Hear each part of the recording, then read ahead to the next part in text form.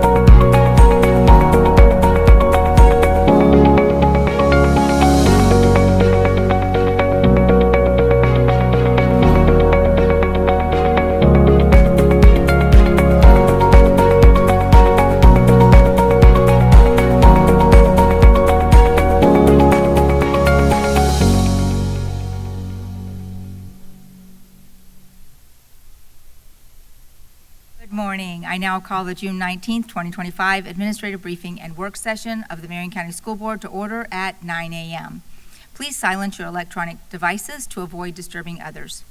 Mirroring and modeling how our students begin each day, I ask that you please pause with us for a moment of silence.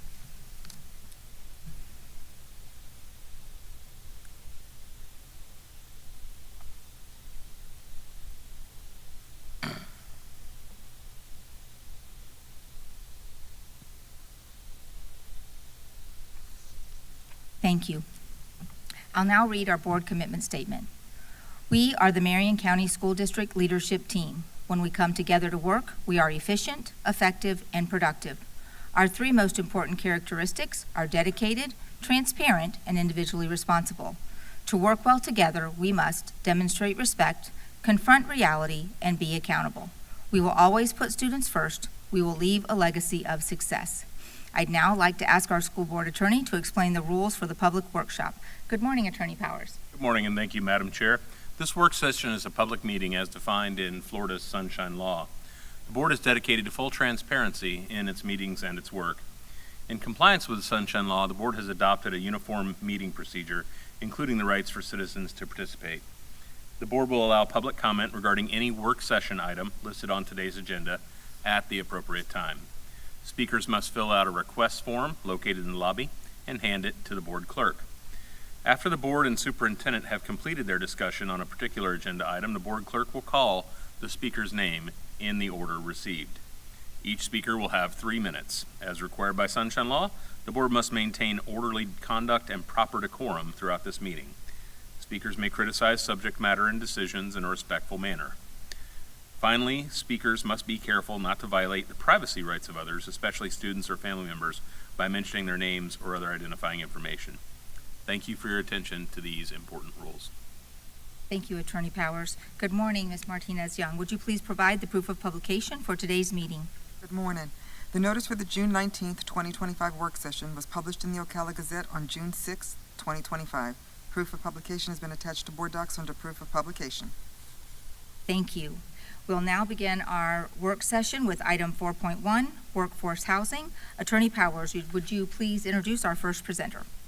Yes, our first presenter is Jason Roberts, and he is the CEO of a number of corporations, one of whom is Upward Communities and UC Orange. So would you please feel free to conduct any additional introduction I may have neglected. I've spoken to Jason many times, and you all will get to know him a little bit more through the presentation he has this morning. Thank you very much. I'm thankful to be here, and pardon me if I'm a little sluggish. I got in at 4:30 this morning. because of the weather flying in Ocala, but we're happy to be here and we've discussed, had wonderful meetings with you before, but want to make sure we're open for dialogue. I've created this program. I'm the owner of this program. And so I just want you guys to know, as I go through this, feel free to interrupt, ask questions, and don't leave any stone unturned. Feel free to ask me anything. And so I can thoroughly answer all your questions and concerns and go through this. But I'll just start. This is the education department. I can assume you can read, so I'm not going to read this presentation to you. But the point is I kind of go off script sometimes. But I want to make sure I don't forget anything and we can kind of go through all these details for you. Okay? Mr. Roberts, as you go, if you are referring to a particular slide, they've all been provided that, but they don't have a viewing screen up here. Okay. So if you're referring to a particular slide, it would be helpful if you just note what page number or slide number that is. Okay, absolutely. So we're on page 2, pretty much starting with the summary. I'm an entrepreneur that has been a very good problem solver. I'm in the solutions business. So let me be very clear with the problem that I'm trying to solve. The problem I'm trying to solve is that 17% of the education workforce is resigning and leaving the workforce every year. And the reason for that is because the cost of living with inflation, gas, all things, is quickly outpacing our ability to pay the staff. And the only way you can pay staff more money is by raising property taxes, and that doesn't keep up with the cost of living. And I didn't understand that this was a significant problem until I was told about this situation by a city manager in Austin, Texas. And as a builder, investor, and developer, I can't pay them more money. I don't have that ability, and that's not a solution, but I do have the ability to examine their expenses and examine where can we save them money and why was the staff actually leaving the profession. And what it turns out is 30 to 50% of their overall income is going to the cost of their housing. So they're either driving 60 miles away to live in a larger house at more affordable rates, or they're living in lesser quality conditions, and they could make more money doing a different profession or a different industry and afford to live in the lifestyle and raise their children in homes that they find suitable. And unfortunately, the workforce really wants to be a teacher, a child nutrition worker, and work for the district because their parents worked in this space, and they just simply can't afford it. So our focus is trying to fix the income issue for the staff member. And to do that is we usually lower their living expenses by giving them an affordable quality place to live, but also closer to work with all the conveniences of being close to work, something that they would actually own if they just got paid more money. And also offering stability. We don't want to do this for 1 year, for 2 years, 7 years. We want to do this for 45, 65 years of offering that baked in stability so somebody can actually work for the school district knowing exactly what their living expenses are going to be, and they can retire working for the school district and knowing that their living expenses are going to be guaranteed.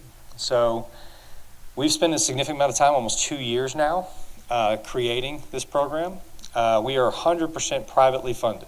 That is me and our other companies that we operate, own, and run stepping up to the plate using our money to support this project and make it viable. With that said, that gives us a lot of flexibility to make sure that we are creative in offering this to the school district. Because of state constitutional laws, I just want you guys to know that if we do a long-term lease with the school district at any point in time, at any year at once, can cancel the lease. The only person who's really locked in on the lease is me. And the reason why I'm locked in is because I need to offer you guaranteed stability, and most developers in the affordable housing community don't do that. We try to get the upside at some point in time, and if all we did was affordable housing, I could understand why, but we do more things than that. So this is what we're trying to offer, is that guaranteed stability to the school district. We are not asking the school district for any money. We are 100% covering the school district in every single facet possible. We are giving you a reserve account with reserve dollars. We are pre-leasing it to staff and to tenants. So there's no gotchas here. And the fact is, I know you're a school district that doesn't have any extra money to dedicate to housing. So one way you would cancel the lease really fast on this project is if you had to go to your school board and ask for funds that you don't have. So that we've spent time with you, we've spent time with other school boards, other school districts, and we understand very intimately your concerns, and we've created solutions for each one of those concerns.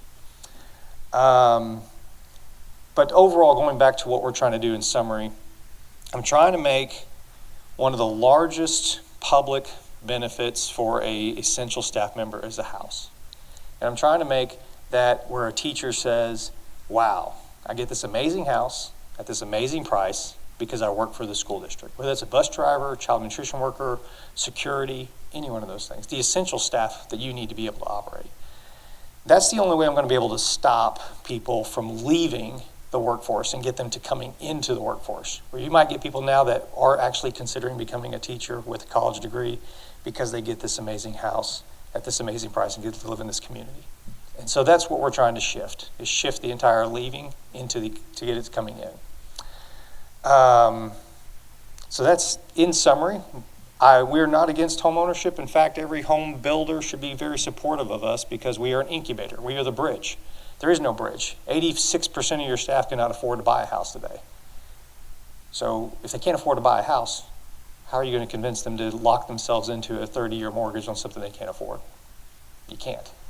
So what we are is we're a bridge. If we can get them to save money, we can get them enough money for a down payment, we can get them to qualify, and then we might even be able to do a rate buy down with one of the other builders in the area. We're the incubator, and we have down payment assistance programs. We love real estate ownership. We would love for staff to have ownership. We'll try to help you and assist you into that. So we're very supportive of people owning real estate. We just don't have the ability to offer that. Our program is the bridge to get them to be able to qualify to get into ownership. But it's also not forced. A lot of people are not wanting to be locked into a 30-year mortgage at $3,600 a month and be responsible for the maintenance. They can't afford it. So our goal is solving the employment leaving the industry by increasing their income and offering a better quality of life as an employee benefit for being an employee of the school district, giving the school district authority and the ability to thrive. As you grow and double in size, you've got the essential staff you need to operate. And so that's what our goal is. I'll switch to, kind of gave you already an update about Upward Communities. Give you a situation where we're at today. We were first approved by Hayes CISD in Kyle, Texas. That's 12 miles from my home, so they're familiar with me and they're familiar with who we are and what we were trying to do. We were at the city of Uland last night, getting our city council project approved on our zoning for our project there. We started with an approval of 300 to 1,000 homes. We already have 600 people on the waiting list, and I'm already looking at phase 2 and phase 3 locations to build up to the 1,000 homes for the wait list for Kyle. Well received. Highly encourage you to talk to the HR director or the superintendent for Hayes ISD on how this process has been and how involved they've been in the process, and just ask them their opinion of working with us. Has it been a good one? Lockhart ISD has already been approved as well. That's 100 units there. We've got 20 more school districts, 2 universities on deck. We've been recruited since we made our public announcement with Hayes to Arkansas, Tennessee. We were recruited here by Mr. Kurt Kelly to come to Marion County.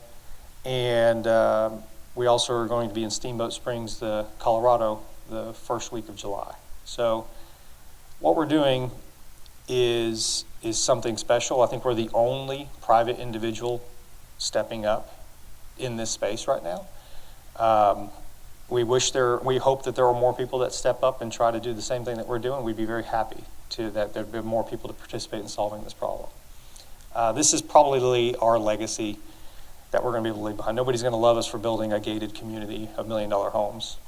So there's a lot of just really good purpose behind this. And I wanted you to see that in our structure, that we have the best of intentions, that this is for the district for a long period of time. This is not for us to figure out how to get rich. You can't get rich building affordable houses and making it affordable for staff.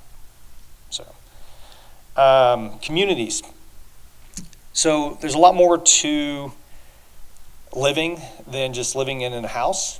Nowadays is communities. So we have actually employed the best urban designer community in the designing team in the country, DPZ, who designed Rosemary Beach and Seaside, Florida, and multiple other amazing pedestrian communities. Most of their houses in their communities are in the values of $2, $3, and $7 million. and they demand twice as much square footage as money per square foot as the communities that are simply right next door. And it's because of the design, and it's because of the way the communities flow and you walk. And so we've been working with them. They design all of our communities at this point in time. We're amazed with them. And the key is the community has to be cool today. It's also got to be cool 40 years from now.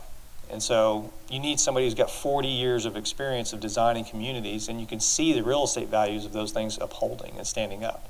Again, this cannot be an affordable housing project. It has to be a luxury type employee benefit. It's something that they are receiving because it just has to be substantial in value. Otherwise, they're not going to look at it as an actual benefit. They're looking at it as an obligation.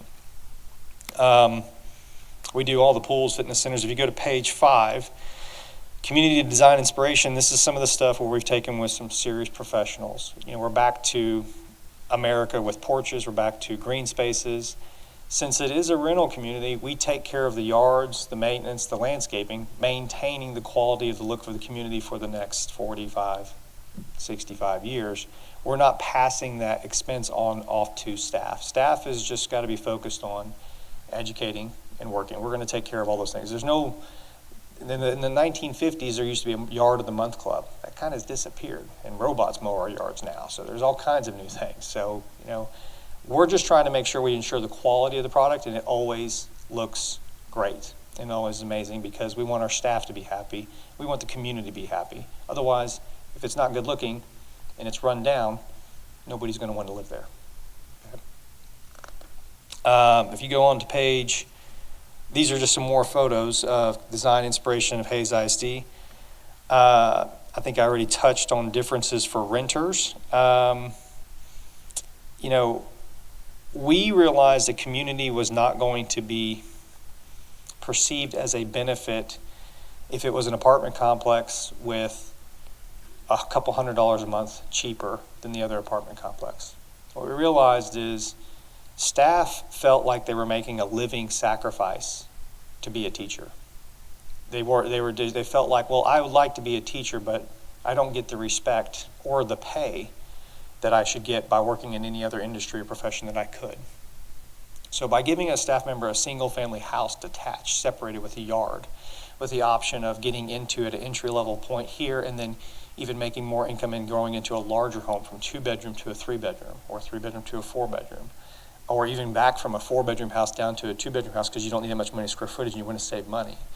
Giving this long-term life longevity of moving throughout the community gave them the respect, and the pride of ownership was something that they weren't able to get in a multifamily type product. We're not against multifamily, but for Ocala, I want to be very specific. We're looking at doing single family structure. This is important to us. It's also very important for you to understand the risk that we take. If you cancel a lease any year you want, I have to have an amazing product that can compete with all the other communities in the area so I can pay my debt off, right? Because I'm taking on all the debt, all the financial obligation. So there's a good alignment of interest where I'm always fighting to make you happy, and I'm always fighting to make the staff happy, and that this community is of that quality that I can have that fight, and I can always withstand any financial wins. And when you do a 45 or 65-year arrangement, that's enough time to go through a couple of recessions, a depression, inflation, deflation, and all the other different things, right? So we got to be prepared to have money set aside for reserves to weather those storms for your behalf. Or one more reason why you need a private real estate professional to do this for you versus you having to raise your own bond debt and do this yourself. Let's see, if we flip to this page, our structure. This is really for the school district. And the reason why this is for the school district is if you don't use this to recruit the best staff across the country, if you don't use this to retain your existing staff, it's losing at 17% of staff a year, and this is not just you specifically, it's nationwide. If I had any private company that was losing 17% of my staff a year, we'd be out of business. 4 years, you're done. You guys have been very good. You got like a boat with a whole bunch of holes in it, and you're patching it with substitutes and certifications and teachers and bus drivers. I mean, I could not run any private business in the country with that kind of loss. So you're doing a great job. I'm trying to help you so you don't have to work that hard, and you can actually do the other things that you would like to do with your job, which would be focusing on education and helping our kids succeed into other things versus just trying to fill it with warm bodies.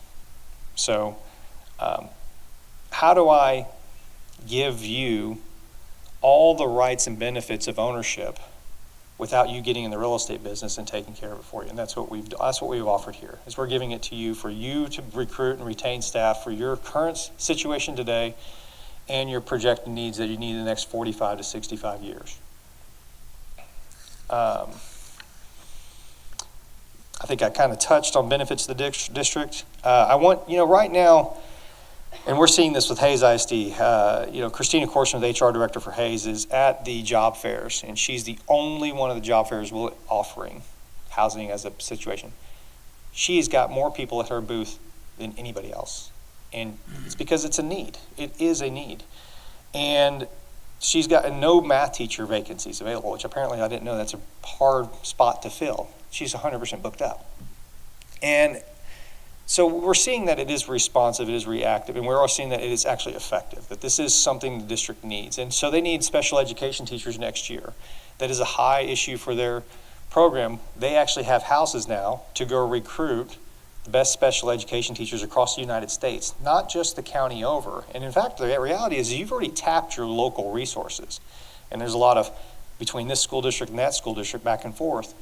We want to give you some tools to be able to recruit nationally and be able to recruit kids directly right out of these college programs and incentivize them to be able to come to your community versus the other ones. And so I want to give you tools to broaden your ability and broaden your searches to be able to attract more talent. Cost of turnover, I think we realized with one school district in Texas that their entire budget deficit at $20,000 per staff member that leaves per year is what it costs the school district. That was their entire budget deficit, $2.4 million. They lost 116 staff members last year. And I'm not saying you have to make some adjustments in there to do that, but the less people you lose, the more money you save and the more money you're able to keep in-house. So there is turnover, and that's one of the things that also benefits us as a real estate perspective. If we look at real estate, 21 years of experience, the best tenant we ever had was the essential employee. They stayed there, they had pride of ownership, they took care of the property. So why not house the best tenant in the country and just make it affordable for them so they can stay there longer? So there are benefits in keeping people and keeping people turn, because it is just expensive every time you have to train somebody new. Revenue neutral, this is probably one of the biggest public sticking points. Your staff is paying rent or mortgage somewhere. We simply are providing the entire house and the community for them here so they can pay rent here. So we make this completely budget neutral for the school district. So the school district is the one that is doing the lease on the property, but you're subleasing it, or we as a property manager are subleasing it to your staff to use it first for the recruitment, second for the retention, and then third based off of the metrics that we come up with, a lottery system or household income, whatever we need to do to plan for the next 30, 45 years for the school district. And that's why we work with staff leadership to make sure that we are designing that program effectively. Part of the revenue neutral situation is that we are passing through all of our cost savings down to the district, and that's how we make this affordable. We can't make this affordable and make a bunch of money on top of it. So we're the sponsor, we're the developer fronting all the capital for the project, and your staff paying their rents here versus somewhere else makes this revenue neutral for the school district. You got a question? Nope. No? Okay. Big issue. We want to solve the problem. We can't solve the problem and have you come out of pocket for it because you don't have the money to come out of pocket for it. So this is where the private individual investor has to step up in order to actually make this happen. Target-based rents. This is everybody's favorite slide. What kind of deal are you going to give us, right? Guys, I'll tell you, in Texas, which Florida is very similar to Texas, we are around 55% of AMI, which is everybody uses the word AMI for affordable housing markets because it's the, I think, average moderate income for that level. And so our rents on our single-family houses in our communities are lower than the affordable housing apartment complex rents that you have in town. So this has to be discovered. The only way to really discover this is by spending money, and I have to go spend that money. So let you guys understand, we did our research. We've already looked here. We've looked at their listings online. I have an entire schedule filled today looking at more real estate after this meeting. We think these numbers are realistic. We've already gotten real insurance quotes. So we think these numbers of what we're willing to offer for rents are extremely attractive. And remember, we take care of the yards and we take care of the maintenance. So there's no surprises. The rents are locked in for the district. We have more work to do. Just to give you an idea though, we spent $734,000 for Hayes ISD before we locked in the rents for them because we had to go get property under contract. We had to do feasibility study. We had to find out exactly how far it was for the sewer system to get to the location, the water. We had to do the pricing of the lumber, locking in rates on timber. So there's being a real developer and giving you real numbers cost real money. And in a normal situation, we would ask the public entity to reimburse us those costs if it doesn't work out. What we're doing, and we've been invited, and that's why our discussion with you was, if you want me to solve this problem for you and your community, I'll take that chore on. I just want to make sure that you're supportive of us in a meeting like this or the next meeting, that you say, Jason, if you can hit these numbers, or we are senior lease structure with Mr. Powers and we understand the obligations you're asking us to do, we are comfortable moving forward with you if you come up with those solutions. We will then go spend the hundreds of thousands of dollars finalizing the final details, which we don't know, is two things. What is the rental amount and how long is the lease? So your teachers can't pay $2,000, $3,000 a month. So no matter what the land costs or the sewer costs, I know your rents have to be this affordable housing rate. That's all they can afford. That's all their pay allows them to make. So what there is why the lease, we don't know the term of the lease yet, is because I just don't know how long I've got to bake in my equity to be returned, right? Is it going to be in a 35-year lease, 45-year lease, 55-year lease? Because maybe the land and the sewer are $20 million and I don't know that yet. But that's this one more thing that we're willing to come up with as a solution to figure out for you guys.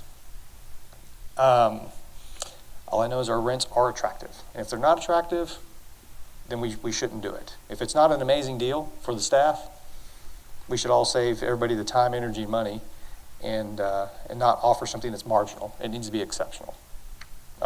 And that's our real big thing, is we can't afford a bad deal. We're not going to dedicate all of our money and all of our resources and our energy to doing a marginally bad deal. We want to solve 100% of the problem, and we want to do something amazing. And I think we could be amazing here, but we just got to go through the exercise. Turnkey solutions, we do everything. We do not ask the school district to hire one single employee for this. In fact, we actually do all the work for you. We actually sit there with your HR department and you say, who are we recruiting? Who are we retaining? You tell us, we're going to go get them. And we do everything. We do all the phone calls. So if a teacher cannot afford to pay rent, it is the normal real estate laws. It is the normal real estate world. If they're paying rent in an apartment complex now, they don't come to the school district asking them for money for the rent. They come to us, the property managers, right? All those things. If a teacher gets fired, we work with that entire process. The school district does not have to deal with that. We deal with all of that. They don't get to live there any longer for the next year because they obviously are not an employee of the district. So that when their lease is up, they will not be allowed to renew that lease. So there's all these things of 21 years of real estate experience and real estate law and behavior. We're very normal, just following the normal laws. You are not garnishing people's wages. You're not doing anything creative or crazy. It's all normal. You do exactly what you're doing now. It's just, guess what? You don't have to go recruit, or you don't have to go retain a whole bunch of new employees this year because you're able to retain all of them. Pretty much the point. Housing market, there's a lot of stuff online. Unfortunately, is not very accurate in reality. There's a lot of bait and switch stuff. I mean, I saw a lot of apartment complexes like, man, the rents are cheap. They're not available. We'll get to go call. That's nonsense. I've also seen some of the houses, and there's some very good incentives. There's a lot of inventory right now in home ownership. So if your staff could qualify to buy some houses, there's some great opportunities. I think the D.R. Horton's got like a 3.9% interest rate buy down and locked in for 30 years. There's some good deals if they could qualify to own it. So hopefully there's some still programs like that here in the near future, and if we had a program here, we'd be able to help them into those programs if that's what they desire to do. A big thing on home ownership, we're seeing a lot of Generation Z does not have the same desire to own things as Generation X did. And so that's a new thing that we're looking at and encountering with, but just, we also recognize home ownership has to come from within. It can't be us forcing it to them. It's something that they have the desire to do, have equity in a home. If you look at page 15, this is a good slide for home ownership cost. Home ownership cost, there's a lot that goes into it. If AC goes out, it's $4,000, $7,000 to replace an AC system. Did your teacher have enough extra income in today's environment to set aside $4,000 or $7,000 to repair the AC to the house that they would own? Probably not. Several teachers and several staff members we rode around with, if they had one flat tire, there it was on their credit card. They only had $50 left in their bank account at the end of the month. So this is the entire goal. We're trying to save this staff member $7,000, $9,000 a year of extra income. And the bigger thing we're trying to give them is their time. Most of them are commuting and driving substantial amounts of distances to work, and they're losing 3 hours of their day, one way or the other, in driving or not. And so therefore, they don't even have the opportunity to have a second job because they don't have enough hours in the day. So, the process is pretty much exactly what we're doing. We are discussing, we've been meeting with you, we've talked to local representatives. We have looked at locations of land. We've strategically looked at the distances from your existing schools, where your new schools might be, where your growth is. The process is getting you and your legal counsel familiar with our financial structure, which is our lease, and we make it very, very, very clear on if something is wrong, on how do you cancel that lease through not appropriating the risk. And so we've had that discussion. Mr. Powers has been extremely intelligent and also one of the better attorneys that we've dealt with across the country on his background and understanding this process and what we are actually doing. And so I would highly encourage you to have good discussions with your legal counsel. We've had good ones, and I don't think that there's any showstoppers or surprises. And so I say it in the most generous way. We've dealt with other legal counsel across the country that has been not nearly as intelligent about understanding what the offering is. What we're here to do is do informative, give you the opportunity to ask questions, give you the opportunity to address your concerns. We either meet those concerns and create solutions for those concerns, and if we have done that, then we ask you to give authority to the board and to the superintendent and the attorneys to then engage our lease or look at our lease. You're not signing our lease. We have all the work to go do, which is getting all the properties into contract and the locations and putting the community together. And we're going to provide you with the total number of units and the rental amount. And that's the only two things that are missing. And then, but we don't want to spend money, hundreds of thousands of dollars, unless you're comfortable with the legal structure that we would offer you, because that's how we get our financing. And we want to make sure that you would be comfortable with that. After that process, it's real simple. We would break ground, and then we would have the property management company be working with your HR department staff about going to the job fairs and recruiting your existing staff, retaining your existing staff, and then also doing surveys internally. We would actually be meeting staff. So for Hayes ISD, we had 800 out of 3,600 employees open the email. Do you know how many I have on the list right now? 600. So, and that's only 800 open, and I got 3,600 employees. So they're hiring 140 teachers a year. I don't have any more units available to offer at the job fair. So that's why we're getting 2 more locations. So what we would do with you after all that, with community designs, with photos, with renderings of the actual physical product of the house and location, is then we would hold faculty meetings at your schools, and we would sit down with staff, and we would say, do you want to live here, or are you living somewhere else? And so we de-risk this entirely. Again, we're the ones spending probably $390 to $400 million on this project for you. We're not going to take any risk. we're going to completely fill this with your staff right away before we start construction. So I just want you to know you're dealing with 18 players who don't play games. And so there's an entire process of all that goes on. And that way you also sleep good at night knowing that you've engaged in a lease that your staff is actually going to live in. So there's a process that we go through with that, and I just want to make sure you're aware of that. And I'm talking very long, so I'm going to try to cut it down. And that's it in a nutshell. But I'd like to open it for questions, and I'd like you to hit me with the tough stuff because I can answer it. Great. Thank you, Mr. Roberts. We appreciate you taking time to be here with us this morning. And with that, I'll open it up to the board for conversation. Oh, sure. Board Member Thrower. Thank you, and good morning again, and thank you for this presentation. It's great that the community is getting a chance to hear about this opportunity, and it's exciting. I just have a couple of questions, and I know in Hays County, it looks like a school district that they approved this back in January to get started on a project with you guys. Has that broken ground yet? No, we actually got several properties that we had originally selected, 6 locations, went to the city. We had a number of issues with sewer capacity and water capacity being available to some of the early locations that were available. So we are on, actually the school district now has, out of the locations we triangulated, has chosen for us to use land that they own because they want to move faster because they went from 300 to 600 people on the waiting list. That's what I was at City Council last night, getting that property zoned and approved last night at 7 o'clock. We will be breaking ground most likely, probably September. And then we're looking at Prairie Building, probably the first models of the houses, which Prairie Building is building the houses before the roads are done and finished. So that way we can use those for pre-leasing the folks in. And we'll probably be delivering in January or February, probably about 25 houses a month is what that'll be looking like. And then the school district's not on the hook to pay the rent until the project is completed, which is scheduled somewhere between 18 and 24 months. But we're going to be delivering houses like month 9 well in advance.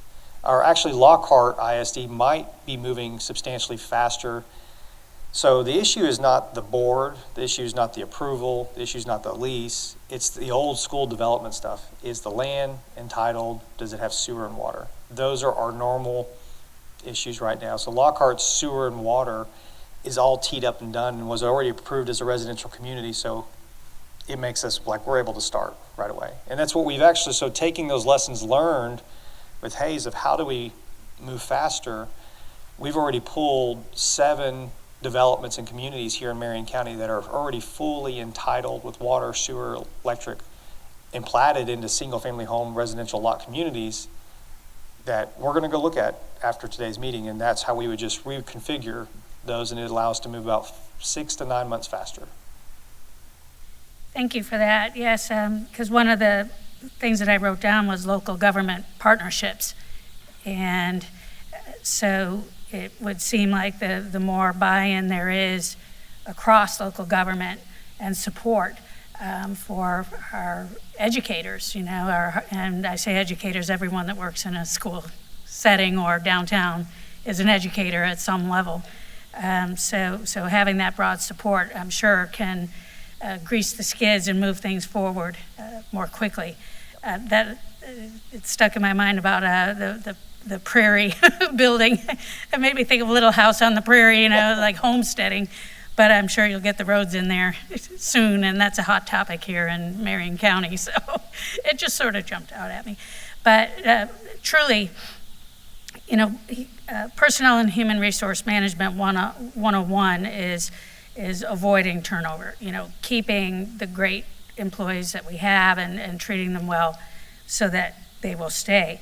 The short solution would be, well, just pay them more, and then they could afford to, live where they want to live, close to where they work.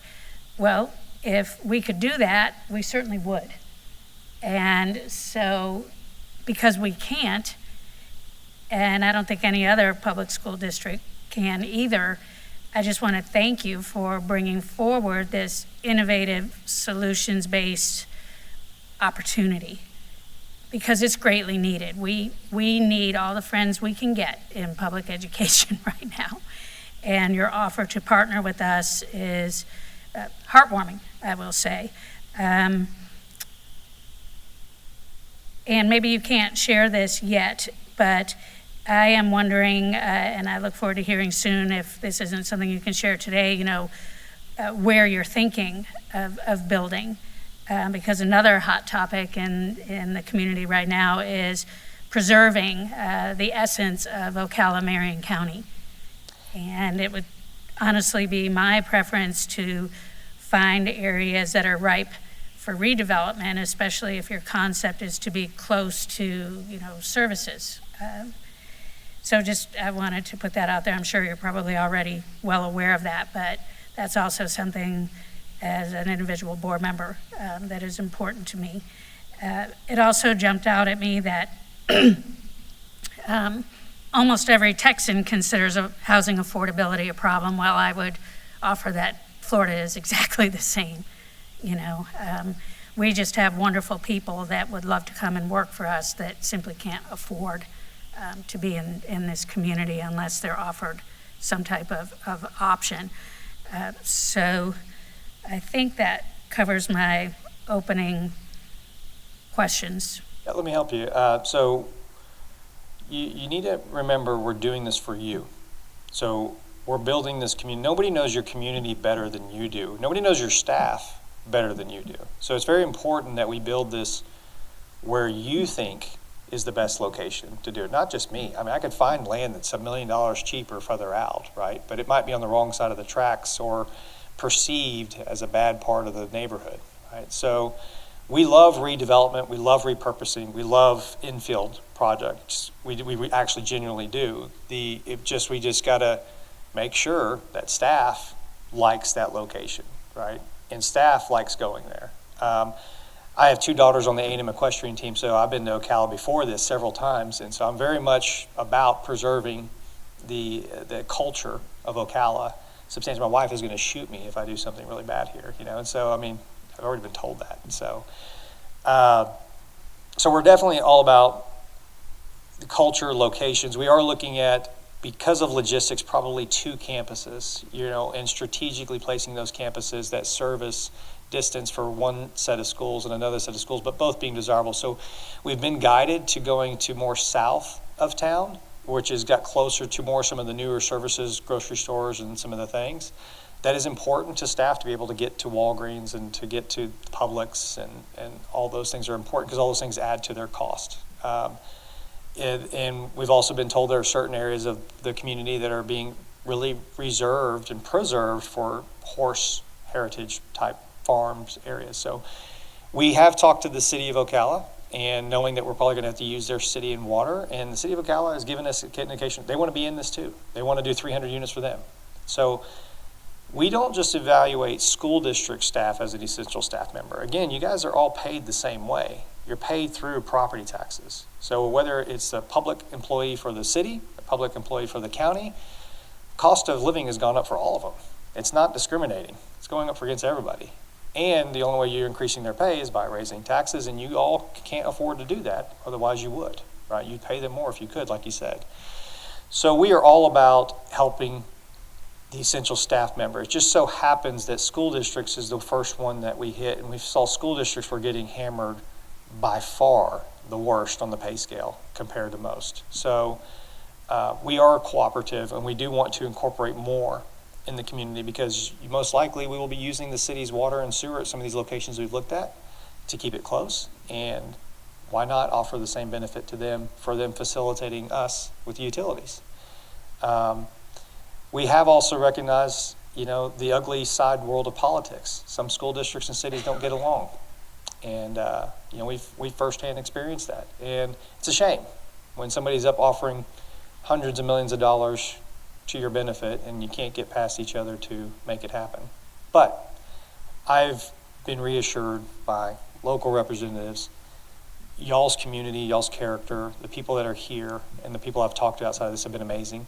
They've been very inviting. At this point in time, I've seen nothing but positive. People, in fact, rolling out the red carpet to what can we do to facilitate this and make this better. We get it. Not all communities are that well versed, to be honest with you. So, but yes, part of this is I'm going to be bringing locations, and we're going to, as a team, you're about to be in the right-hand passenger seat with me saying, that's a great spot. We love that location. That's going to work. And because you know more than I do. You know better than I do. And that's what we're going to talk to you about. Thank you. Thank you. Dr. Campbell? Oh, I was going to see if I thought Dr. James had already leaned James, go. forward. Sure. Thank you for being here. It was a pleasure to have a conversation with you guys when we visited, I don't know, a month or two ago now. So I have some questions, some of which I mentioned when we met together that I think are important to discuss, and then maybe some others. So I love the idea. I think it's wonderful. I think it's much needed. We have we keep calling it affordable housing, and I think that's a joke of a term. So if it was affordable, people could afford it.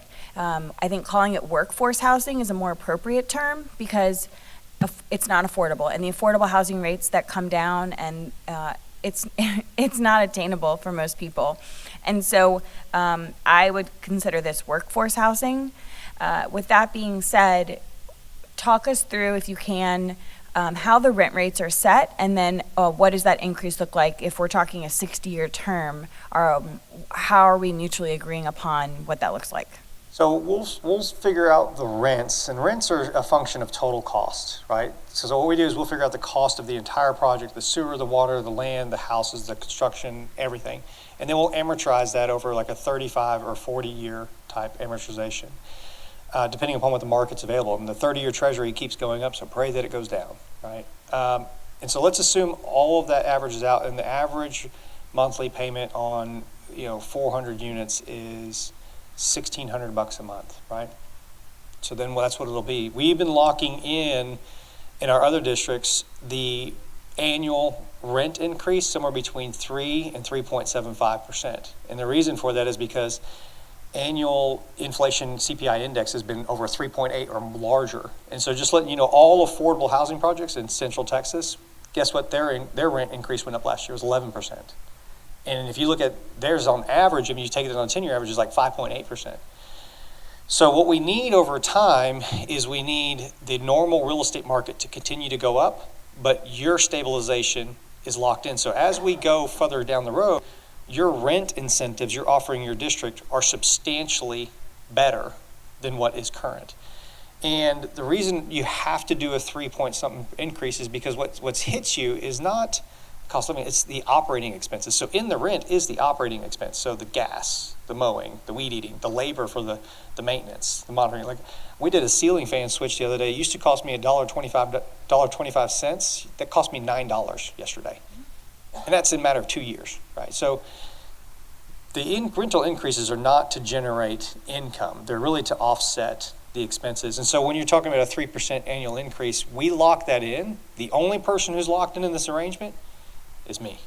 So I lock it in for the full 65 years. Correct. So that's what I wanted you to clarify because I don't believe it had been said. So we're going to set a rent increase rate in a lease structure, and then that rate is going to be upheld for the term of the lease, which we're talking 60 years. Exactly. Okay. So then beyond that question, which thank you for, and I do believe, I think the math's there. That's like a phrase I say, but I think that makes sense. I mean, the housing market has changed significantly in Marion County since I moved here almost 13 years ago. So it is a completely different landscape. The house I first bought with my husband, which was in a very disadvantaged area, we bought for $6,500 cash. That if you look on Zillow, it's like $75,000. It's an absolute joke. And maintained for 60 years would put our employees in 60 years from now in a very advantageous position from a perspective of rental pricing. So that is wonderful.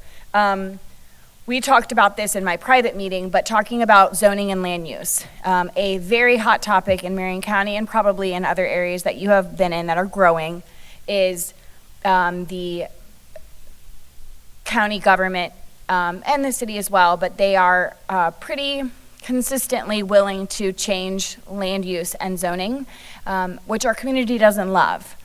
And so talk us through a little bit about, as you find parcels, likely they're not going to be zoned or land use as maybe appropriate for this project. So then what is that going to look like, and those barriers that may be faced with? Yeah, based on our previous discussion, I listened very closely to your concerns about zoning and did a bunch of legwork. And in a normal situation, we would be going and finding a horse farm, agricultural land, and we'd be platting it to a single-family residential. Now, as a school district, and since you're going to be considered the owner of this property and exempt from property taxes and all the things, like you have Florida law for this education department is extremely strong. I could swing the hammer and force this situation if I wanted to, but we're not going to do that. We're going to go a lot further with Honey being nice and polite and considerate of the county, the city, and all the things in the zoning changes. So with that said, we already found a substantial amount of real estate entitled properties with single-family residential individually platted lots with 500 plus water and sewer connections and zones and stuff already approved. Now their design is not my design, but because I don't think it looks good enough. But we're going to take all that entitlement and simply redo it around the map so we can avoid a lot of the heartache of the public trying to say, it was already approved for residential. In fact, it's better that it was approved in individual partially separated tracts. Now it's just one big community that is not separated. So we've got a number of options to look from now to avoid that entire headache. However, if we do see a piece of property that is ideally located best for the community, best for the school district, best for the things, we're developers, been developers for 21 years. We'll go through that process. And what I've also noticed though, people are very resistant against the word affordable housing. And the reason they're very resistant against the word affordable housing is because the income qualifier to live in that community means that you have to make a very little amount of income. This is different. We are housing people's teachers, we're housing people's bus drivers, housing people's essential staff, and those people make more money than those low income qualifiers. And so these are civil servants that we're housing. And so we get by a little bit better public perception that it is not a low quality type product, and that it's also not a product that is restricted to only low income qualifiers. That was been one of our successes with Steamboat Springs, Colorado. Steamboat Springs was like, wait a minute, this is entirely different for a highly active political community that doesn't want, needs the people, but doesn't want low income. And it's natural across the entire United States right now. So we're working on our sales pitch and our perception to be able to portray the facts of what this community looks like and what it's going. And once we've educated folks, we can't beat Facebook. The trolls get on Facebook all the time. But what I can tell you, anybody I've ever had show up physically to a meeting, I've won them over because they just know the facts. They're able to see it. So I think we're aware, but I think you're blessed. What's unique in the real estate market right now is several home builders have lots of inventory and are pulling back on their purchasing lot takedown and contracts. And I'm the only guy in the area showing up with a cashier's check willing to buy 500 lots ready to go today. Yeah. So yeah, I think you have some advantages. There's some opportunities to avoid a lot of that, and we'll do our best to make it as easy as possible. Okay, and then my last question. This came up, and it's not in the PowerPoint, but based on the information that you all provided, the one bedroom was under 1,000 square feet. We had discussed that in the county's regulations, the county, unless you have a special use, does not allow you to build under 1,000 square feet. So what would that look like in Marion County? Just bump it up to 1,000 square feet. Okay. Again, we're in the solutions business, so if that's the solution, we may limit a number of one bedrooms. One bedrooms are the most difficult to fill, surprisingly or not. What we find is the two bedrooms, and if you design the two bedrooms appropriately, where they're more Airbnb, roommate matching type programs, where they're able to have some of their own things in their own room and the kitchen's shared. These teachers are living in these two bedroom units for $550 a month. It's just a whole different ballgame for them, right? So I think if we ran across that situation and it was going to be a major hurdle, we would just have to figure out a way to move the cups around on the table to make them 1,000 square feet and maybe do a few less one bedrooms and more two bedrooms to accommodate that. Okay, thank you. Thank you, Dr. James. Dr. Campbell, are you ready? Sure, I guess. Good to see you again. Thank you so much. One of the primary questions that I've seen thus far, or at least potentially could be a community conversation, I would liken to us building schools and using an outside developer as well. Can you talk a bit about using local support, local subcontractors, local contractors? Could you speak to that, please? Absolutely. So, give you an example, Hayes ISD. You know, we've built hundreds of houses and done developments for years, right? Hayes ISD, Perry Homes, one of the third largest nation's private home builder, builds $800,000, $1 million homes. Turns out Mr. Perry, the founder of the company, was a former teacher and coach, loved our purpose, wanted to do this for us, so they are building our homes in Hayes County. We found a local, amazing quality builder that was reputable, that was able to get bondable, because we do guaranteed max price contracts. And so we are dealing with 18 professional folks. And we would absolutely love it if there are 18 builders here in town that can meet those standards. We would use them in a heartbeat. We have no desire. And it is a major risk and expense to bring an outside workforce into a local jurisdiction and try to do construction. There's so many things about the process of building a house that you need a local expert, a local contractor. I would say the only thing we won't compromise on is quality. So as long as we got some good A-plus quality builders here in town, we're going to be interviewing. We'll absolutely use them, because anything alternative to that is going to be another element of risk and cost that we would rather not incur. Okay, thank you. And I think the rest of my thoughts are kind of a little more anecdotal, so I don't know necessarily that they're going to be questions so much. As fellow board members have already said, I first want to say thank you to you and to Mr. Kelly. I believe this is your first public presentation in the state of Florida, so thank you very much for choosing Marion County as incoming leadership to State Association of School Boards. I'm grateful that this might be something that Marion County is going to have as the beacon on the hill and be the first one. And so super grateful for at least the conversations today. I think that I believe what you're probably looking for from this board, from this meeting, is at least consensus that this is something Marion County Public Schools wants to have. I can tell you that I believe that this is an innovative approach to a very significant need that we have. I had a conversation with one of our educators towards the end of the school year, the educator that happens to receive a lot of packages and had boxes just collecting in their workspace because of educators that were about to be moving because of housing. And there was another educator who happened to be in the same vicinity, and I just floated, well, what if we provided housing for you? And their first comment was, well, as long as it's not Section 8 housing. But they were very interested in what the thought would be just to even float the idea. And we've seen of late, there are other school districts all around the state, even an article just this past week, Broward County trying to take a former school site that they want to create affordable housing in, but they have 26,000 employees and they're only thinking of building 45 units. That's not feasible or is even going to scratch the surface of what the need is.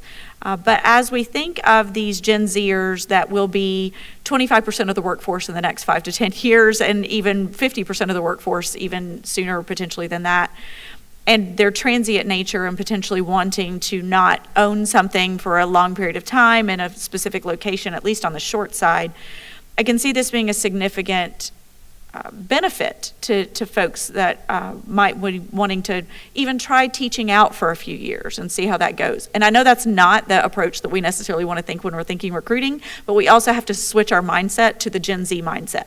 And that's going to be our workforce. And so we have to start thinking that way. So I appreciate that this gives us that flexibility. I also appreciate, I saw some chatter already happening on social media. As you know, you mentioned that you use the word trolls. I'll use that too, since I'll quote Jason Roberts said trolls on Facebook. But some chatter that's already happening that folks are saying, well, it would be better if they were helping us get into home ownership. Well, my response to that, and you alluded to it as well, but my response to that is this actually helps you get into home ownership. If you believe, based on whatever your salary range is and your expectations over the next several years, that you can afford a $2,000 a month mortgage payment, terrific. Get in one of these units and have $1,500 a month in rent and save that extra $500 for the next however long it takes you to get that down payment. This is the transition. This is exactly what you spoke to, that it helps our employees get to the ability to have home ownership, whereas right now they're spending all of that money to rent, and all of that money is going elsewhere as opposed to where they actually could keep it in their pocket. So I appreciate all the considerations that you're having to locations and sites in our community that will fit, and where our schools are being built. I think you're probably understanding where that is happening, and pockets of our community where we're going to have the most concentrated areas of employees. But I also have heard the catch to that. Some employees say they don't want to live anywhere near where they're going to pass their students in the grocery store. So it might be that they might want to work farther away than where they're going to be living. But as long as you're close into resources, I think that that's going to be a huge benefit to employees. And just to wrap up my thoughts, I don't know that I necessarily have another question, because I do think that if this board moves forward and gives you consensus today, a lot of the details that we might want to get into, the minutia, are things you can work out with Attorney Powers and your legal team, and determining your location. I know I don't want you to go look at properties today without us giving you a go-ahead. I mean, that's unfortunate for us to say, but if we don't say yes, then I'm sure you're just going to pick up your toys and go elsewhere and go to next school district that's ready to take you on, because, like I said, it's being talked about all around the state already what solutions there can be. Yours is the most unique and innovative, and there's really not a ton of risk on a school board. It's not our property. We're not managing it. We're not in the housing business. It's your private capital that you're willing to invest. And so I'm grateful to you, Jason Roberts, for coming in to Marion County and choosing us. I know that I will be offering consensus as this one lone vote to move us forward today. And I'm hopeful that we'll hear the same from my colleagues on the board. Well, thank you. And again, I want to reiterate, guys, we were invited here by Mr. Kelly. I donate money to some organizations that the same organizations are a part of, saw what we were doing and said, please do this in my hometown. We are not forcing anything. I'm not trying to sell you on anything. We do have money available today to do this. We had wonderful meetings. I've had wonderful folks. I agree with you. We do not want to, we are extremely credible. When we show up to a landowner or a property owner that we're going to entertain putting their property under contract, we take those words very serious, and those people know that we are real and that we're not tire kickers, and that they know that that contract to close on their property is real. So we are extremely credible, protect our word enormously. And that helps us in our process, where we tell people that it's taking 3 months longer because the zoning process is longer. They know we're telling them the truth, and that's always important. So I do think, and I think we've had amazing experience. We're here to help, but we have been approached by other local counties since, it's a small world. And I gave you my word, if you guys, were leaning in the effort and you're the first one to introduce, I would definitely put you priority and ignore the other ones, because it is important for us. Like, we have to spend these legal dollars to get this legal contract right for Florida, right? And everything we do nowadays costs $100,000. And so that's right. To be very clear about what the ask is please discuss with Mr. Powers our first initial lease arrangement and the need, if you would like us to provide our dollars for your benefit to this problem. If you do, and you guys agree to that, then we're going to lean in, we're going to spend the money to make it real. Now, it doesn't mean you can't have questions. It doesn't mean you can't have concerns. It means that we just, as a team though, just respect that I'm going to spend hundreds of thousands of dollars. It doesn't come back. It disappears. So I just want to make sure we address those concerns early, so that way we're creating solutions together about the concerns, and we're going to get through it, because it is a difficult process. Development is not easy. And even when you're trying to give somebody a lot of money, it's not easy. So with that said, one of the things about Hayes ISD I've been so thankful for, every roadblock we hit, they're like, we're in this foxhole together, we're going to get this done. And whether it was the sewer, it was the water, or it was the zoning, no worries, we're committed. And that's what I'm looking for from you guys. I'm looking for is that commitment to where I can sleep good at night knowing that we're going to run into problems, and it's okay. we're just going to come up with a solution together and get through it. That's what I'm asking. Thank you. Okay, I guess I'm up. I'm going to start with a disclaimer. So my history is education. Yep.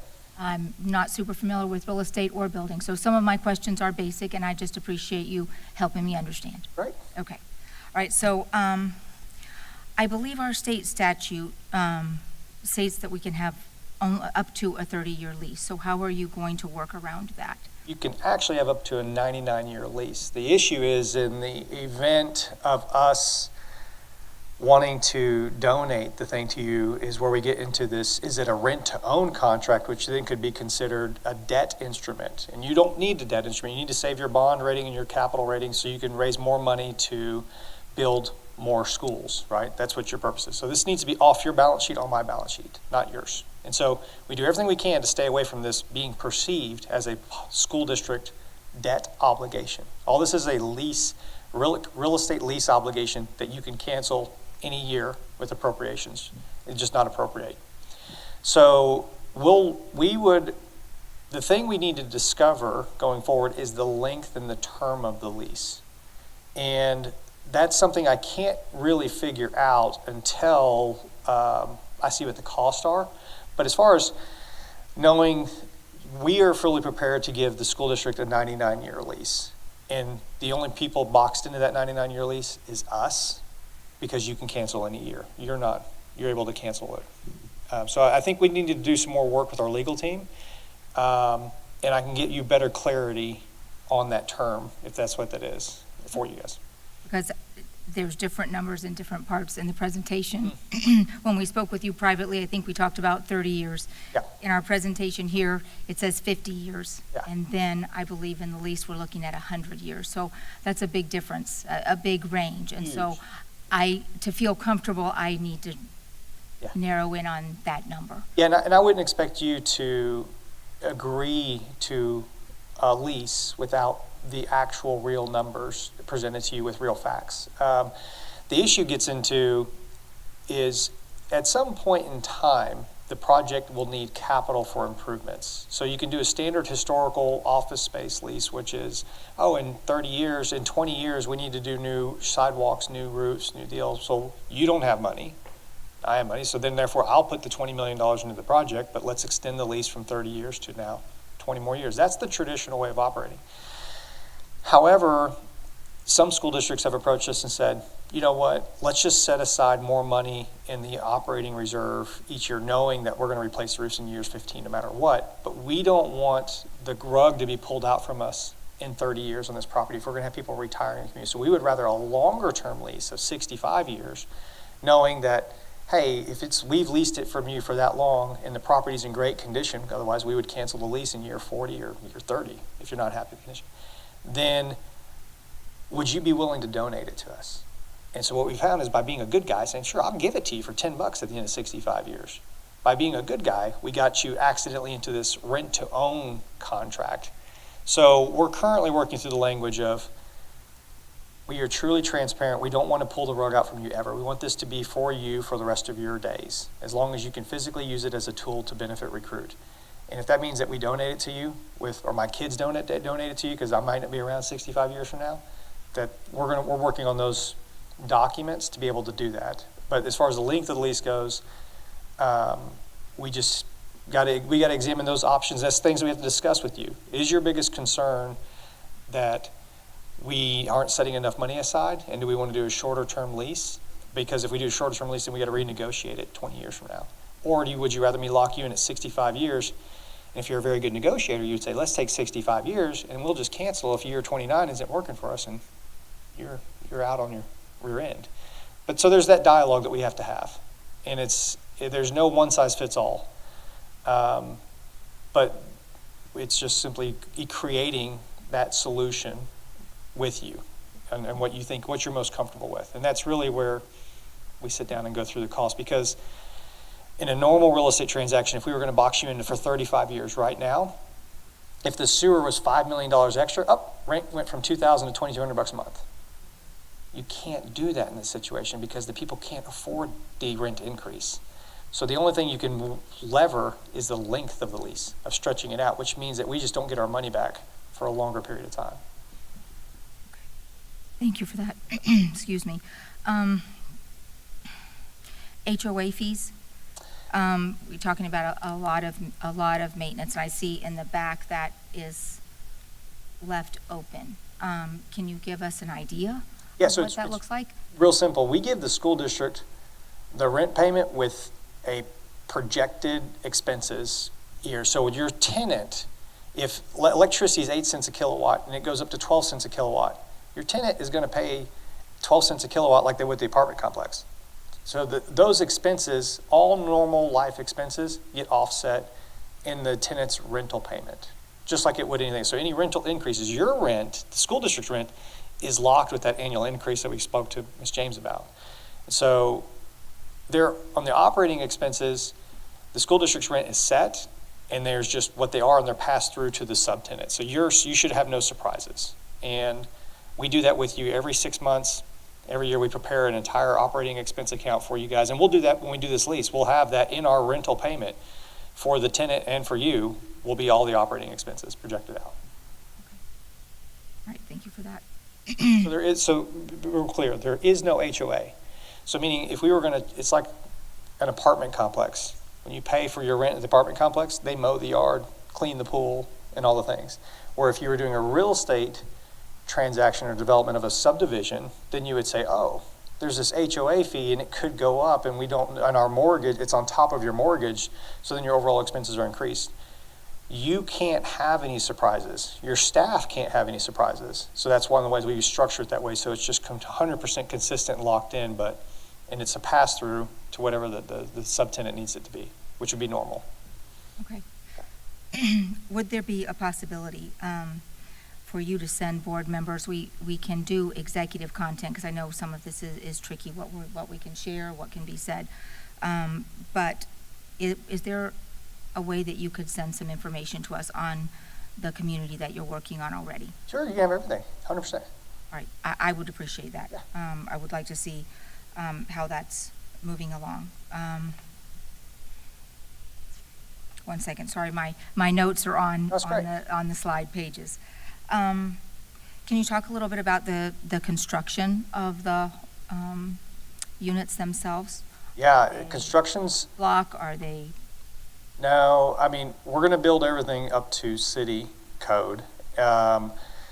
Florida, we definitely gotta use local contractors to understand the safety of code and the weather conditions you guys deal with here. Because we are planning a 40 or 65-year arrangement, like we're gonna probably pour an extra 6 inches of cement to make it that much higher. We're probably gonna take up the brick 3.5 feet on the side, so that way the drip and the eaves, we're planning the investment for maintenance, right?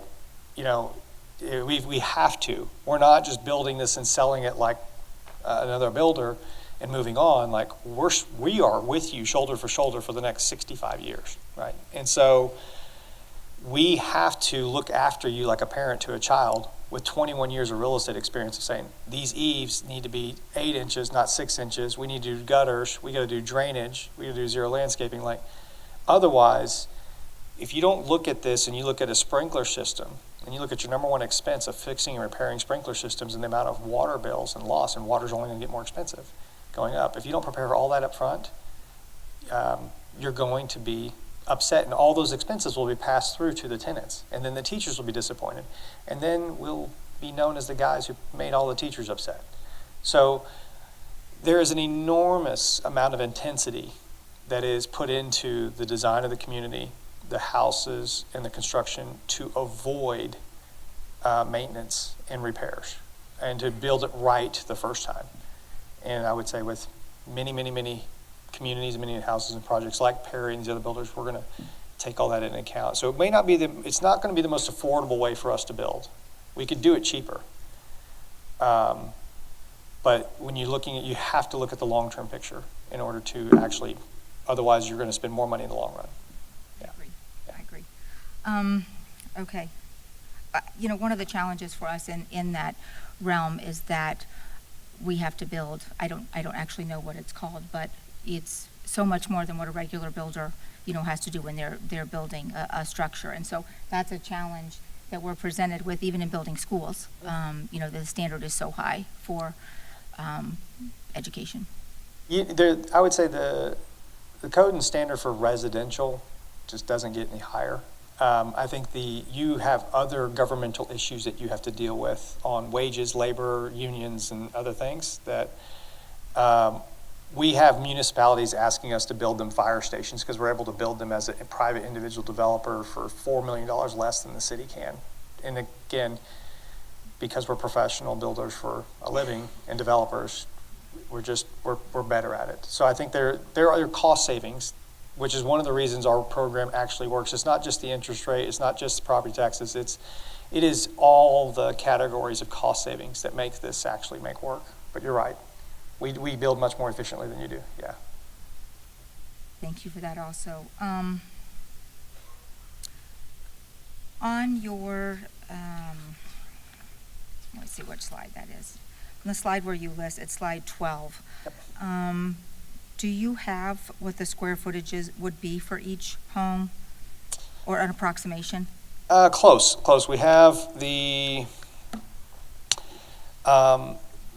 3 bedrooms are like at 1,600 square feet, 4 bedrooms 1,800, plus. The 2 bedrooms, we have 3 versions of 2 bedrooms. We have like the base, limited, and platinum, and that's mainly because some of what you realize in your staff is some staff is just so adamant about the cheapest thing physically possible that we have to, and then some staff is like the empty nester who doesn't need a 4-bedroom place, wants the 2-bedroom place, and wants it for $1,400 a month versus $1,100 a month. So I would say you're looking at, on average, we're somewhere in $1,500, $1,400, but it largely depends between the averages of the 2 bedrooms and the 4 bedrooms. But I don't think we have anything over 2,000 square feet. Okay. Now, we did get asked by one school district to offer larger, nicer, executive-style houses because they were having a very difficult time recruiting superintendents and principals. And that cost of that turnover of that staff member was substantial. And also that staff member, they needed to recruit that staff member, and they already had a house and equity. It was difficult because there was no houses in the community that were of the same quality or standard. And so having an executive set of houses, part of the total org chart was houses to recruit those people in those org charts. That was hit with us last week, and we're incorporating that into the plan. So that's, again, one more thing when we go through your plan of designing the community to fit your needs, we could do that. Where if we don't have 2,000 square foot house, we may add 10 or 15 for the executive style to recruit the other staff members. Okay. The property manager, that will be your responsibility? That's us. Okay. My concern there is our staff, if there's this disgruntled staff and then their boss is also their landlord and that. So 100%. Yeah, we'll do an entire training session when we do the leases and we do the program of what you do in these scenarios. If you're not happy with your rent, the school district doesn't answer the problem. We have full authority. You have to discuss with us, with the property manager. We'll do a full training program of anybody that does sign the leases of what you do in these situations and who do you go to for those problems. That doesn't mean I can stop everybody from complaining, but we will be very firm and very 100% legal with the way that we handle those processes and those systems. And the key to that is just do the normal real estate law. Don't do anything weird because you're just a school district. You don't need to be a landlord. Okay. Thank you very much for answering all of our questions. Yes. Oh, yes. I just had a follow-up first. You said something and I wanted you to clarify it. You said she was mentioning quality of housing, and you were talking about improvements that are required and building them to a higher standard so that you can alleviate some of those pain points that will come with aging structures. And you said passed through to tenant. Yep. How are you going to pass the cost through to the tenant if it's a fixed lease rate increase? So you have maintenance. So in maintenance, we always set aside money monthly in the rental payment that the district or the tenant would pay anyway. So you're setting aside $5 a month for roof repair in 5 years from now, right? if you didn't build the property appropriately, you would then all of a sudden be at a deficit on your repairs that you needed, right? So then you would have to increase rents to the tenants or to somebody, or make a donation to compensate for that. But I think I meant to say on the pass-through to the tenants is just ordinary expenses. So I can't control in the lease payment what the electricity will be, right? I can't control what the water will be because those are Right. third-party utilities. But So those are they're pass-through. individually responsible for those as a tenant, That's- as they would be anywhere. That's correct. What I'm trying to get clarification on is if we have a set rate rental increase in our agreement Yep. for the next however many years, 45, 60, Yep.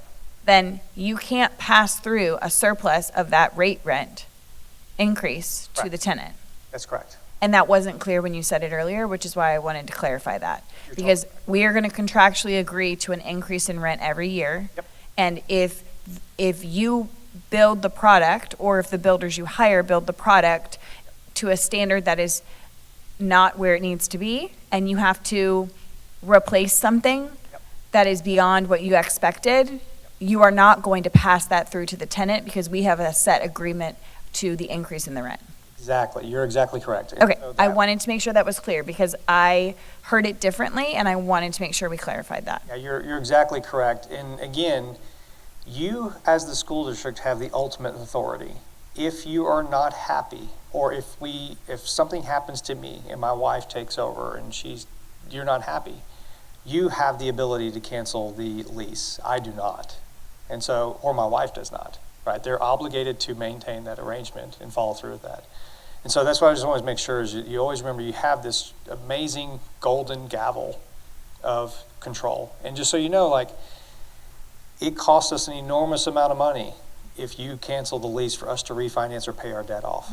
It's lots of millions of dollars. So I don't want to incentivize you to do it, but I want to be transparent in the alignment of interest in the structure. But you're right. You know, we have a healthy budget in there, and if we use a contractor that did something wrong and it was $500,000 in expenses there, if I come to you, you're going to say, not paying that.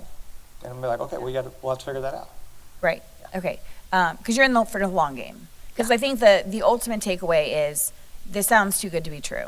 And when it does. It sounds like there's got to be like something hidden. There's got to be some, and ultimately, as you've said, the goal is that this is an investment for your children, or your children's children, years down the road, and what that looks like when this is all said and done, because eventually your debt payment will be paid off, and then it will just be rental, it'll just be doors, and it's rental income.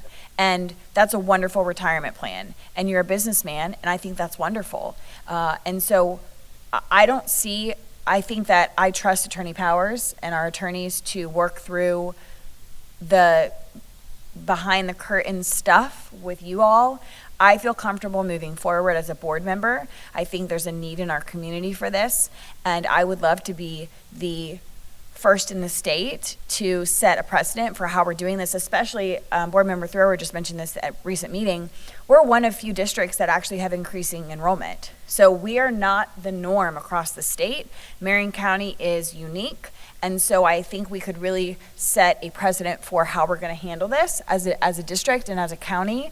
And really, I think it'd be wonderful if the city of Ocala and Marion County government would look at this as well. I think across the district, meaning the entire county, we have government employees who are making, many of them, less than their private sector peers, and I would love to find ways to put them into housing so that they can save $500 a month for 3 years to develop a down payment so that they can use Hometown Heroes or whatever to be able to get into home ownership.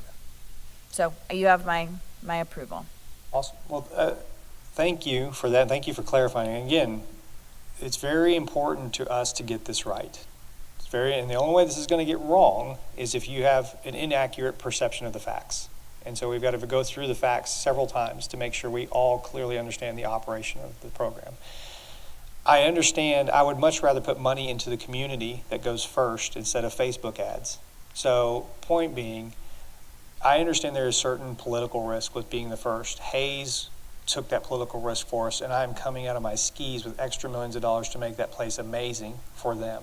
I'm going to do the same thing. If you were my first in Florida, I understand the risk that you take by being first, and I'm going to do everything I can to cover you and make it exceptional. So I'm adding on top by being number one, rewarding the partnership for doing that. So I want you to know I'm thankful for you as much as you are for us if you are our first. I think Board Member Thrower has something else. Thank you. And thank you, Board Member James, for asking the clarifying question that I was going to follow up with. Because when I hear pass through to the tenants, that pricked up my ears too. So thank you for clarifying that. My sister happens to live in Texas, and we've talked about this. I look forward to visiting Hays County and seeing how things are going down there. It's always great to be able to observe how things are rolling out.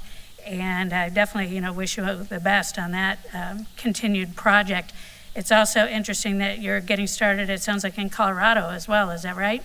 Yeah, I think what's happened is, the problem is a simple problem. There's a problem with raising property taxes to pay government employees, essential staff, and the cost of living across the United States has gone up, and real estate values have gone up. They're not going down anytime soon. So what we've seen is, and what we told you guys is we have made it too good to be true because we went through problem solvers, and so I went through and solved every single problem way ahead of time before I even met you, because I knew it was not going to waste my time or energy if I didn't have a full solution. But what we are missing always is the local champion who is wanting to be first. And school districts are not meant to be ambitious. You're designed to educate. And so when we bring a new, creative, novel idea, not every community is willing to accept it. So what we found is these local champions. So Steamboat Springs reached out, and Marion County, Kurt Kelly reached out. Franklin, Tennessee has reached out. Bentonville, Arkansas last week reached out with the Walton family. So what we're seeing is there's these key districts that have these local champions that are really leaning in to do something, and we're not having to.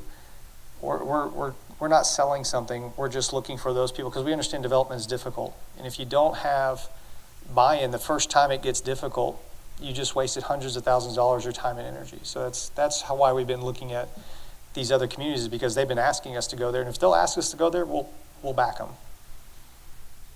Thank you. And my other key takeaways are that we're really looking, and you are really, it's you, and not really looking at short-term return, but long-term investment. And there's a huge difference in those two concepts and the approaches that would be taken to, realize those goals. And I see that. This concept, really can be a nice bridge to eventual home ownership, or, for our next generation employees that may or may not be interested in eventual home ownership in the typical of the past way. It covers both of those bases, and I really like that. I'm also wondering, who's your competition? We don't have any. I think, to answer that, I wish there was more competition. Hopefully we inspire some people to be competition. Again, this is a big, massive problem, and we just want the problem solved, and if we do that, it's great. Our kids are going to do well. And so I think the issue is most guys who do affordable housing do one thing, and the only way they make money is making money off of the affordable housing.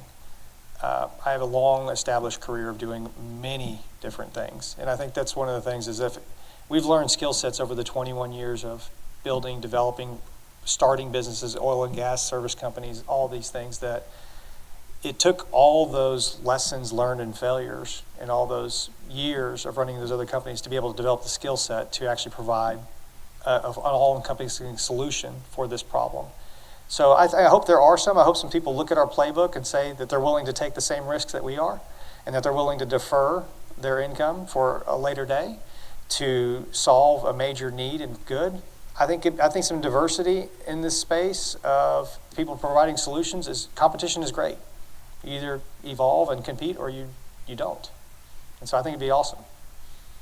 Awesome, thank you for that. And just fortunately, former board member Kelly steered you to the right board, because we're a pretty ambitious board, and we're always willing to listen, and we're always willing to take the extra meetings when there is an opportunity for us to think through and provide consensus on, which I'm ready to do. Anything else? I just wanted to say again, thank you to Jason Roberts, as well as Kirk Kelly, who used to sit in this seat as well as a state representative. Knowing that we have a local champion like former Representative Kelly is just a benefit to our community as well as to this board. Knowing that if he was in this seat, he would be making this decision and saying absolutely go forward. And so that would have been a generational change that could have occurred many years ago when he was on this board. So I'm excited to potentially be a part of the board that's going to make a generational change for our employees. So thank you. All right. You guys have given us an enormous amount of time. I'm very thankful. And feel free to reach out at any point in time if you have questions in the future, and we'll await your guys' decision. Okay? I would just like to get some clarification from Attorney Powers.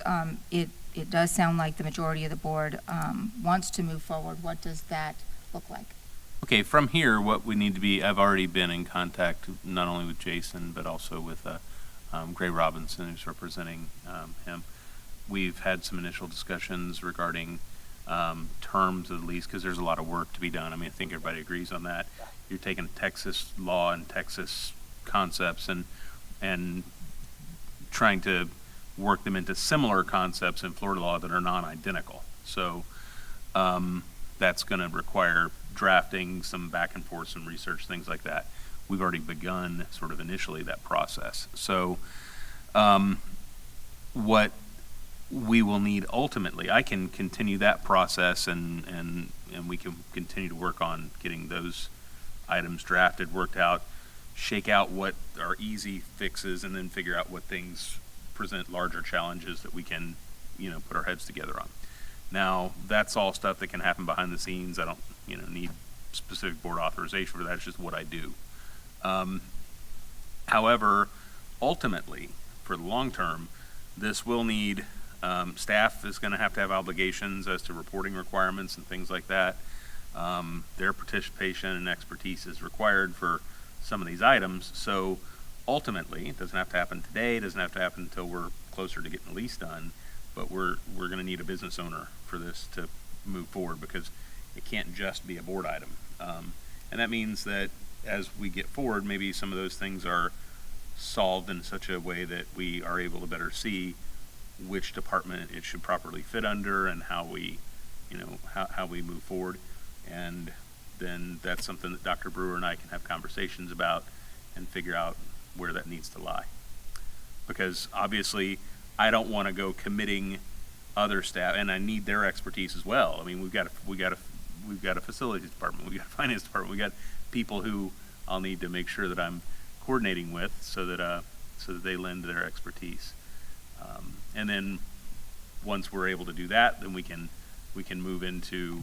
I don't also want to impose obligations on any other department that I don't control. So I want to make sure that it's well reviewed by all those folks. So I will continue to work with Gray Robinson on this. I'll continue to work with Jason on this, and then I'll report back to Dr. Brewer and let her know where we are. She and I can schedule meetings as her time allows to give her some sort of updates. And I'll do the same thing with the board chair so that we can be on the same page. And if we run into stumbling blocks along the way, which happens in a large number of contracts, it's not unusual, then I can report on the progress of what we're doing to fix them. Cool. Okay? So am I understanding that as we get close to rectifying the master lease, then that will be brought back before us to discuss in detail? Yes. And at some point prior to that being brought in, that's when it'll need a business owner. So I'll be working on that lease and working with the people that I know are heads of the departments that are likely to be involved, finance, probably facilities and also HR, and then, trying to get input from all those sources that I can. Okay. All right. Thank you. Oh, And I can't, and I'm sorry, I should say, I don't know a timeline to give you. All I can tell you is, I think you can see, and I think Jason would agree, that from what we've been doing so far, we've been working fast and hard. So, the timeline will be what it needs to be, but it won't be, a back burner item. And Attorney Powers, I appreciate that. That was one of my last remarks, but I'll go ahead and say it now. Attorney Powers and Ms. Brown have been working tirelessly to go through this lease agreement. And so, Board, I know that you were able to get your eyes on that and you were able to see the work that's been done, to get prepared for this conversation. So I just wanted to thank you both for the hours that you put into bringing that to us. So, yes, Board Member Thrower. Answered most of it. I really like this, how this opener is rolling out, and you answered my question about an anticipated timeline to completion. Being ambitious, if we're going to go, let's go. But government isn't really known for being expeditious. We want to be methodical, obviously, but we also want to be expeditious. This is a really exciting project, and so I do look forward, I think the whole board does now, looking forward to seeing the timeline and how we can keep this moving. I mean, if we're going to go, let's go. Yeah, I've looked at you guys in the eyes. I've met with you a couple times now. I've gotten the positive feedback to give me the comfort level to invest more resources. I've had a good relationship with Mr. Powers. He's been very responsive. So let's just keep going forward. Until you raise your hand and say stop, we'll keep moving forward, and then we'll get it done. Okay. And then, but again, this is a partnership. We are the ones risking all the money. So what I want to say with that is like, if you see something wrong as my partner, I need you to tell me. Okay. You don't have to worry about that. Okay. Mr. Kelly and Mr. Roberts, thank you again for joining us this morning. Before you leave, I do need to ask if there any public comment. Okay. Seeing none, thank you very much for spending your morning with us.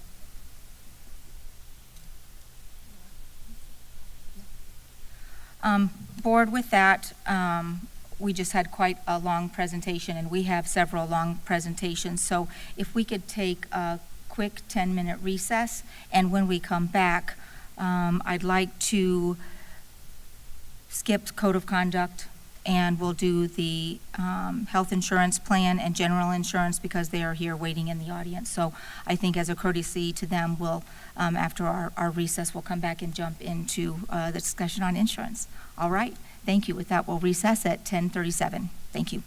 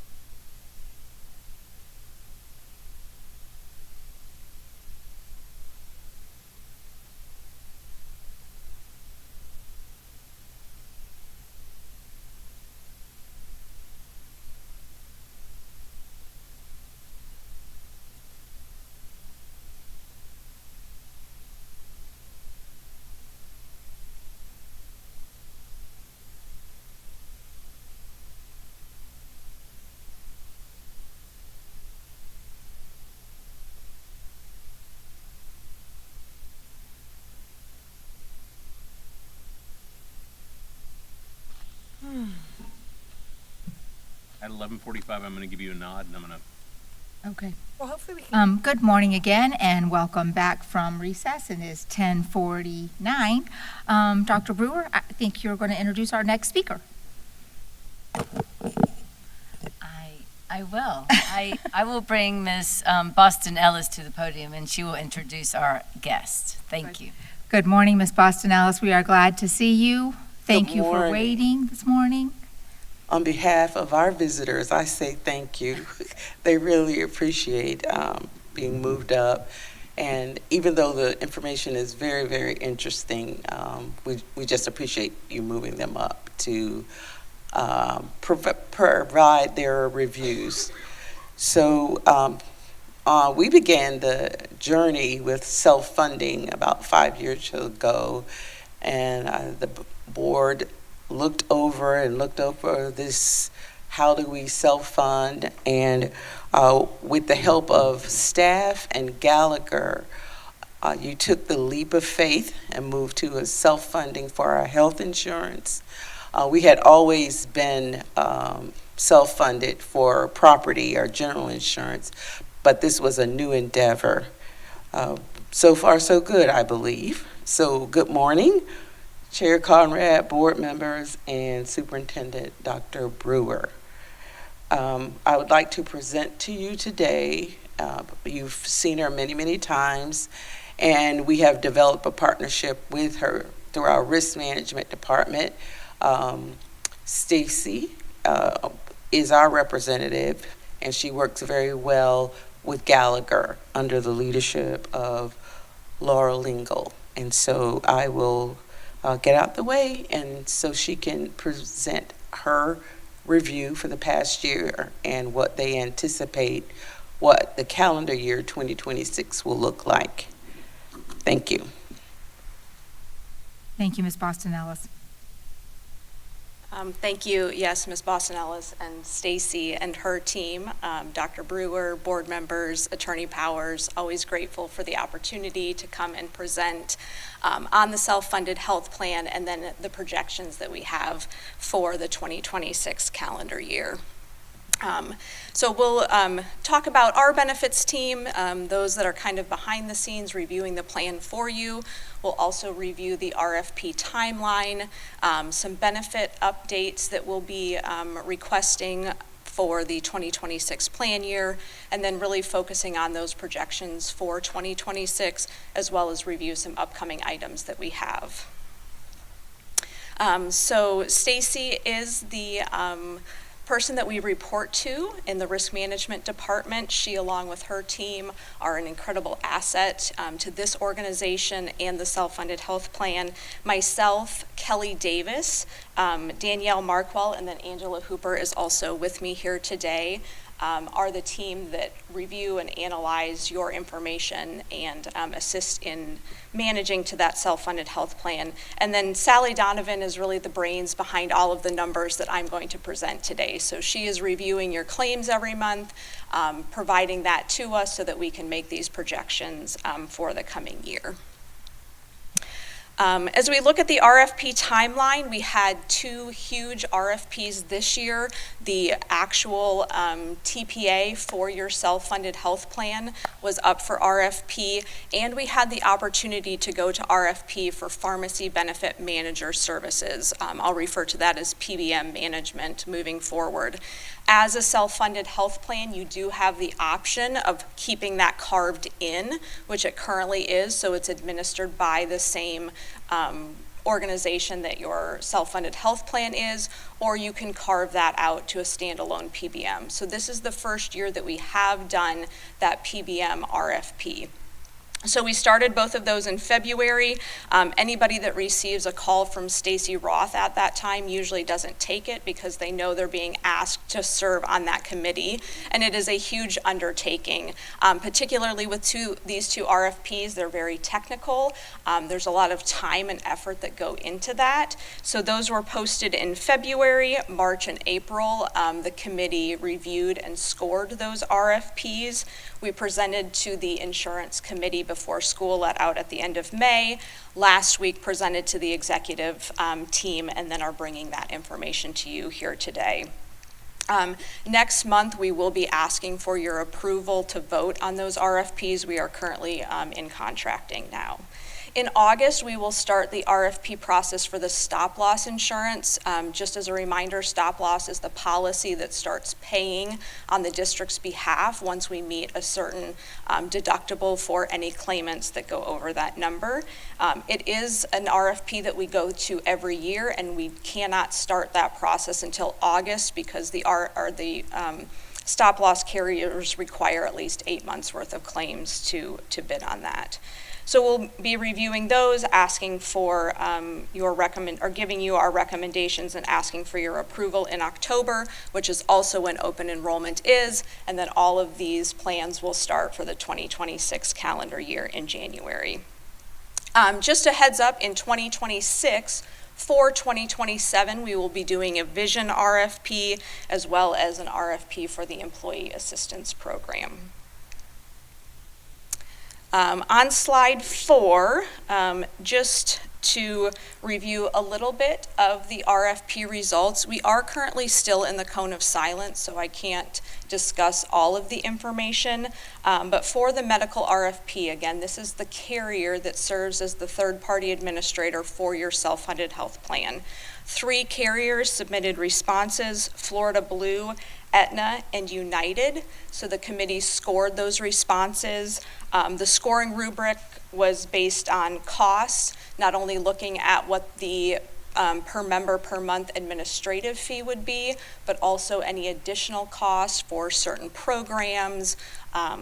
We looked at network access and disruption. So if we were to switch to a different carrier, how would the employees be impacted? Could they continue to see their providers, et cetera?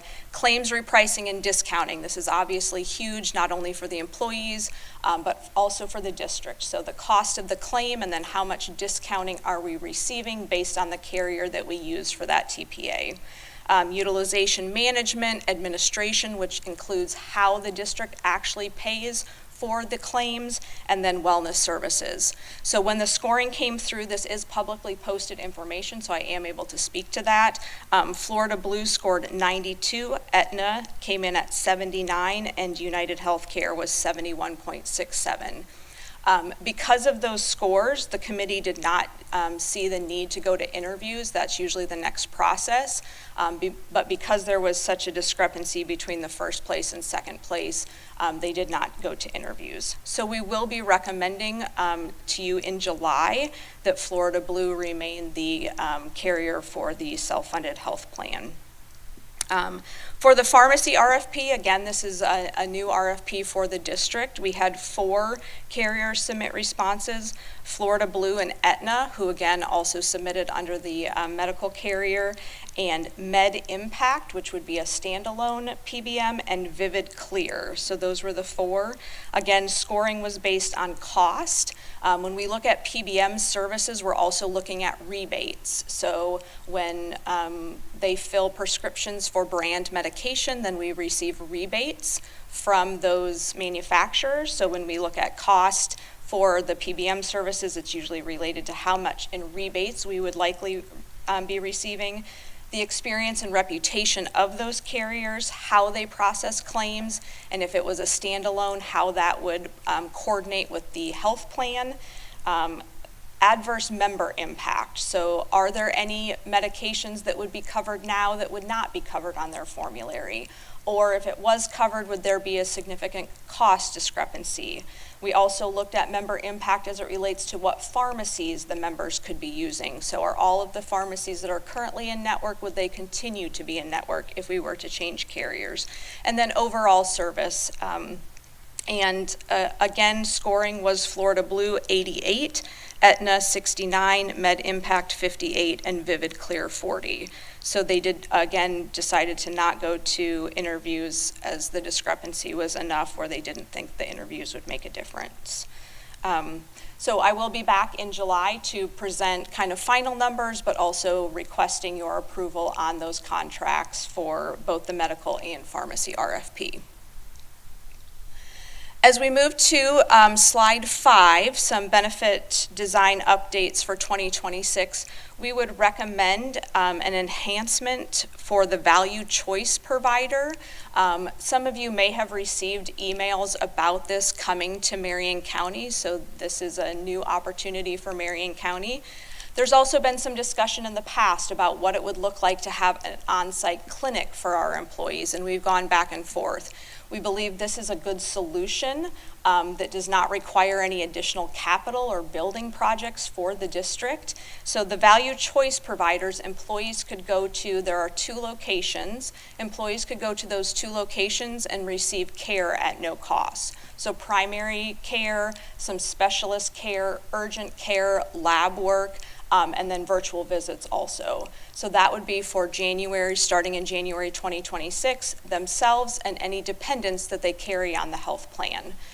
So again, we believe that this might be a good solution to some of the clinics that we were looking into that would not require any additional capital for the district.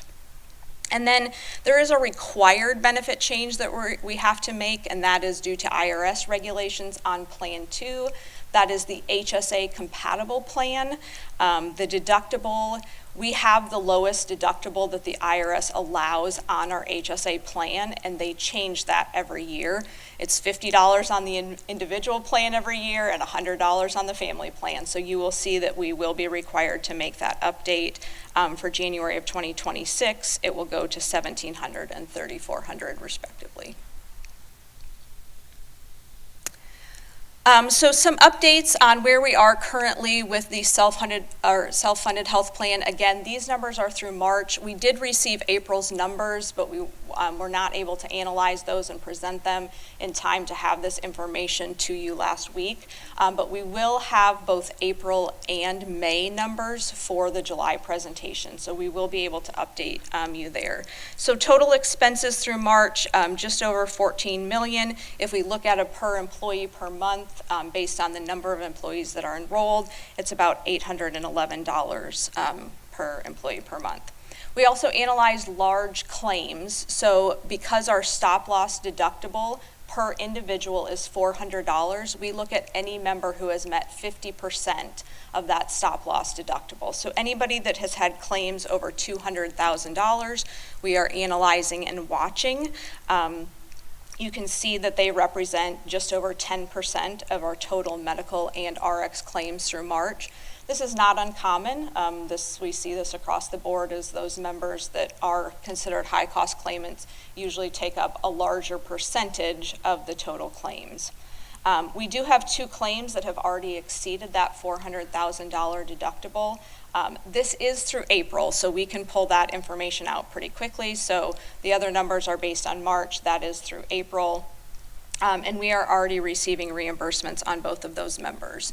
So essentially, when an employee or a dependent meets that $400,000 stop loss deductible, then the stop loss carrier is reimbursing the district for any claims paid over and above that $400,000. So you can see that we are receiving reimbursements on those members. We just wanted to point out that in 2024, we only had 4 claimants over $375,000 for that entire year. I think you'll see in some of the numbers that I'm going to present, we are running a little bit higher than we have in past years, and our high-cost claimants are no different. The 375 for January of 2025, we moved the stop loss deductible to $400,000. We felt like the prior years warranted that move, but that is why we were measuring at $375,000 in 2024. As we move on to slide 7, I know this is very, very small numbers, but this is the past 2 years of claims. So we are looking at subscribers, those are your employees. We are looking at members, those are all of the heartbeats on the plan, so employees and any dependents that would be included. We look at medical claims that were paid. Capitation, there are some providers that and hospitals that are paid a flat rate per claim instead of the actual claim number. So that is what capitation means. And then pharmacy claims and than obviously total claims. So if we look at the prior rolling 12, so that would be May of 23 through, March of 23 through February of 24, and then our current rolling 12, which is April of 24 through March of 25, you can see that there has been not only growth in our subscribers and members, but also an increase in the claims and total cost. So if we just look at total claims for the prior rolling 12 per employee per month, we're just over $700 at $722. If we look at that current metric for the rolling 12 per employee per month, we're at $876. So we are seeing an increase in the cost for our self-funded health plan when we compare prior 12 to current 12. So some funding considerations. When we look at funding, we have to include medical trend. So in the healthcare world, we call it trend. You might refer to it as inflation, but medical trend, the cost of doing business in the medical field, 8.7% for medical claims and 11.4% for pharmacy claims. So I see some head shaking. We get new medications that are approved all of the time. If you see a commercial for it, it is probably very, very expensive. So these numbers indicate what it is going to cost more, not only because they're approving medicines, but they're approving procedures, and just in general, the cost of doing business increases every year. So when we look at the numbers and projections, these are what we are using to base our trend for 2026. You can see that pharmacy spend has increased 35% in the recent 12 months from the prior 12 months. And even when we look back at the 2024 just calendar year, that increase was 20%. A couple of reasons for that. One, there are new medications available to the market. Two, for January of 2024, we changed the benefit design to add brand medication to Plan 1, which is the board paid plan. It is the most highly utilized plan of the district. So we are seeing an increase in the number of employees that have access to brand medication.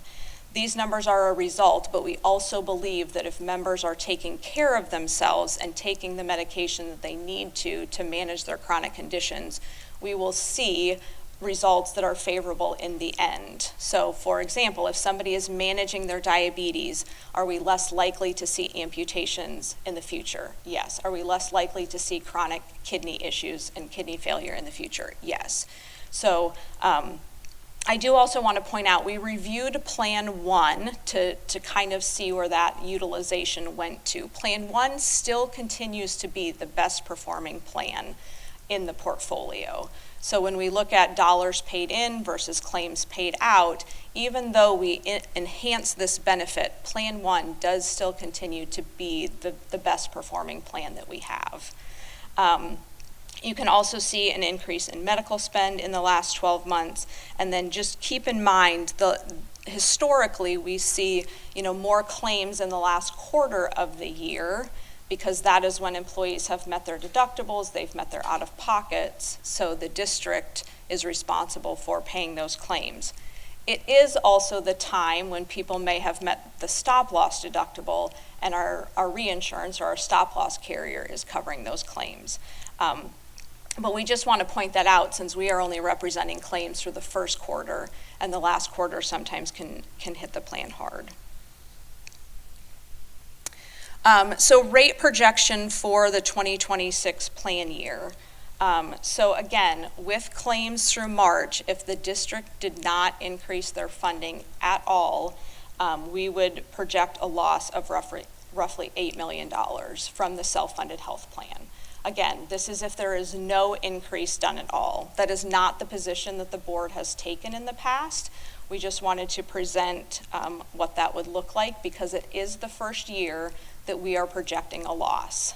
I know that we have talked in the past the importance of funding appropriately when you have good years, so that when there is a year that claims are higher, you do not have to absorb the entire increase.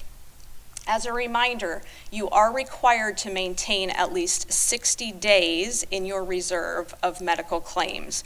So we have that broken out in the chart. Again, these are the 2026 projections. So we take the member headcount by the projected per employee per month. If we had 1 month of premium to pay claims and administrative fees, we would be looking at about $6 million. So the requirement is just over $12 million that we must keep in reserves as a federal requirement and a Florida law. When we look at what we currently have in the self-funded health plans and what we project for 2026, it's about $27 million. So again, if there was no increase in funding and we lost about $8 million, we would be just above that 3 months of premium. In the past, the board has felt more comfortable with roughly 4 months worth of premium, and it's been our recommendation in the past to stay around that number to be able to absorb years like this. So if we were going to fund to the full capacity that we are projecting claims to be at and have essentially no loss in the self-funded health plan reserve, the board would need to increase over current 11.8%. If we keep the reserves at that 4 month of premium where the board feels most comfortable, we would need to increase over current about 7%, which you can see board contribution is $63.7 million. When we went to the finance department, we asked, what have you budgeted for the fiscal year? So again, there is a difference here because you guys are budgeting for July 2025 through June of 2026. We are making projections for January 26 through December of 26. But we went to them and we said, what has been budgeted? So for fiscal year 25-26, the health insurance budget is $63.227, so $63.2 million. That budget is based on not an increase in the budget, but it is based on, one, the number or what plan employees are currently enrolled in and the cost that the district pays for those employees, and any open positions, and they budget based on those open positions taking the employee-only rate for Plan 1. So you can see that what has already been budgeted for this coming fiscal year is $63.227 million. So when we compare that to our 7% minimum recommendation, the money has essentially already been budgeted. It's looked at slightly different because it's not that they're budgeting for an increase, they're just budgeting for open positions, but the likelihood that open positions would all be filled is very minimal. So our recommendation would be that the board not fund less than the 63.2. Our number is 63.7 million for the self-funded health plan. You can see that we are going to have a loss of just over $3 million. But again, because the board has funded so conservatively in the past, the reserves can handle that loss. It is the first time that we will experience a loss in the reserves, but again, the financially, the plan would still be where it needs to be with an additional 2 months of cushions in reserves. Can I ask a quick question? Yes. You made a statement there, and you may not be as well aware of some of the other situations we're in, but we are not going to have any open positions. And so you just said a statement, and I just want to make sure the plan wasn't built around because we're cutting instructional positions and non-instructional positions, which maybe this will neutralize itself because the positions are gone, but we will have no open positions probably across the district because we are essentially laying off vacancies is, I think, the best way to put it. Yeah, I will let Ms. Boston Ellis maybe speak to that more. Yeah. When we approached finance, what they had funded for in their budget for the $63.2 million was not an increase, it was just funding for those open positions. So even if there are no open positions, that is what their their budget that they had presented included. So theoretically, because we are lowering our workforce, it should actually put us in a better position. Is that a correct? I see a head nod. Maybe? Yeah, Yes. I mean, I don't want to speak, I know that what the situation is with the district, but I don't want to speak to whether or not there will be open positions.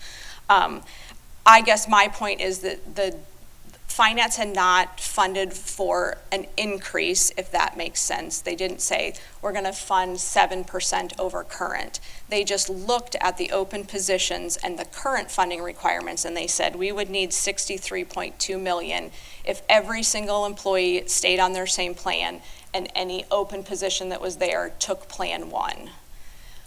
That number just happened to align with the 7% increase that we would recommend based on having 4 months worth of reserves. Okay. That makes sense.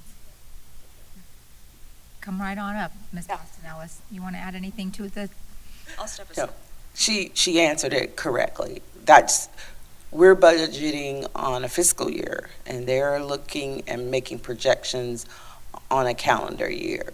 So any increase we should have in the budget, because we budgeted as if every position was going to be filled. We do that every year.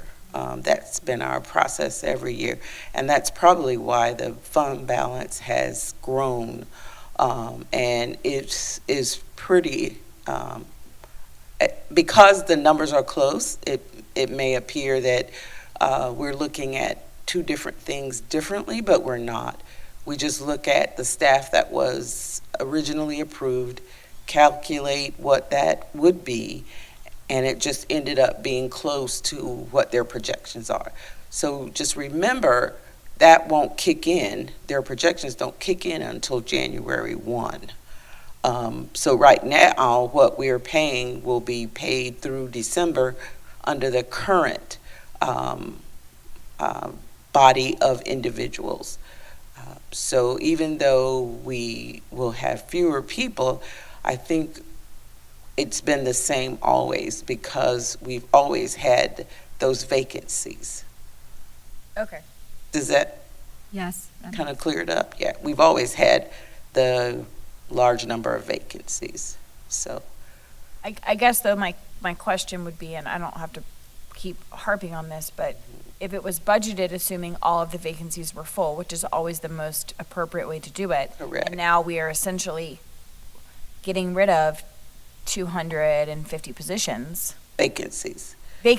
but they're positions that you funded from an insurance perspective as well as others, then that number is not necessarily going to be that number because we're not going to be funding insurance for those 250 positions. Yes, you are correct. We are looking at the payments through June. We just did the large teacher payout this week, and we will go back and analyze that and then look toward what that cost would be and adjust the budget. But we will always keep our eye on what that increase that they are projecting for January would be. In the old days, we would just look at whatever they're projecting the increase to be, and if it's 7%, we would say, okay, we only need half of that to cover January through June of the following year. And then when we come back to do July 1, 26 through June 27, there would be an adjustment to the budget. Okay. So, but I do hear what you're saying, and the salaries as well as all of the benefits will be adjusted based on the total number of units. So I think we're in a good place if that's what you're looking for, but we do analyze it after our fiscal year ends, looking towards what it will be from July 1 through December, and then the increase based on January 1. Okay. I think the loss that you're seeing has something to do with, as Ms. Lingo stated, you may remember, we enriched the plans. We sent out a survey, asked employees what is it they wanted. Those were implemented because we had a stable fund balance. And then also there were additional people included as well. So that's, to me, that's why you're seeing that loss, and it should adjust based on the number of people that we are budgeting and employing going forward. So they wouldn't charge us for people who don't exist, right? Yes, got it. Thank you. All right, thank you. On the next slide, again, lots of numbers here, lots of small numbers. We like to compare where we've been at in the last several years. So we started this in 2021. We've kind of run out of room, so we'll be comparing back to 2022. Again, estimated where we'll be ending up at the end of 2025, and then estimating or projecting for 2026. So you can see that we have the medical claims, net of stop loss. So again, in 2026, this is what we are projecting based on where we currently are seeing claims and those medical trend numbers that we spoke to. Pharmacy claims, again, net of those rebates that we might receive. We have the fixed cost, which is our stop loss premium. That's a per employee per month number. I do want to point out that we project every year for a 15% increase. We have not been at that 15% increase in any of the past years. It is something that we negotiate every year, but when we are projecting, that is the number that we use, so that could vary slightly by the time we do that negotiation.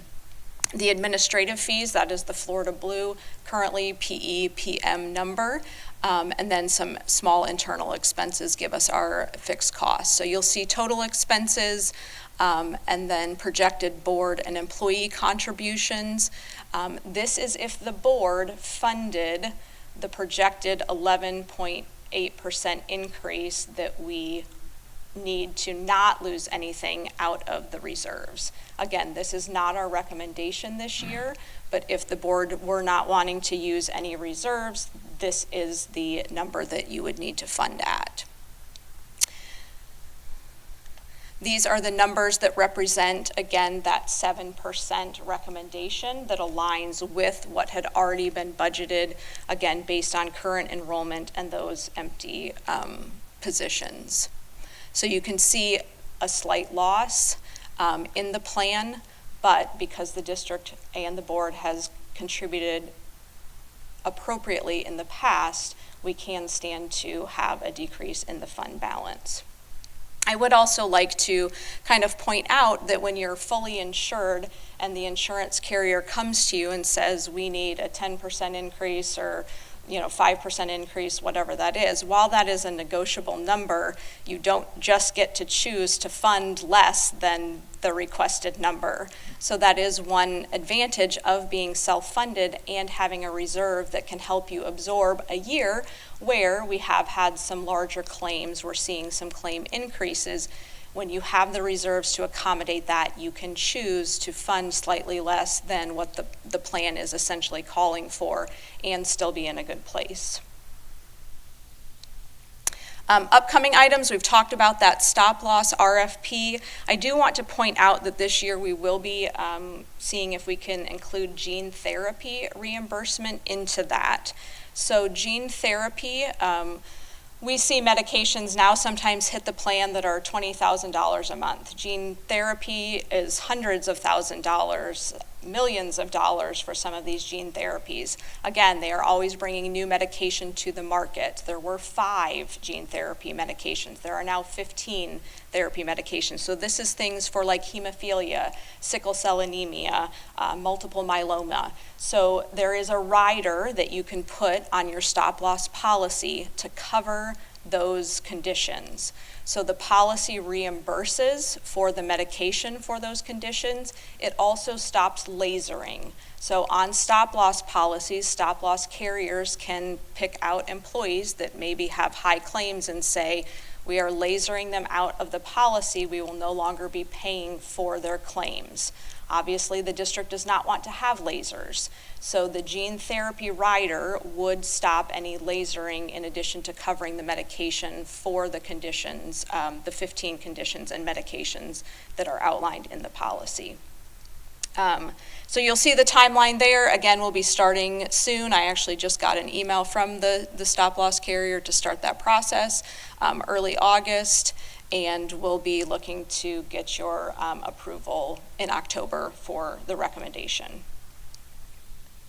As we continue to review the claims and determine where we can try to find savings, we will be doing some analysis on plan provisions.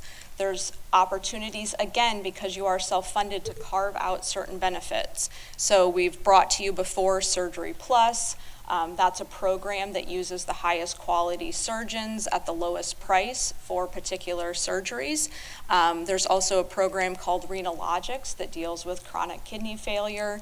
So we will be reviewing if there is anything that we could carve out from the current policy to yield savings in the future. And then I just wanted to review quickly some of the executive orders that you may have seen come out. These relate specifically to lowering drug prices. We spoke to it before. We see it in our numbers. It is the thing in medicine that is increasing most rapidly. Again, they're coming out with new medications. So pharmacy management transparency, this is a big thing in the PBM space, is where is the money? Where is the money going? Forcing them to be more transparent. FDA approval on acceleration, this speaks to generic medications. So we have those brand medications that are extremely costly. How can we get generics approved more rapidly? And then importation program, so you may see some things about Canadian drugs or imported medications. That is what this executive order is having them looked at. And then some pricing things below as well. At this point, there have been no laws put into place. They are just reviewing this information, but we are always analyzing that. At Gallagher, we have a pharmacy team that is, on top of this, and anytime new legislation comes out that may impact your plan, we will be reviewing that and ensuring that you meet all of the guidelines as well. With that, if you have any questions, happy to answer those. Right. Thank you very much. Board, I'll open it up. Any comments or questions? Dr. Campbell. Thank you, and it's been my pleasure to serve on the insurance committee, so thank you for your work on this, Ms. Lingle, and the whole team. My recommendation is just that we not go over at all what is already in the budget, and I know even if it's that $250,000 or $250,000 to $500,000 difference from what's currently in the budget to that 7%, my recommendation would be to stay exactly where we're already budgeted. I don't think we need any other changes to what Ms. Boston Ellis and her team are working on right now. So even again, if it's just a slight variation between what you had on the slide as the 7% fully funded, I would recommend at least just keeping it at what the budget is already being worked on with the figure that they've already been using. So that's my only thought on that, but I'll certainly entertain other thoughts from other board members. Right. Thank you. Anyone else? I would just say I agree with Dr. Campbell. Under Ms. Boston Ellis's leadership, whatever is at our budget, obviously we're still trying to run numbers, so understanding that whatever we've budgeted, I think it's going to be important that we stick to that while trying to respect the things that we've already granted our employees. We certainly don't want to give things one year and then peel them back another year, and so it's a delicate dance, but I would like to find us within our budgeted range, absolutely, seeing as we're in some bumpy waters currently, and then hopefully in a year or so from now we can continue to expand our offerings. All right. Thank you. Board Member Thor? I'm in agreement, and thank you for your presentation. Me too. I am in agreement too, and thank you for being here this morning, and thank you for waiting on us. That was a long presentation you had to sit through. Thank you very much, and we look forward to our continued partnership. Absolutely. Thank you so much. Thank you. At this time, is there any any public comment? Okay. Seeing none, we'll move on to our next item. Dr. Brewer, would you like to introduce for our general insurance review? Yes, we'll bring Ms. Boston Ellis back to the podium to introduce her guest. Good morning again. We are also self-funded for our general insurance, including property, casualty, boilers, everything else except for health insurance. And we've been self-funded for many, many years. When I got here in 1992, we were self-funded at that time. So we bring a report to you, a review every year. And this year we will have a presentation by Ben Few IV, and he'll bring us up to date on what's going on in our general insurance coverage.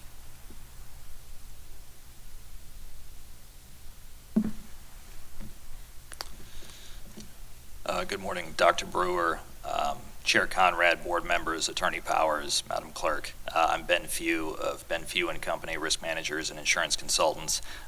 Thank you for having me this morning, and also thank you for moving me up on the agenda. I really appreciate that. You are welcome. As we do this time each year, we're going to be going through the general insurance renewal that is coming to you on Tuesday as an agenda item.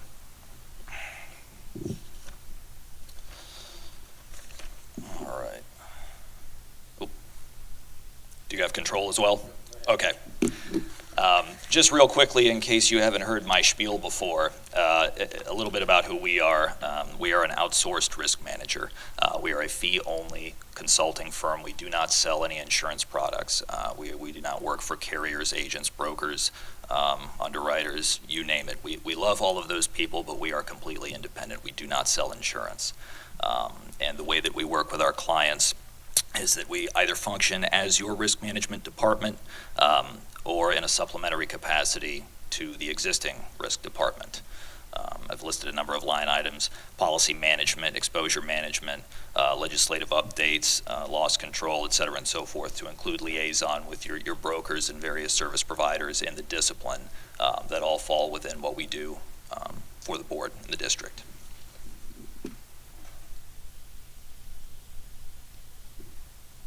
All right.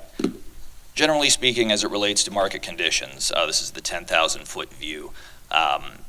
As property goes, the last 2 years have been reasonably favorable.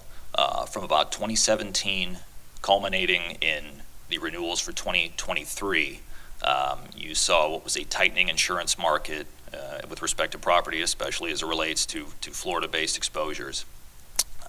To a point in 2023, after the storm seasons of the previous year involving Hurricanes Ian and Nicole, namely, where many insureds in Florida were seeing at least 100% increase to premium. They were having their capacity cut, and they were being forced to take higher deductibles because that's simply what the market would offer.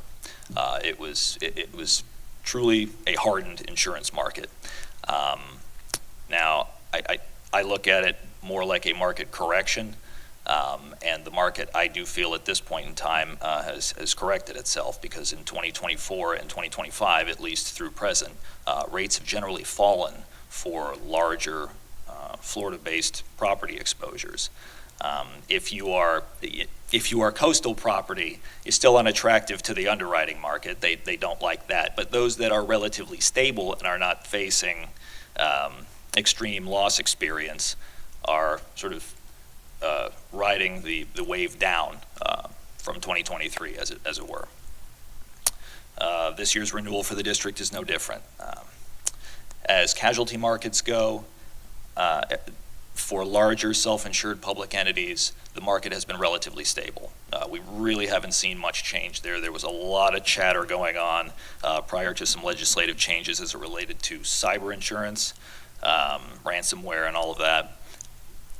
At this point in time, it's a pretty stable market, and the only time you're really going to see any increases or any kind of market fallout is if you have unfavorable loss experience, or simply an increase in exposure, which we'll see with a couple of your lines as we get through the slides.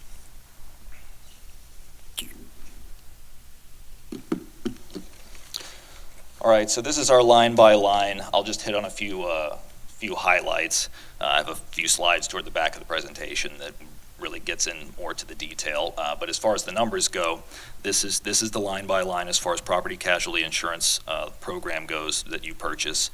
The most noteworthy item is indeed the top line. It's property. It's down $192,000 year over year, and that is with trending building and contents values up 10%. and increasing from a $35 million loss limit to a $40 million loss limit. The probable maximum loss analysis substantiates the increase of the loss limit, and I'll talk more about that later on toward the back of the presentation. But as recommended, you're down nearly $200,000 on the property side. The other two items of note really are under the casualty coverage. This is the package program. That's excess general and auto liability as is written. I refer to it as the package. It's up a few points. This is due to an increased underlying exposure. The same goes for work comp. And that workers' compensation is actually a flat rate renewal with a 2-year rate guarantee going forward. So really what you're seeing there is purely due to underlying exposure increase.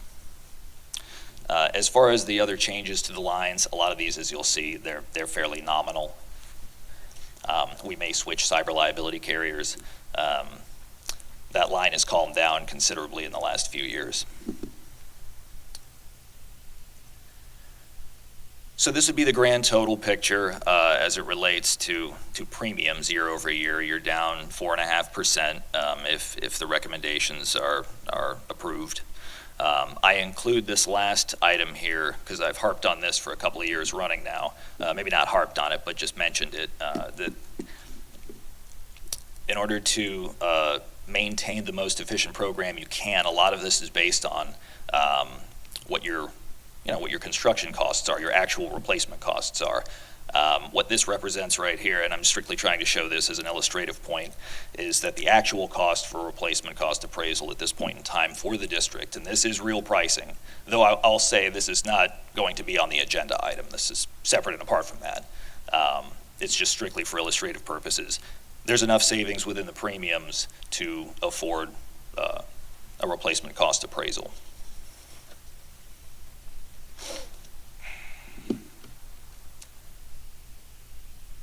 All right. For the loss fund, for a number of years now, you have funded at the 65% confidence level. You have an actuarial analysis run two times a year. The 95% confidence level here is shown just to show, but if you really wanted to splash out what that might look like. I believe since 2012, you have funded at the 65% confidence level. Prior to that, it was 75%, but as we moved to 65%, it's always been enough. It's never been a problem. It has been reasonable now for 13 years running. What we're showing here essentially is what the required funding would be if your self-insurance program were to, if all operations were to cease today, which your potential obligation could be for retained losses to settle up underneath your program. And as Teresa said, you've been self-insured on these lines since 1988. So with current fund balance being what it is, the replenishment recommendation is just over 1.1 million. That's up a few points from last year. But again, what the actuary is basing this on is slightly less favorable loss development over the coming year. And again, part of what they're doing is using underlying exposures to generate that figure as well. So with the increased underlying exposures that I mentioned within the general liability, auto, and E&O work comp, this is commensurate with that increase. Typically, this figure is 1.7, 1.8 on average. So I think last year's was the lowest it ever was since we've been on board. But we're up a few points from last year, but you're still in a great position.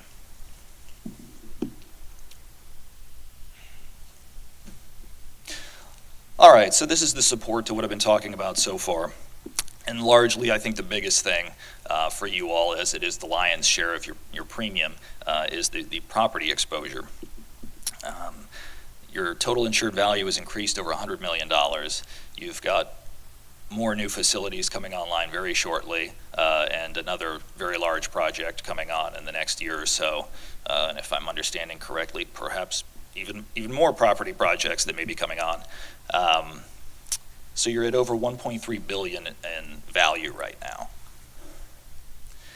And what we use to generate our insurance program are appropriately insured program as defined by FEMA, or would be defined by FEMA up to 2015, is wind modeling software that shows what your potential maximum loss could be in the event of incremental intensity versions of a storm.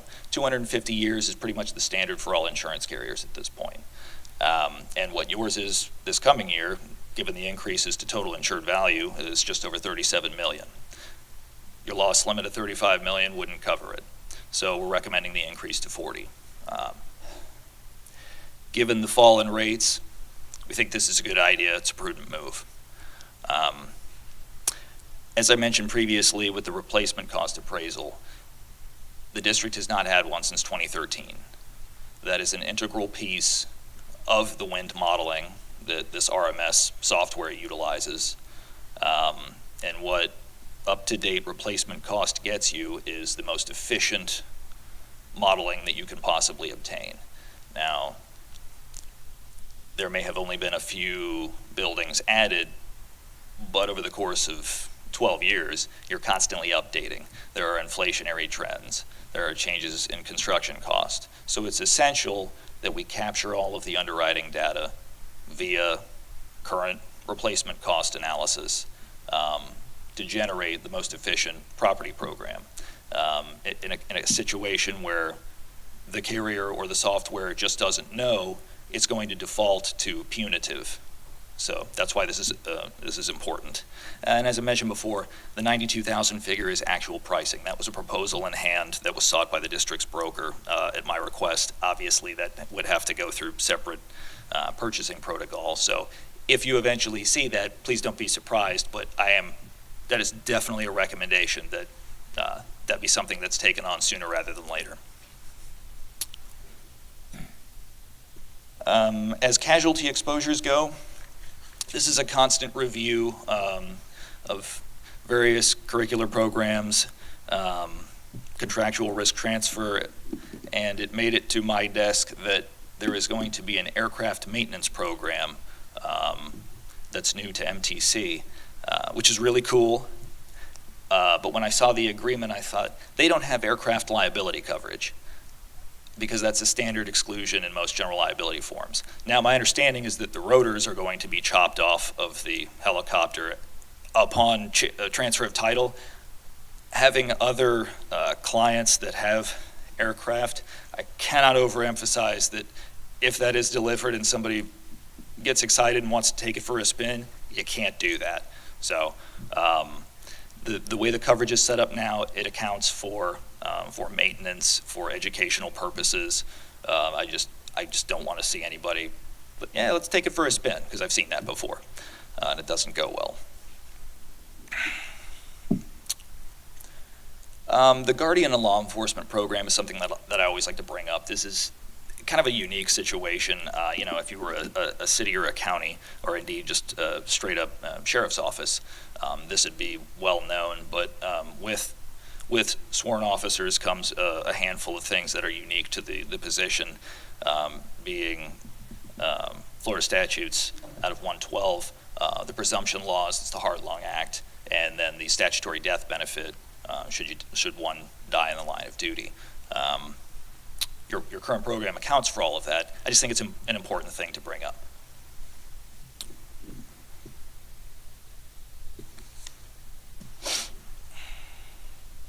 All right, so going forward, I would recommend we renew property to the $40 million loss limit, replenish the loss fund by 1.1 as presented.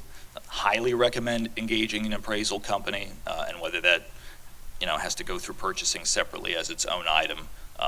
That's the recommendation for appraisals is typically about every 5 years. You can push it at 7. Given that this hasn't happened in 12 years, we really need to make sure that it happens. Aside from that, we're going to continue contractual risk transfer review. That's largely, I get questions every day. I got questions just this morning about what do we recommend for insurance for downstream subs. Again, as I mentioned, aircraft liability, I have that emboldened.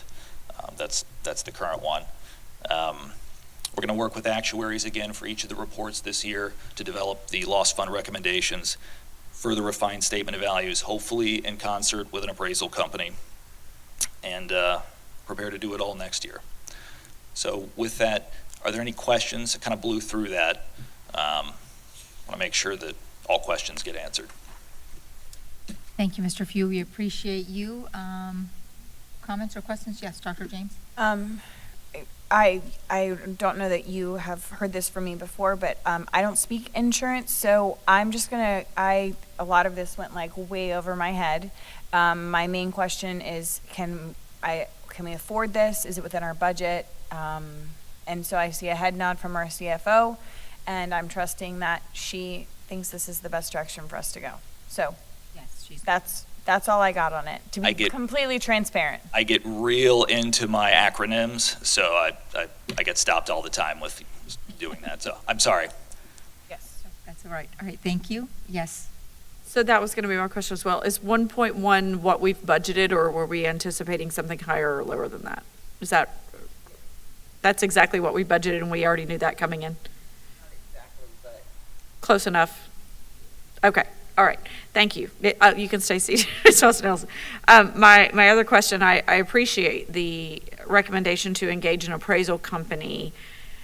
At what, and this is more of a district question, I guess, but at what point do we, is that something that the district is going to engage in as far as an RFP for that, and then we'll take it property by property, I suppose? I mean, I remember a few years ago when we did have the fire at our tech services building, and we didn't have we didn't really have an idea of what a replacement of that would have cost. So I think it kind of threw us all for a little bit of a shock. That's what was the catalyst for this discussion. Absolutely. And that was happening with the prior director of risk before his untimely passing.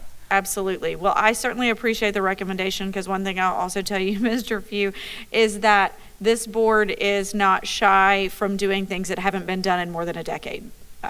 So we definitely have tackled multiple things that haven't been touched in more than a decade, and so I appreciate that we will begin the process of appraising our properties and determining really what the cost for replacement would be, because I think that's going to be eye-opening for all of us. I'm hopeful that it's not going to cause us even greater exposure, but would just give us a level of information that we haven't had before. So, and that's the idea. It gives you that level of information, so then you can make the informed decision as to what is a reasonable loss limit, and that's kind of the starting place. Sure.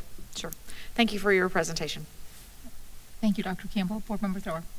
Thank you, and thank you, Mr. Few, for your attention and level of detail, including the aircraft, because that one's kind of hot off the press. It is hot off the press. So, great catch.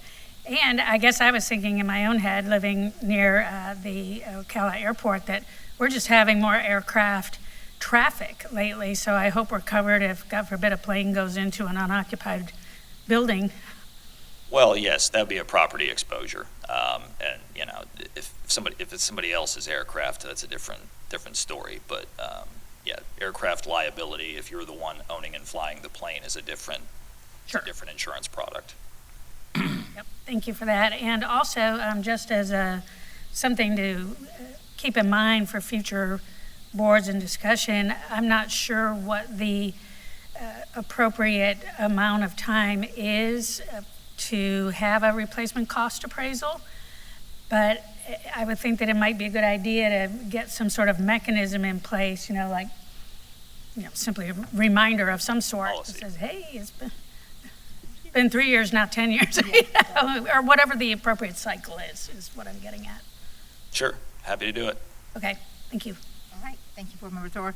Mr. Few, we are thankful for your presentation this morning and keeping us on track in your partnership and collaboration with Ms. Boston Ellis. She tells us what we can afford to do, and so I'll close with that. Thank you for the presentation. Is there any public comment? Okay, seeing none. Board, I think we will break for lunch. How's that? Okay, so we will recess at 11:48. How long would you like? so we can tell our staff members that are going to rejoin us. 12:30 maybe? 12:30? 12:30 it is. We will come back at 12:30. Thank you.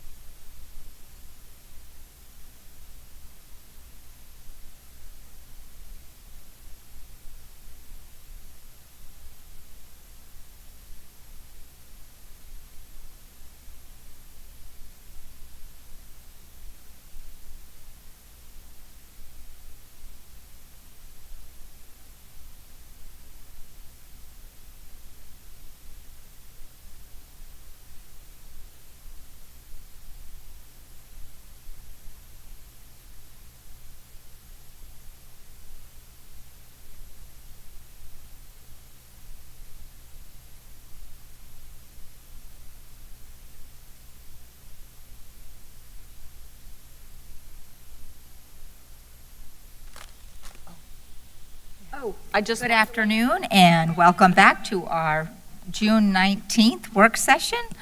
Dr. Brewer, I'm going to turn it over for you for introductions for the Code of Student Conduct. Thank you, Ms. Conrad.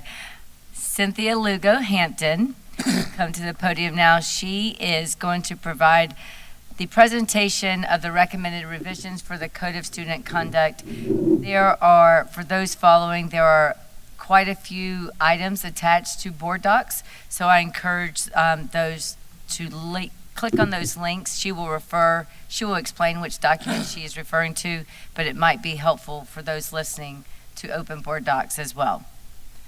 Thank you, Ms. Lugo, for being here.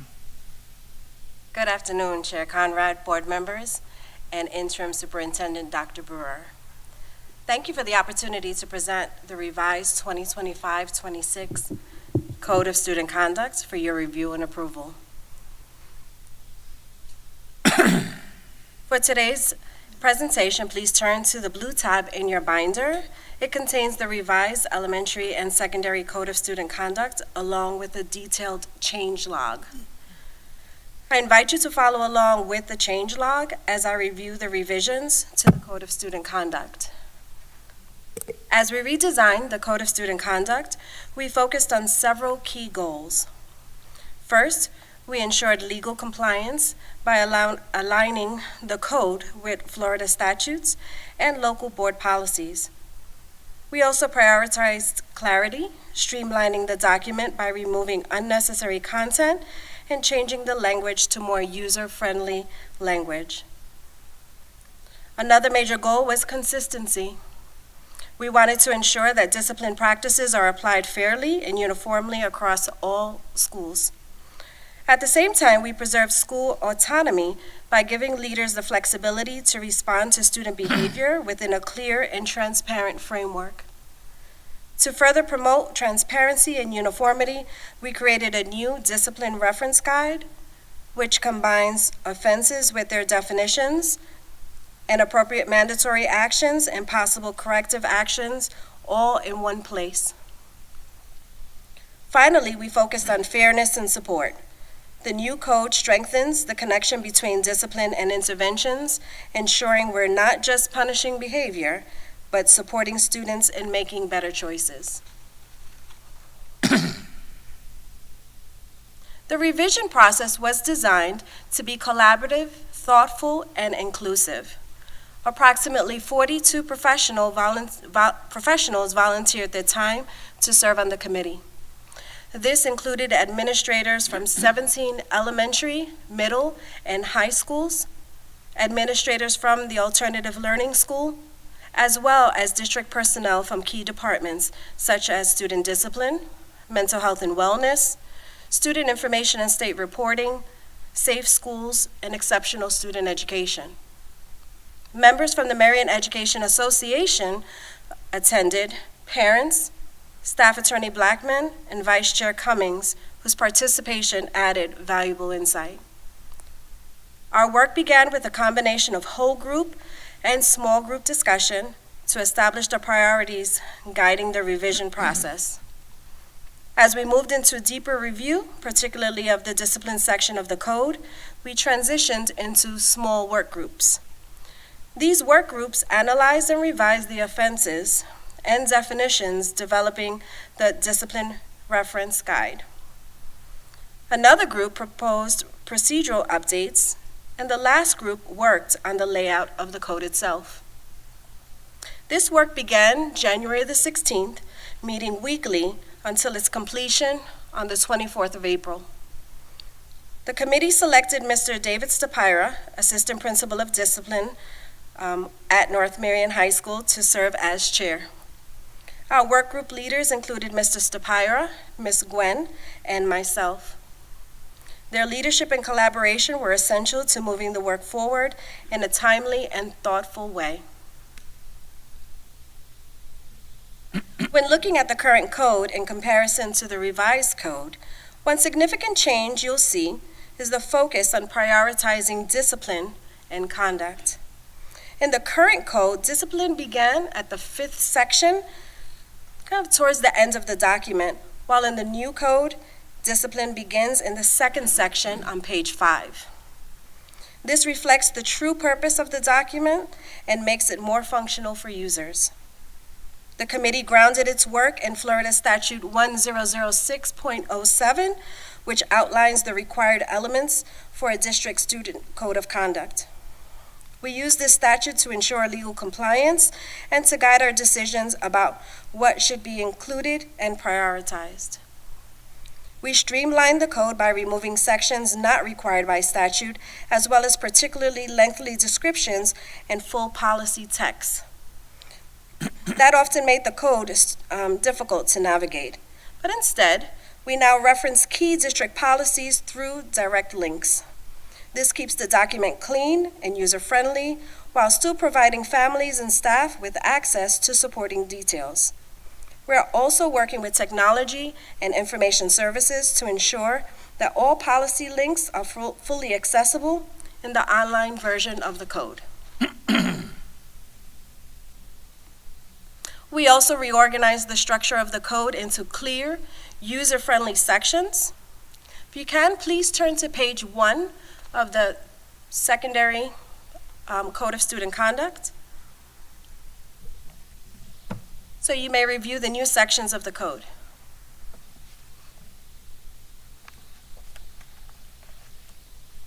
As you can see on page 1, the introduction includes foundational content required by statute, such as in locus parentis, the authority of administrators and teachers, the responsibility of principals and staff, and the district's commitment to being an equal opportunity school system.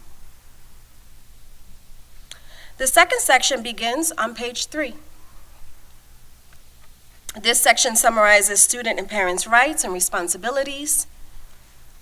This includes attendance, academic honor code, athletic, extracurricular, and interscholastic activities, code of civility, free speech and expression, and assembly, parents' rights, right to learn and participate, and safety and security.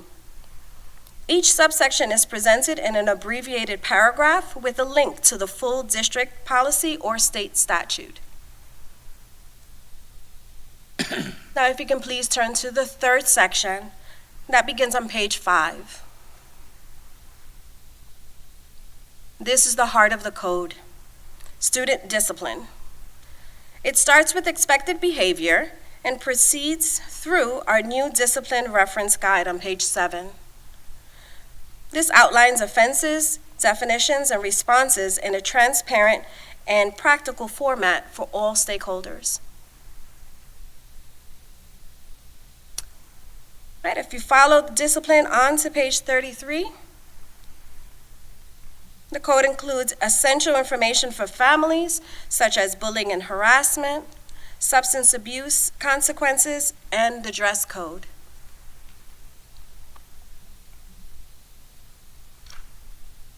The next section is on page 38. That details critical procedures parents need to understand, including suspension, alternative placement, expulsion, early reentry, and return to base eligibility, as well as the appeal process available for each one of those. The code includes all mandatory notices on page 45, anywhere from bus conduct expectations to the list of weapons and firearm category A, which is on page 50.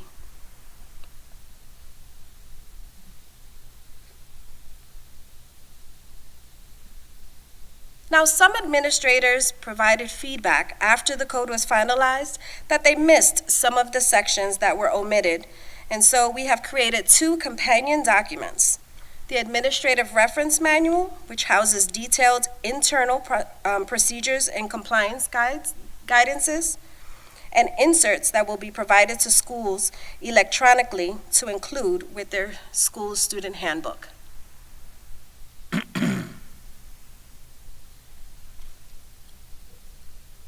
Now let us explore the new Quick Discipline Reference Guide. If you can please go back to page 7. Again, that's in the Secondary Code of Student Conduct. Most of the switching back and forth in the pages is going to be in secondary only. All right, so you will see the new secondary quick discipline reference guide. When looking at the discipline reference guide, there is now an offense title and the code that corresponds with that title, the definition of the offense, the level-based severity descriptions, and then you'll also see mandatory, a little further down, you'll see mandatory action and possible corrective actions. Now please turn to page 10 of the Secondary Code of Student Conduct, and please look at disruptive conduct as an example of a change that we made to the Code of Student Conduct, showing the progression through the levels. So if you look at disruptive conduct, it begins with level 1. It's a minor momentary disruption that are easily redirected and progress, but then as you can see, it'll progress to level 2, which is repeated disruptions. A level 3 disruption conduct is defined as actions that cause significant disorder or safety concerns across the school, at an event, or on the bus. Finally, a level 4 is a widespread serious campus disruption, such as a large-scale riot. Aligning the definition along with level-by-level descriptions that distinguish how the same behavior escalates makes the guide more functional for administrators and more understandable for families, while supporting consistent application of discipline across the schools.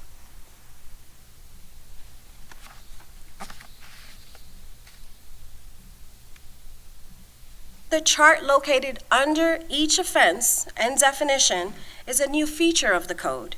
It enhances clarity by showing how a single behavior can escalate in severity, helping staff understand and apply the correct level.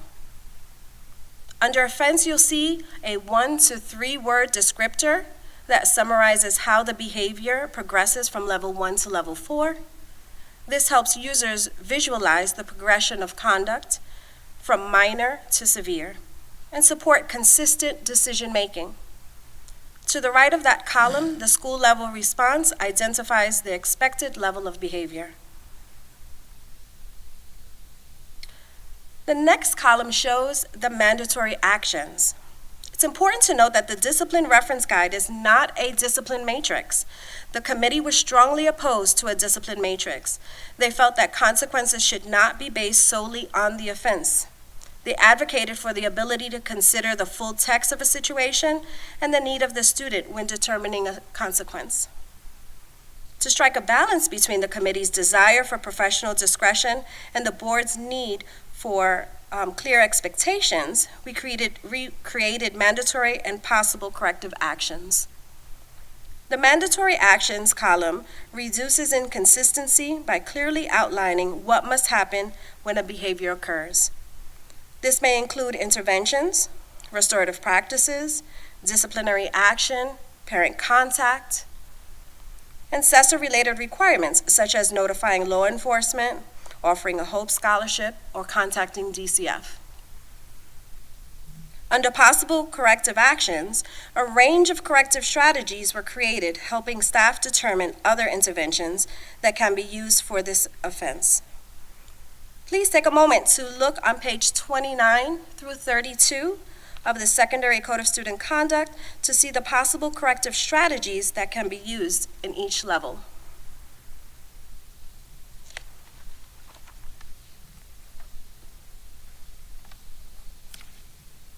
Now, across all levels, parent contact and an intervention are mandatory. Level 1 requires parent contact and a restorative practice to reteach expectations, rebuild relationships, or model accountability and empathy. For Level 2, requires a disciplinary action and an intervention. If there's a victim or ongoing conflict, a restorative practice is required. For Level 3, always requires a disciplinary action. If the student returns to school, a restorative practice must be implemented. Safety-related offenses require a mandatory recommendation for alternative placement. For level 2, requires disciplinary action and the mandatory recommendation for either alternative placement or expulsion based on the severity and threat to school safety. Can we take a pause for a second? Absolutely. Yes. So I want to just to clarify a few things. So there is no alternative placement option for a level 4. No, there isn't, not for a level 4. Okay, wanted to make sure that was clear. And then I know that we've had a variety of conversations in the last 18 months or so about, and I've heard Dr. Brewer say this before, mostly in her previous role. An alternative placement should really be used for placing a child at MTI, as from a language perspective. MTI is an alternative placement to a different school setting, and an expulsion is really what we're doing when we send them off of our campus to virtual learning. And so we continue to use the word expulsion to place them at MTI, but when you look across the state at the ways other districts use the language, that is not necessarily the common way the language is used. And so I didn't know if there was any conversation about correcting the way we identify what each of those is. So from my perspective is that alternative placement, the difference between alternative placement and expulsion is really the time period in which they serve at MTI. Right, but that's not actually, do you know what I'm trying to say, Dr. Burr? Because I know that you and I have talked about this before. Yes, and I think she will share more information as the presentation continues. Okay. But the committee did meet. I was a part of it. The committee did meet and discuss, and expulsion really is not even our virtual students. And expulsion by a lot of other counties and states is no services. Mm-hmm. We know that hurts our students in the long run when we are responsible for those students for graduation rates and their well-being. So an alternative placement can be determined for a range of days. And I think Ms. Lugo-Hampton will share that in a little bit. But we did discuss that in the committee. Okay, I think it's still, in my opinion, a bit of a nuance or confusion, because then an offense could get a 45-day outplacement, or it could get a 360-day outplacement, theoretically, right? Correct. 180 school days, but whatever, you know what I'm, calendar days. Correct, but with our code of student conduct, we're being very strategic or very conscientious of what does get you expelled and what does get all placement. And I think to add to that, we are using expelled or expulsion as a simple term, but it's expulsion with services. So that's how we are different from a lot of counties that just use an expulsion. So we simplify that term, but really every time we say it should be an expulsion with services. So I think if from the board's perspective, I can speak for myself uniquely. What the board has struggled with is that there is a lack of consistency with what comes to us. What one principal determines is desirable is different from another principal. And there's a variety of contexts that can go into that conversation. And I don't want to diminish that context has value.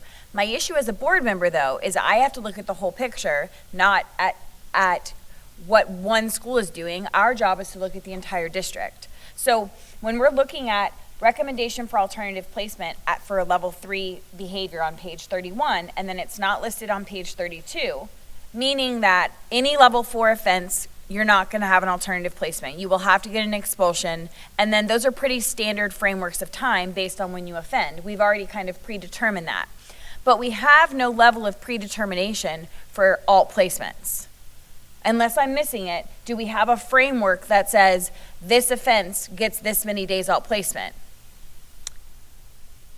We do have a framework as to which offenses receive mandatory alternative placement and expulsion with services. We do have that. The time period, yes, I would say that yes, it's set in stone. Alternative placement, you would serve the the quarter that you're in plus 1. Expulsion would be for a whole year. So then the set days for an alternative placement is the quarter you're in plus 1. Yes, ma'am. Because I think the definition of an alternative placement is that it can be a variety of day periods, not just the quarter you're in plus 1. Is that not true? We have used 45 days as our number, and I think the committee felt strongly, because I brought this up, and I think they were doing really well until I brought up the idea of, should we remove the expulsion with services language altogether and only use alternative placement as our consequence?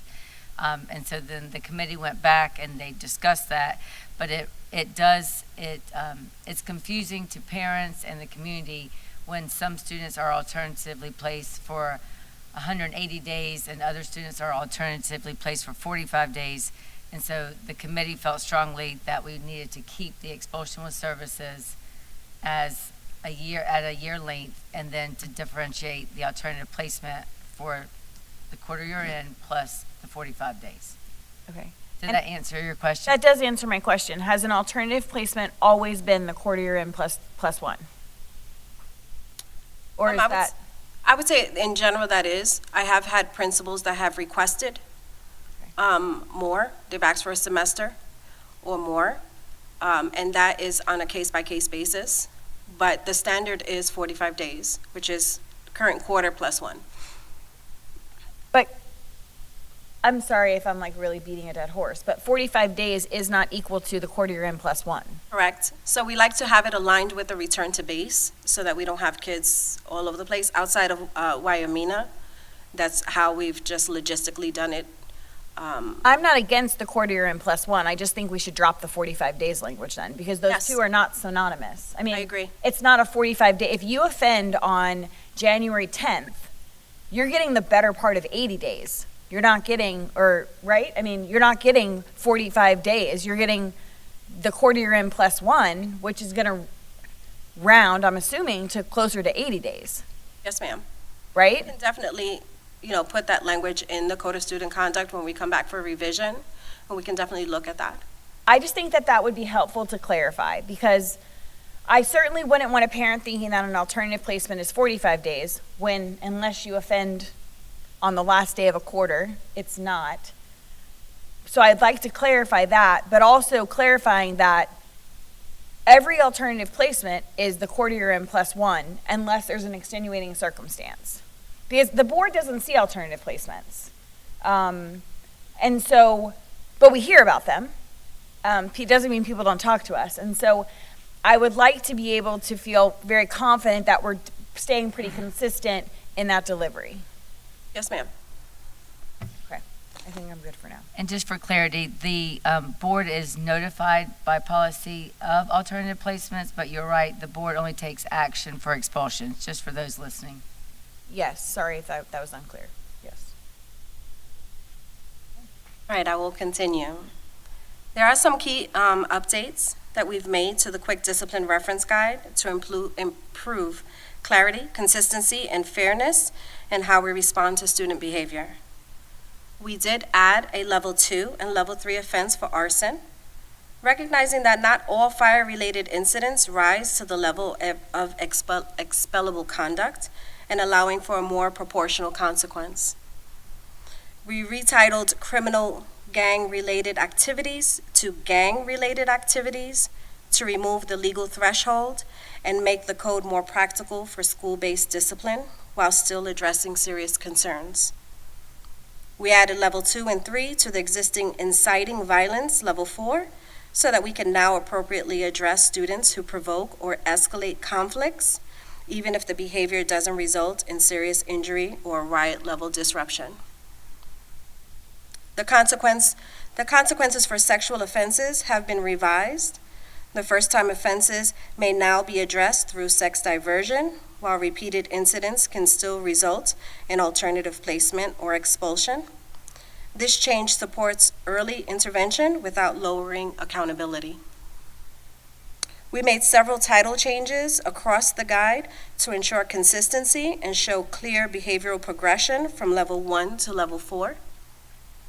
Finally, we revised several definitions to improve clarity so staff can apply the codes more consistently and students and families better understand expectations.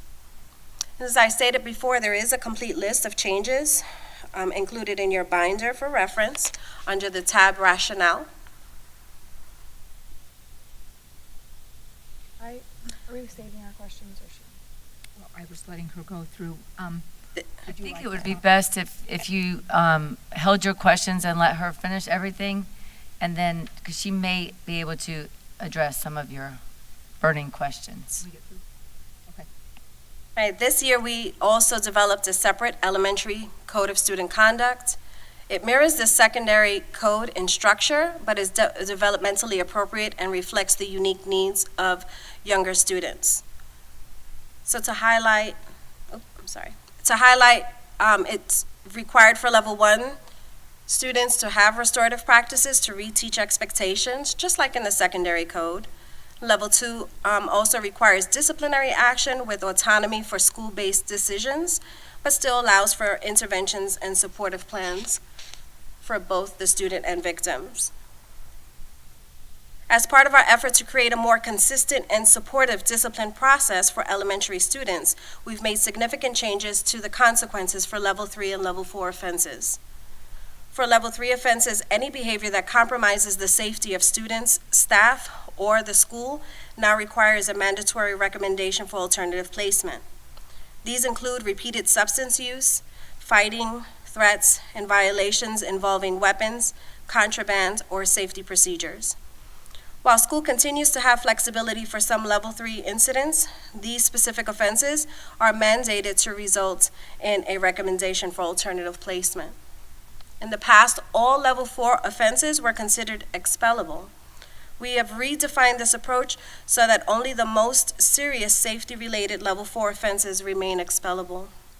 This includes selling or providing alcohol, drugs, or inhalants, arson, battery, force of violence against a school employee, hazing, inciting violence, robbery, sexual battery, repeated sexual offenses, sexually explicit material, threats and threats of mass harm, firearms and repeated weapons, major safety procedure violations. All other level 4 offenses may now be addressed through a recommendation for alternative placement rather than expulsion. We're moving away from the 1-year expulsions and instead working with students through interventions. Now let's consider the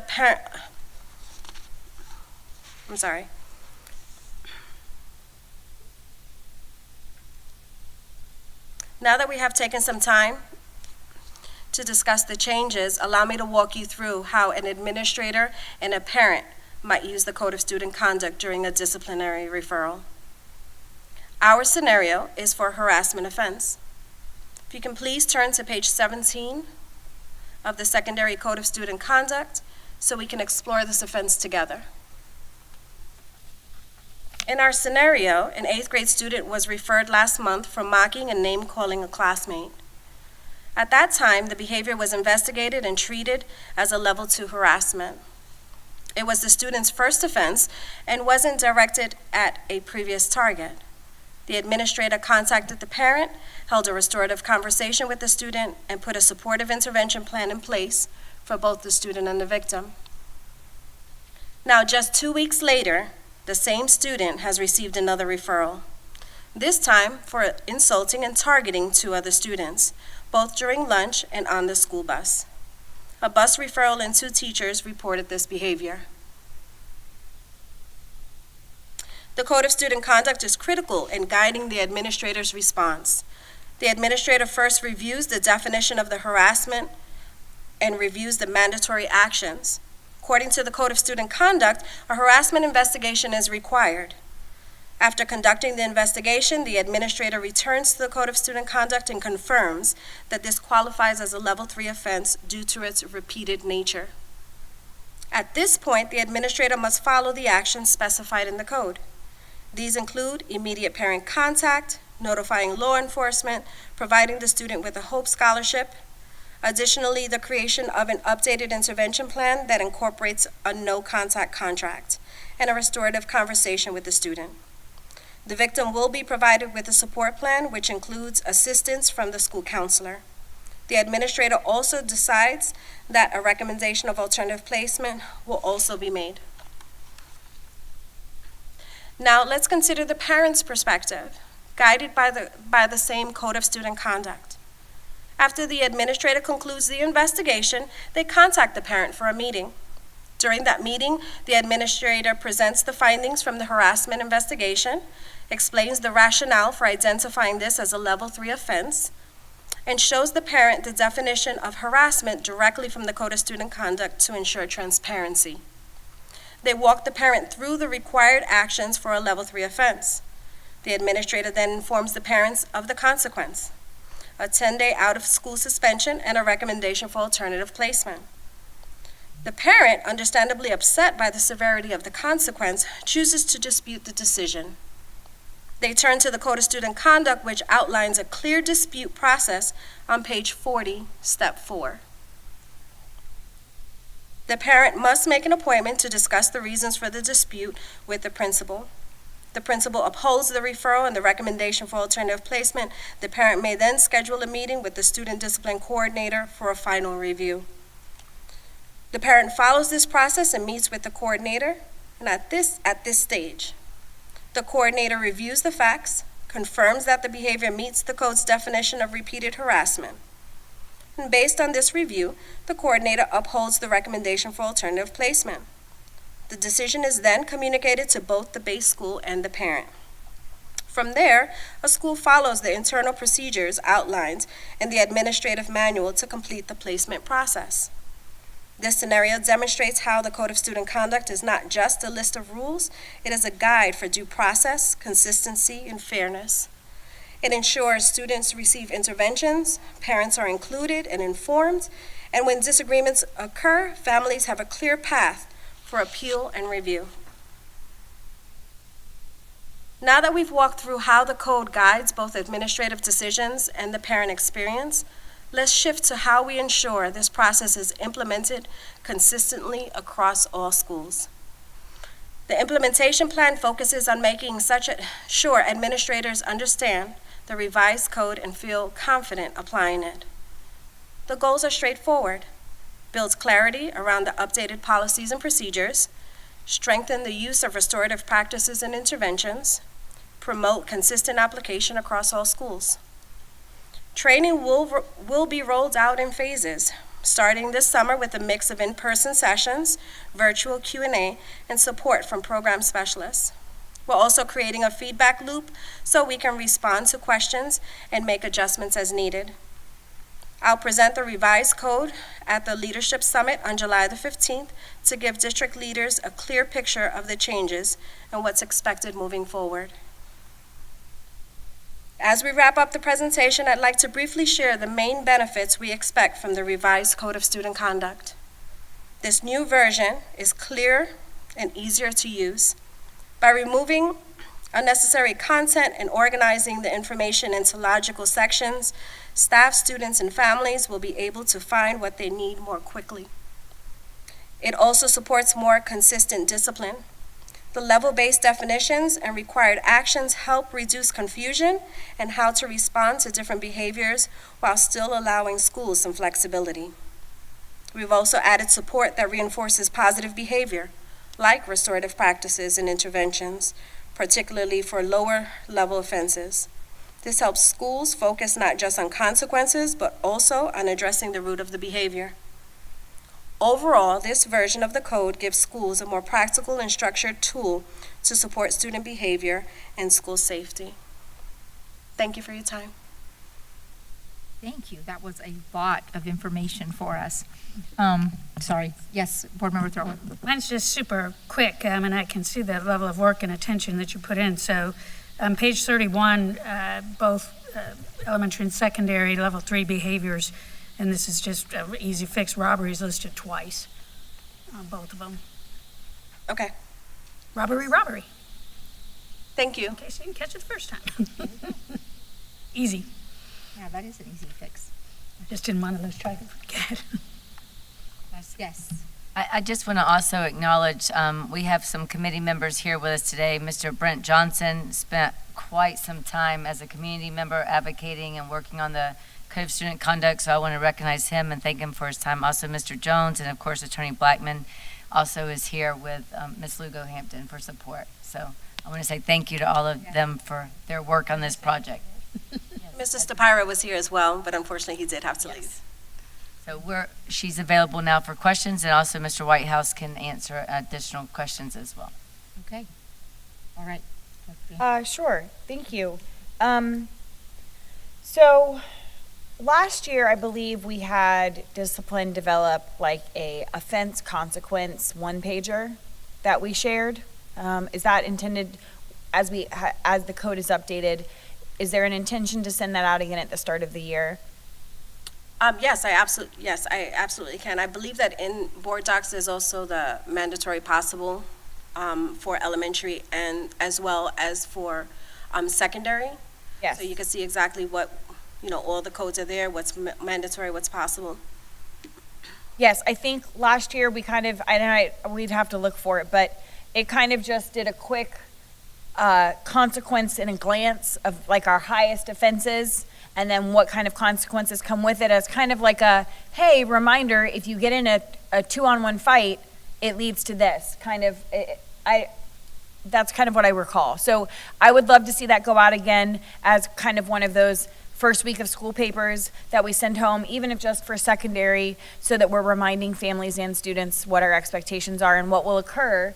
I can't, every single time it seems people come before us for a consequence dispute, they're shocked that the consequence is the consequence. And so I love to be able to say, do you recall when you got this paper and when you got this paper, and really make sure we've covered our base. Okay. Email? It won't be a paper, right? No, I believe last year we distributed a paper. It wasn't an email. It wasn't like the click and skyward to acknowledge the code of conduct. We distributed a one-pager. Do you guys remember what I'm talking about? I do. Yep. Go ahead, Ms. Conrad. We made those. Yeah. Go ahead. Okay. Do you remember? I do. It was like a single pager, and it was passed out. It wasn't an email, I thought. We use that, we gave it to deans. We also gave it out during parent partnership Saturday events. And it was really just to educate, hey, these are our top offenses. These are possible consequences. So it was for awareness. Yes. It was. Okay, and just off the top of my head, I'm thinking it could definitely be on the website as well as in the student handbook. Yes, for sure. It was sent out as a way to really educate people on some of our top offenses and the mandatory consequences that come with them. So I'd love to be able to do that again. Yes, ma'am. I think Ms. Thurr had a thought on it, maybe? She does. Yes, as a follow-up to that, and I love the idea of being proactive and continuing to do that. And that's what I'm seeing as this whole Code of Student Conduct, evolves. I just love the introduction. We are really moving in the right direction, so thanks again.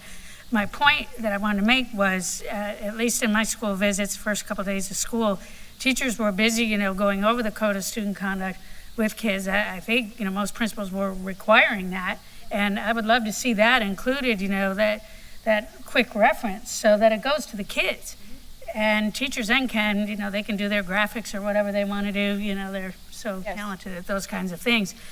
Because not only do we want to be able to just say we delivered the information, but wouldn't it be great if they really said, oh yeah, I remember that. They may not ever admit to it, but. Yeah, I agree with you. I mean, there's usually like 2 slides per period in secondary. Everybody hits a certain slide type of deal. So any way we can embed it and include just those high offenses, that would be helpful. My other question is, we had a couple different offenses that came before the board and off air in the spring regarding sexual offenses, which is what brought back sexual diversion, which I'm grateful to hear that we're bringing back. But some of those offenses, in my opinion, should have qualified for amnesty. And I went back through, I was looking for the code on page 49, we talk about weapon amnesty. And so I understand this is maybe an odd concept, but I'm thinking of a specific scenario where hypothetically a parent reports to a guidance counselor concern about their child having had sexual experiences on a campus, and we then try to expel that student. I'm sorry, but I think that is hypothetically very inappropriate. So I would love for there to be some kind of sexual amnesty so that if I am a student who either willingly or not participated in an event that then I want to talk to my guidance counselor about, I have regret, I felt coerced into it, I told my parent, and then my parent came to talk to the counselor, there should be some protection for self-report so that we can ensure that students who are trying to get help, we can help them. But when they come forward, like this hypothetical parent did, and then we try to provide an expulsion, how is that helping the student? So that is it was slide 11 that sexual offense was mentioned, and so that's my thought on that. I'm not completely comfortable with how those scenarios would have gone hypothetically, and if they were to come before the board again, I would maintain my same feelings as I have now, unless we come up with a way to approach it more supportively, I guess would be the word I'm looking for. So I'll definitely bring that up to the committee so that we can develop something. If it's a pleasure of the rest of the board, certainly not just for me, but if it's something the rest of the board is looking for. Okay, Dr. Campbell? Thank you. And thank you, Dr. James, for mentioning that. I think that was a very Unique. unusual situation, but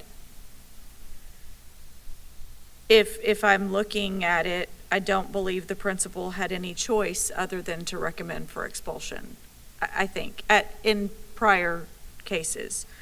So understanding the uniqueness of what we've seen and knowing that in years past when we have had a unique disciplinary infraction that has occurred in a year prior, then we fix it in the upcoming Code of Student Conduct. I recommend something similar, and whatever that looks like, I certainly don't want to re-victimize a student who has come forth, whether they willfully chose to act in a moment's notice and then later regret it or not.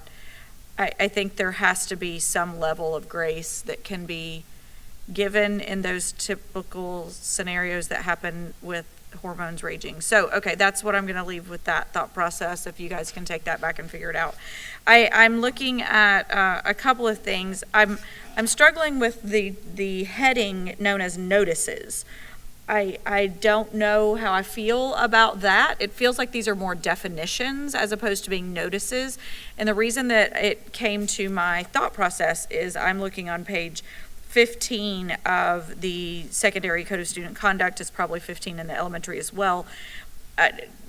The most prominent disciplinary infractions that come before this board for expulsion, I mean, I'm maybe using this generally, but one of the most prominent, I'll say, is fighting. That is a 2-on-1, that kind of thing. We see those frequently. So one of the areas here, it says self-defense is permitted in limited circumstances. For more information, see self-defense definition. So I was looking for a heading that said definitions, but self-defense is listed under a heading called notices. And so I honestly went through every single word. It's not in the introduction, it's not in the student and parent rights, and it almost feels like self-defense is a student right. But I kept going and then found it in notices. So I think you guys have done an amazing job of getting this much more organized than we've seen before. I love that it's in alphabetical order. I love that you can find things in alphabetical order in every single category, and so that's spectacular for the most part there. But I'm struggling with that. Or maybe you even in a scenario like that where you say see self-defense definition on page, and at least give people the opportunity to find it. I'm going to say two different things similarly to what has already been stated. One of which I am still of the mindset, and I have said this, I think, in this board seat ever since we did away with it. I'm still of the mindset that we have to come up with some mechanism that prompts and or forces parents to at least acknowledge that they have received this document, whether that is in Skyward, whether it is in the former envelope that we all used to get that I had to send back with all. If if and only if, or if and only when that student specifically wants to participate in an extracurricular activity. So I know it's difficult to make it a part of like the packet that you have to do as a parent of a student athlete that is so intensive and all. I'm not saying necessarily to put it there, but I do think if a student makes a team, makes the band, makes whatever, that the parent needs to acknowledge that they have seen the code of student conduct or something to that effect. But I think all parents need to be obligated and required to acknowledge in some form or fashion that they have received a copy of this. And I know I was guilty. I was the parent who used to rip out the paper ones for all 3 of my kids and sign it without actually reading it. I'll admit it. I definitely did that as a parent. But at least my signature on that, if my child had committed some offense, I would then still say, okay, yeah, I do have a copy of it because I acknowledge that I received it. So I'm still definitely of that mindset. Not sure how we overcome that entirely, but I think that that's imperative. And we haven't had that for quite some time. Another thing that I think is imperative is that we make this document. I know we're doing a great job with technology to make it on our website where it's all electronic and fun and, whatever. Plug and play, hyperlinks here and there. We have got to put this as a PDF, as a link, so parents can download, students can download, so it can be searchable. Because if you don't know what you're looking for and you just start typing in words, it's difficult to do no matter how well technology does what they're doing on our website. We have to have a searchable PDF. So I think that that's imperative as well. I think most other issues that I had, I think, have all been covered. I appreciate, I think it's going to cause folks to really have a keen eye towards what really is a level 4. I think that it's going to force a shift in mindset, as has already been stated as well. We see variations of things at this level based on principal tolerance. And what is tolerated in one school is not tolerated in another. And removing that subjectivity to the best of the district's possibility at this level is always something that I want to move towards. And I also understand it's mentioned that this is the part that the school board is going to approve because this is the policy. Then you have separate procedures that admin staff is going to receive. And so those are things we won't ever see. We just have to kind of express up here what we want to make sure are in those procedures if it's not already stipulated in policy. I continue to say, and I know that there's a difficulty in including this. Again, I'll go back to the fighting. I have said multiple times, I struggle with when siblings are engaged in 2-on-1 fights. I think there's a level of premeditation that comes versus walking by or hearing that your sibling is being jumped down the hallway. Natural instinct is absolutely to try to help that person. And so I just continue to struggle with not finding a way to spell that out in language. I've said that, I think, since day one of becoming a school board member. And the first expulsions I started noticing that were sibling related. They aren't as common as I think it's made out to be, perhaps, or maybe they're more common than we actually see them. So I don't really know that.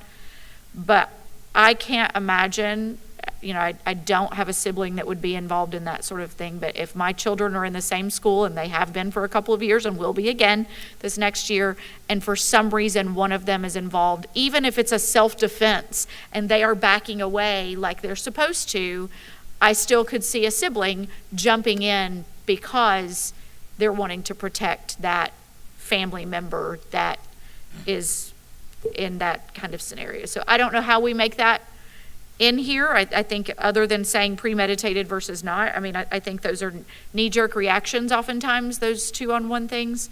But I do feel like there is a difference when it's a sibling interaction than not. And people may disagree with me, but that's how I feel about it, and that's all I'm going to say about that. So, thank you. Thank you, Dr. Campbell. Board Member Thrower, did you have specifics? Maybe. Well, here's the thing. schools are schools, and it is a fine line between, obviously as a school board member, it would be great if every single case that came before us was like 100% cut and dried. Make our job really easy, right? It's plug and play kind of thing. Well, humans aren't like that, and I would never want to minimize the role of the administrators on each individual campus. And we hire them, I think, for their impeccable professional judgment. And until they prove otherwise, I think that we really need to be mindful of providing some latitude as long as it can be justified, because every individual situation is not the same. Some of them have commonalities and patterns, but there's also some real intricacies that just makes it hard to, like I said, plug and play. Humans are not just robots. And I'm thinking around to the sexual offenses too. Obviously, if it can be proven that there was a forced act that occurred, well, that is a huge law enforcement issue. Something that happens behind the bleachers, and I don't know, so I'm not going to pretend that I have all the answers, but I think that there just has to be respect for the people that are with the kids every day and trying to do the best they can, knowing that we want all the kids to be as successful as possible and graduate on time and all those things. And so unless there's something that's proved, otherwise it's just hard for me to to specify ourselves into such a box that we end up doing a disservice. So those are just my musings. Thank you. Thank you, Board Member Thrower. I want to thank you for your work and the committee for their work on this document. I don't know how many months you guys have been. Since January. Okay, a long time, and a lot of people have provided input. And so thinking about that and the time that's gone into this code of conduct for our students, and thinking about the amount of time we spend dealing with misbehavior on our campuses, on buses, on field trips, the rollout of this is so important.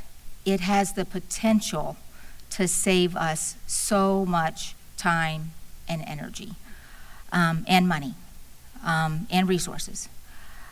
And so I'm just going to speak from my previous experience, and that is that this document doesn't get enough attention when you guys finalize your work. After this is rolled out at the Leadership Summit, what is the next step? So after the Leadership Summit, that's when I start working with the deans. I have several presentations scheduled with assistant principals, with the deans. In addition, I do professional learning with the deans throughout the year. So as they're learning the Code of Student Conduct, I'll be teaching them the nuances of it and how to best apply it and make sure that we're uniformed throughout with all the schools. Okay, so my question, I guess, is at what point are the teachers and other staff members provided an overview of this document, this new document? As soon as it is approved as policy, then it will be rolled out brand new at the summit, at the Leadership Summit, and they will be given instructions as to how they're going to do it.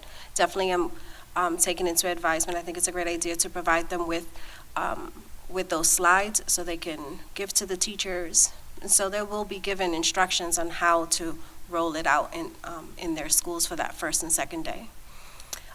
In addition, it will be on the website, and I'm working with IT on that, and it will be, then we'll create a plan for it to be disseminated to parents as well.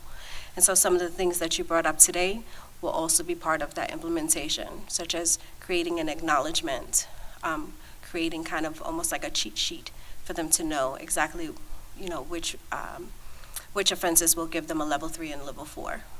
Okay, Thank you for that. So does that look, when you're rolling that out, does that look like an online training? Does that look like a faculty meeting?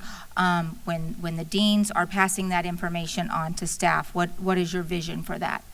So I have scheduled right now the principals meeting, the assistant principals meeting, and the dean's meeting. So rolling it completely out and then giving them instructions on how to give it to the schools. And then I will open up a two-way communication so that they can ask their questions. So throughout all of that. And then finally, then throughout the year, I have the dean's meetings where we'll continue to learn. Okay. And I think that's great. I just, as I vision the kickoff of the school year, and I think about preventing some of the situations that are brought forward, we have the opportunity to arm our students and our parents to not get in these situations if they understand what the consequences are going to be. So I guess my request is, as this rolls out, that we just, your team takes time to reflect on what that looks like and how important it is and how it really and truly, this is something we do in our district that impacts every single student, because if your student is not, if you're not misbehaving, you're affected by a student that's misbehaving. It affects our teachers, our bus drivers, our non-instruct, our cafeteria. This document right here impacts every single person in this district.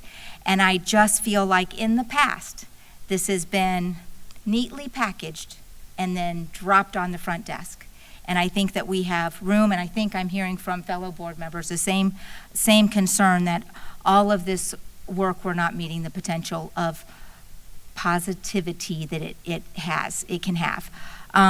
So I guess I would like an update as you get further, into finalizing this and looking at how you're going to completely roll this out, how we can better equip our parents, our teachers, and our students to understand that their actions have consequences and what those consequences are.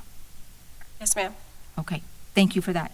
Yes, I'd ma'am. like to share something. So during, and Mr. Whitehouse can elaborate, but during the pre-planning week when teachers return, it's customary that every principal or assistant principal do rotation sessions with teachers, and the Code of Student Conduct is always a rotation. And so what Ms. Lugo-Hampton's team can do is provide a summary of this, because it's a lot of content, so that can also be added to those rotations during the first week of school. Okay. And I have something else. Okay, sorry, I just want to say, and Dr. Brewer, I really appreciate that. In some situations, this is just dropped on the desk. And so my elementary teacher brain is like, if it was a scavenger hunt, if it was this is an interactive activity that our staff has to use and that our kids have to use, so they know what's in this document. That's what I want. I want them to know. And in the past, in my experience, this is just handed off. And that was when it was in paper. And so now that we're relying so much on digital, nobody's looking at it. Nobody's reading it. And so too much work, too much time and energy has gone into this for it not to positively impact our schools. Yes, Dr. Brewer.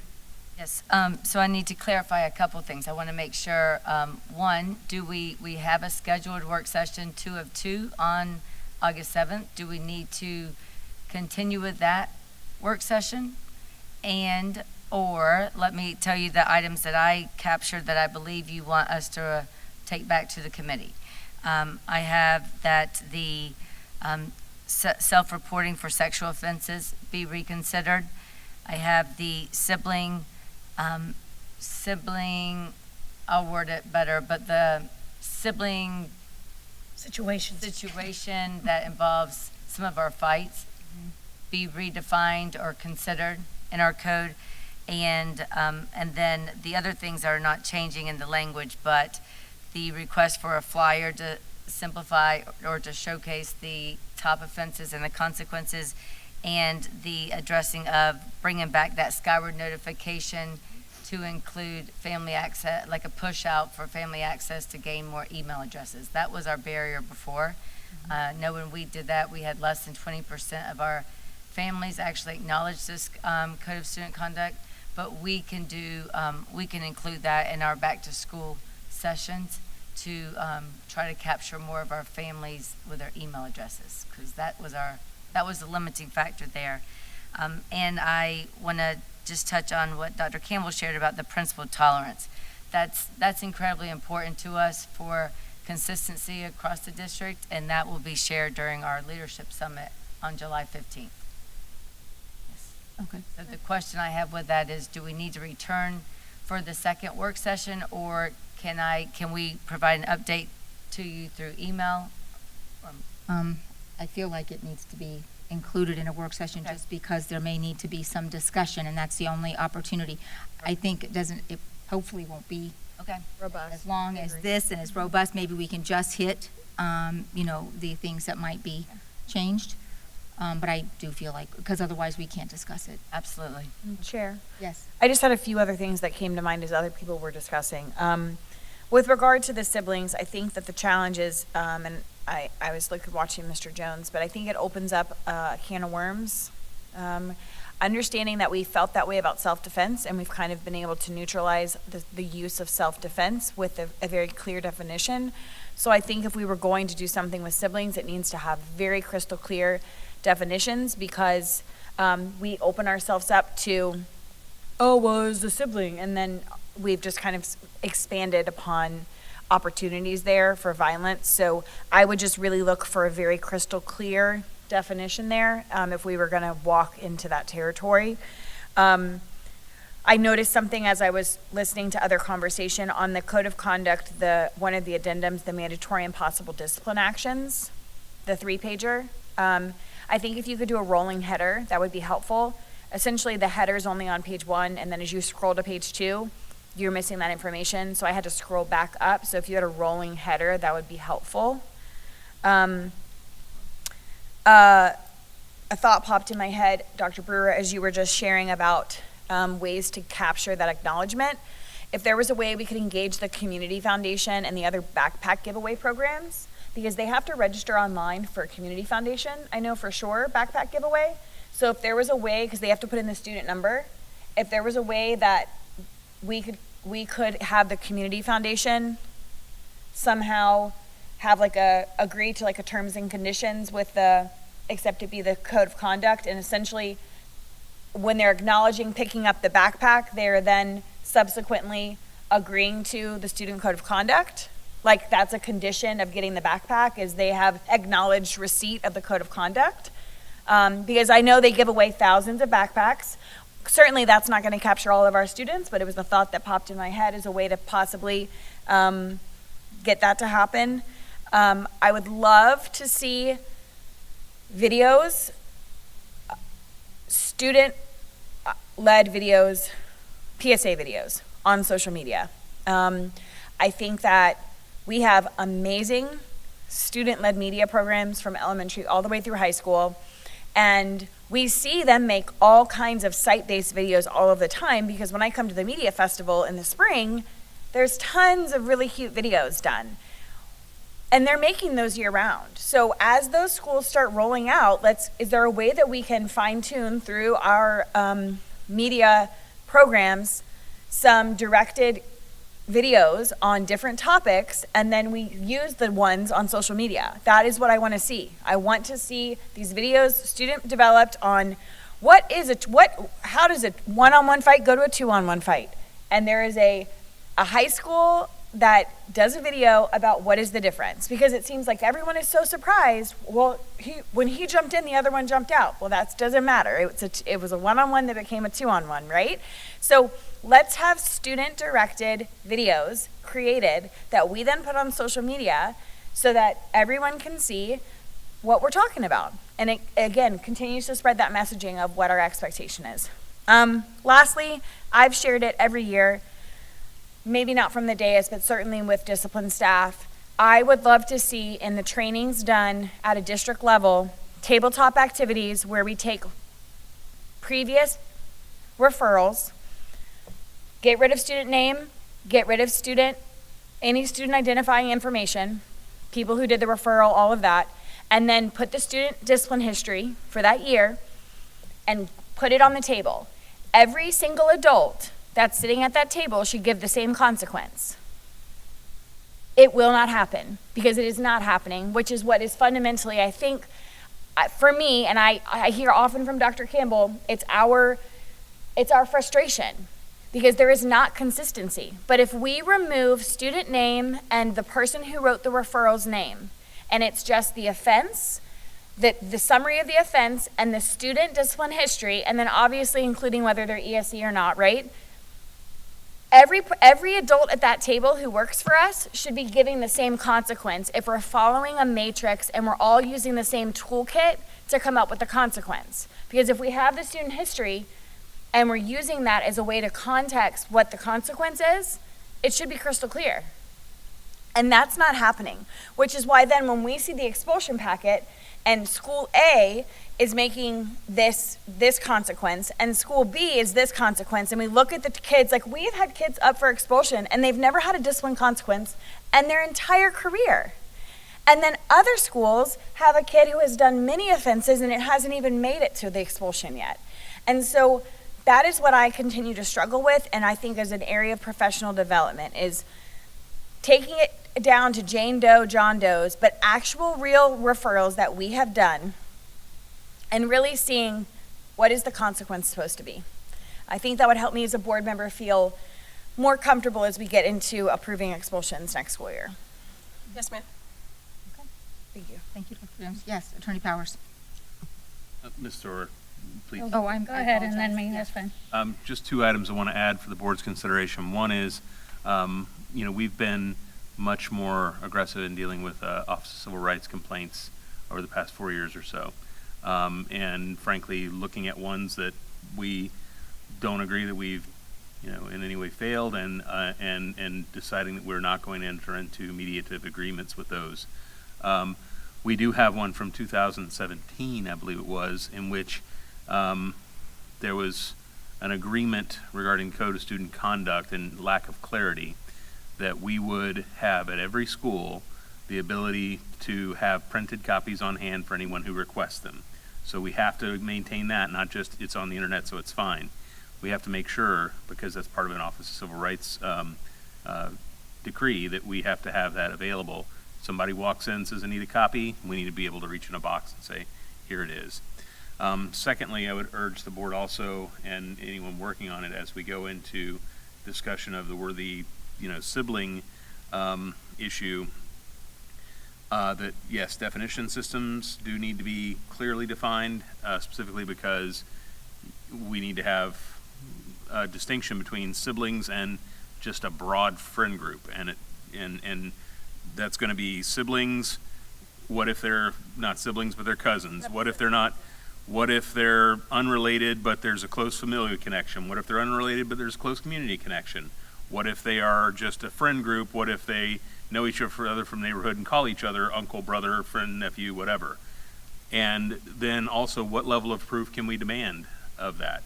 Because it may be that in some cases it's quite clear these are siblings, they actually are siblings. And in other cases it may be much, much broader. So we're going to have to define that so that we're able to do that. So I have a response to that, if you don't mind. I just mean for clarity purposes, that's what we need. No, I completely understand and agree with that. Just like we have in a packet we had today, their Skyward information lists their siblings. And if their parent indicates that they're a sibling to another child in Marion County Public Schools, those people are siblings. Anybody beyond that? I mean, it seems like a pretty clear-cut definition to me, because we can look right now in any expulsion packet that we have, and our front page shows who their parents are and who their siblings are. And that answers that question as far as I'm concerned. Okay. Board Member Thorne, I have a comment that goes along. Would you mind me stepping in with that? I would just like to add, thinking about growing up, thinking about years of teaching, another way to look at the issue of siblings and fighting is to make that something that's covered on that one pager. That when we're covering fighting, it means whoever. It means you can't fight with your sister or brother. You can't jump into a fight with your sister or your brother or your cousin or your neighbor or anyone, because when you are an adult, it doesn't matter. You will be charged the same. And so I just want the board to consider that we may be doing a disservice to our students if we lead them to believe it's okay to fight with your relative, because we know that it's not. So just another way of looking at a challenging situation. Yep, thank you for that. Board Member Thrower. Thank you. I'm thinking about data and communicating the message out to the community that our schools are actually pretty safe places. You know, we've been sitting here for a while now talking about, you know, this very thick document and all these things that can and do happen, but in the grand scheme of things, I would like to see some hard data out of 45,000 students or however many we have now, you know, and that gets put out every once in a while, but how many are we actually seeing? And let's break it down a little bit to repeat offenders. You know, at some schools you have a very small handful of kids that are creating 99% of the problems. Because I think it's important for the community to know that, yeah, while we have some bad things that happen, they certainly are not the norm. And it's important for families to feel comfortable that sending their kids to our schools is a safe choice for them to be making. It's always great to have Board Member James go before me, because I had written down creative presentations by students for students. Those are the ones that resonate, and kids are just so creative, and they get a lot of assignments like that. So we might as well have them be the ones doing the communicating. I think it's been known to be the most effective, so I do think there's a lot of room there. I do remember back in the day we did some calibrating at dean's meetings, like, you know, how would you do this kind of thing, and just trying to find some common ground. And I agree with common ground as much as possible. I guess my point earlier was, you know, you're going to have outliers. You just are, that are pretty situational. So, you know, I think I made it pretty clear that I just don't want to hamstring our schools either. It's such a delicate balance. But I'm just glad we're having the conversation. You know, we're definitely on the right track as far as, I love that suggestion about the registering, you know, to get a backpack and saying that you've got the code of student conduct. There's probably other methods that we can use, you know, to get that in there, and I have one in my head and I just forgot it. So I might have to say it in my comments. But just some creative thinking, you know, like that, to where then fewer will be able to say, no, you know, I didn't see this. But in the grand scheme of things, even the lowest functioning kids at some level know that it's not okay to hit somebody, pull their hair, spit on them. It's just not. So I feel like what we've done with attendance is that we've made it very clear what our expectation is, and that we're going to support you and we're going to work with the families. But there comes a time when we are, we're done now. And I think that there's some dovetailing that can go on. Hopefully the more kids come to school, the more engaged they'll be, and the less likely, you know, they'll be to act out. But I know that we've made a lot of headway with attendance. I think we can do the same, you know, with discipline. I mean, everybody's crying for it. You know, we want our kids to, and our adults too, to have them schools be pleasant places to be, and classrooms. So that's it. Okay. Thank you very much. I have two other things I wanted to just share, because there's really not another time. It's the closest it's going to be related because this is one of the only times we get to talk about the code of conduct. So I just had a question and then a comment. Under no cell phone use, there is one of the consequences is ineligible for extracurricular activities. Do you know, is that used? Like, do principals use that consequence? Oh, I see Mr. Whitehouse is nodding yes. Okay, good. I didn't know that. It was something I learned going through this document, because I think that is a great strategy. When I visit high school campuses, I will tell you, when you do observations in classrooms for Golden Apple Teacher of the Year, when you go into high achieving classrooms, nobody is on their cell phone. It's just an observation that I've made the last couple of years. Students that are doing really well, they're on task, they're listening to what the teacher's instruction is, they're working on their work, and I will say, in the several years that I've done this, I've only seen one cell phone come out, and it was a young man.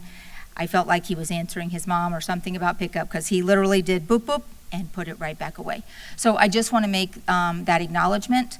There's a lot of conversation about whether cell phones should be at schools or being able to be used, all of those things, and I just wanted to share my observation in being in classrooms and the impact that they have.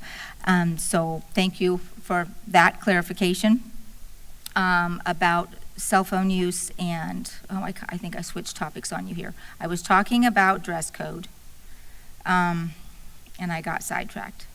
So dress code, let me go back. I'm sorry, because I confused myself. I'm sure that I confused you. Talking about dress code and thus ineligibility for after-school activities. Mr. Whitehouse is nodding yes, that gets used. What I would like to do is really see some improvement in that area. When I visit high school campuses, this is where I got turned around. There are just students not dressed for school.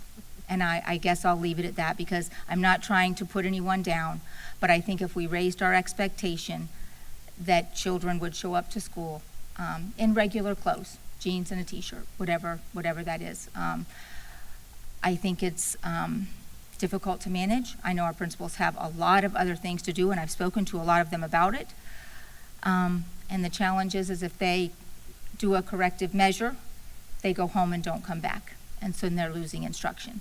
But when I read this, that they may not be able to go to a football game or a basketball game or whatever, I thought, oh, that would be a great incentive. So anyway, I just wanted to highlight that consequence.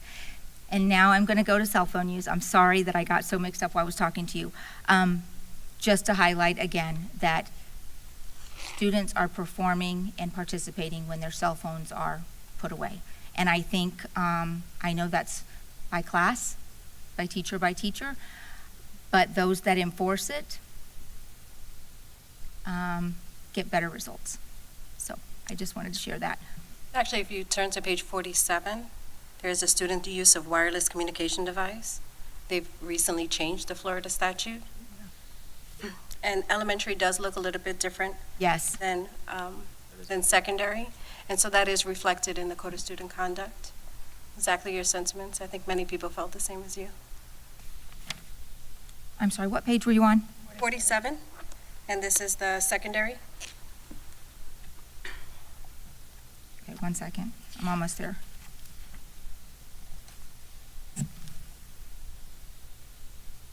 Yes. And so elementary and middle are prohibited from using these devices during the school day. It says here, including instructional time, lunchtime, and during transition from period to period, where there is a little bit of latitude for high schoolers. So high schoolers are also permitted from using the devices during instructional time, except when expressly directed by a teacher solely for educational purposes. And I agree with that 100%. And I read that. What I'm saying is the rollout of that is different. Just like we were talking about, you go into one classroom and all of the phones are put away and nobody's on them. And you go into another classroom and every single kid is on their phone playing music. They have ear pods in. Like it's not the same. And so I think as you roll this out, that's a great area to have conversation, even if it is administrators sharing their experiences. You know, what's worked in using that kind of technology and what hasn't. So I just wanted to highlight that. Okay, anyone else? Well, since you started on dress code. Okay. I was kind when I was talking about dress code because I have more to say, but I'll let you jump in. Well, and I, as a former high school administrator, what I will say is, and I think I would speak for most high school administrators, the dress code has been the dress code similar to this for a very long time. And as a high school administrator, we didn't really follow this dress code. We followed the 3 Bs. And you can guess what the 3 Bs are. But we didn't want to see the 3 Bs. And so as long as you had those 3 parts of your body covered, we were glad you showed up to school to learn. Because ultimately, my fingertip length and your fingertip length are different. Me and board member Thrower in size are very different than Dr. Campbell and Ms. Conrad. And so if we do our fingertip length, it's going to look very different. And so I think as a high school administrator specifically, when you're grateful that a student has come to school, if they're wearing Nike shorts and they are respectable, not up their booty, but they're respectable, I'm glad they're at school. Am I going to get into the weeds on, are they fingertip length or not? And so I think what this says is mid-thigh, comma, fingertip length. And those two are not synonymous. And so it either needs to be better defined as an and or both, because they're not synonymous. Mid-thigh and fingertip length are not the same on my body, I can tell you that with certainty. So I don't know if that needs to get clarified, but I can tell you as a former administrator, the ambiguity of it I have appreciated, because then I basically say, well, she's really tall, so it is mid-thigh for her, but it is not fingertip length. So if the intention is for it to be ambiguous, then I think it needs to stay exactly as it is written. But to expect fingertip length, I think, is a lot. So, and as a college student, they wear gym shorts and a t-shirt to school every day. So I think that if that's what they're comfortable learning in and it's not distractive to others, then they should wear what they're comfortable learning in. That's just my personal opinion on it. Okay, you can see this is why we have a hard time sometimes, because we have differing opinions. Okay, anyone else? Comments? I'm not going there. Okay, Nancy's gonna pass. All right, any other comment? All right, I just want to end with a positive. Thank you so much to you and the committee for the work that was done on this document. I love that the definitions are in blue. I love the quick guide that's included, and so I think we're leaps and bounds ahead of where we were before. So thank you for all that you did to prepare this and get it in front of us so we could review it. Thank you very much. All right, with that, is there any public comment? Okay, seeing none, we will move on to our next item. Dr. Brewer, would you like to sorry, I thought Attorney Powers was talking to me.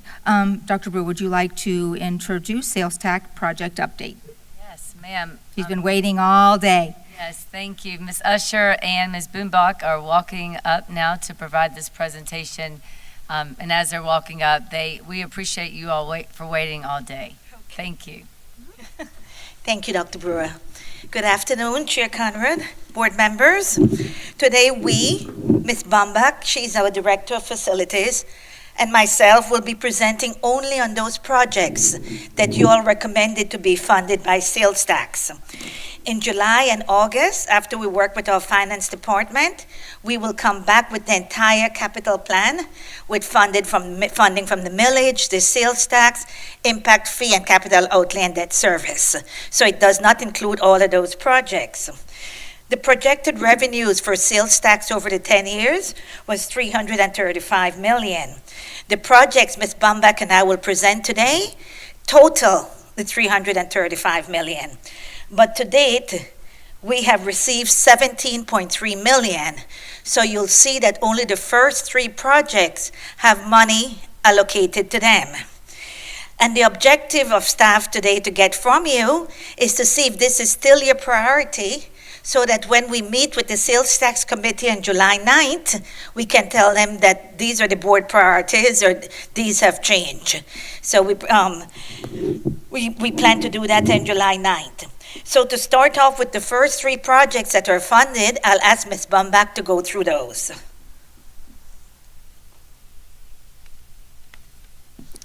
Good afternoon. Good afternoon.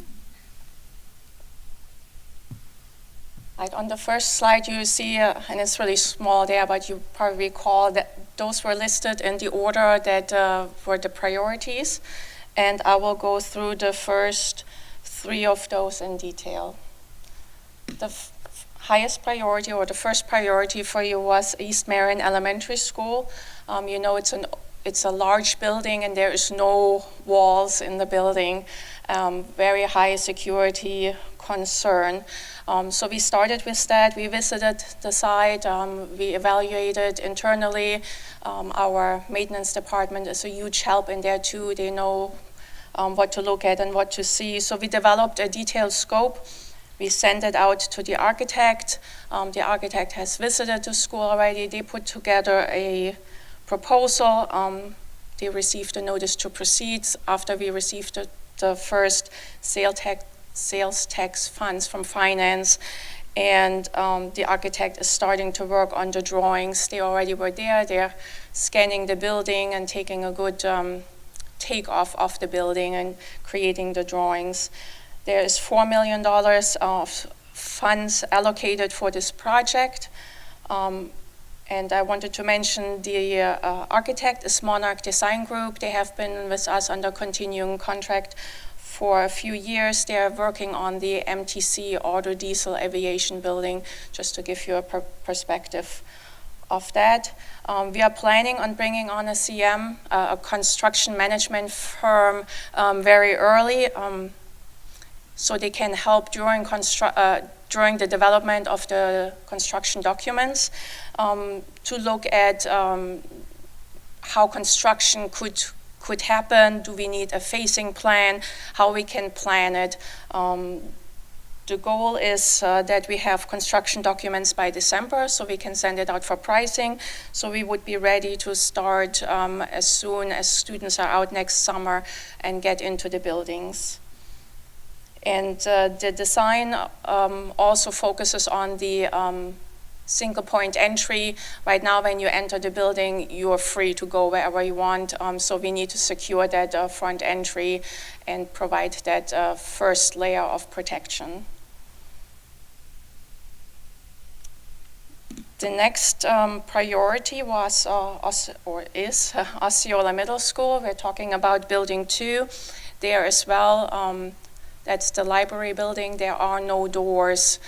So when you get into the building, you are open to go to all the rooms. And the rooms are divided by some weird panels. They are not real walls as we know them. So the noise is a problem. So just to put doors on, I don't think would do anything to the noise. So we are planning on taking these, maybe there were temporary walls.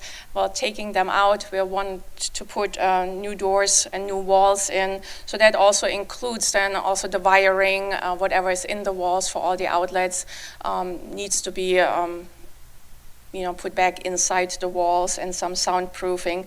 We have $2 million allocated, and we received the funds. We have finalized the scope. As you know, there was another project at Osceola that we were focusing on first, but we finalized the scope. We sent it to the architect. We're waiting for the proposal. They will come out and evaluate the current situations. One thought in there is as well, the air conditioning system is quite old. There's a project upcoming at Osceola that was already approved in the 5-year plan. We might need to look at that we can maybe bundle that together, but we will evaluate that and bring that back to you at another time. We have reached out to Walker Architects. They are under continuing contract as well, and they are working on the Osceola gym at this time, so they are familiar with the campus. Ms. Bombach, I'm sorry to interrupt. Would you mind if we asked questions as we went along, or would you prefer we wait toward the end? Whatever you prefer, it doesn't matter. Okay, I think we'd like to ask questions as we're going along. Okay, thank you. I just had a quick question.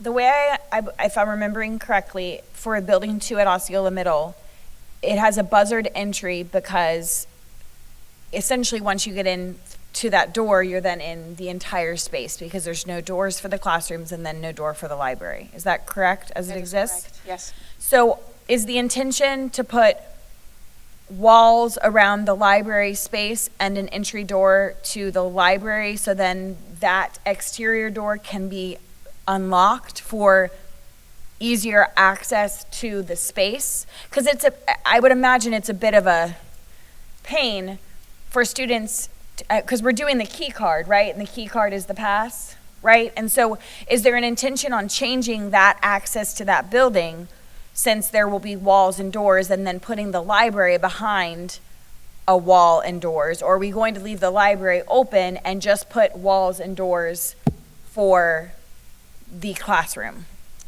Yes, I think that's a discussion then. When we get into the first stage of design, we will talk with the principal. We also will talk with Safe Schools, and we will all meet and see what the needs are and what is preferred for the school, Okay. what would work best for their rotation and student traffic. And I don't need an answer today. It was just kind of something that came up into my head because it's the way of the flow in that particular building will change once there's locked doors for the children to be behind in a classroom. And so just trying to understand. And also, if the library was enclosed with a wall, then the noise theoretically from the classrooms may seem different and that kind of stuff. So thank you.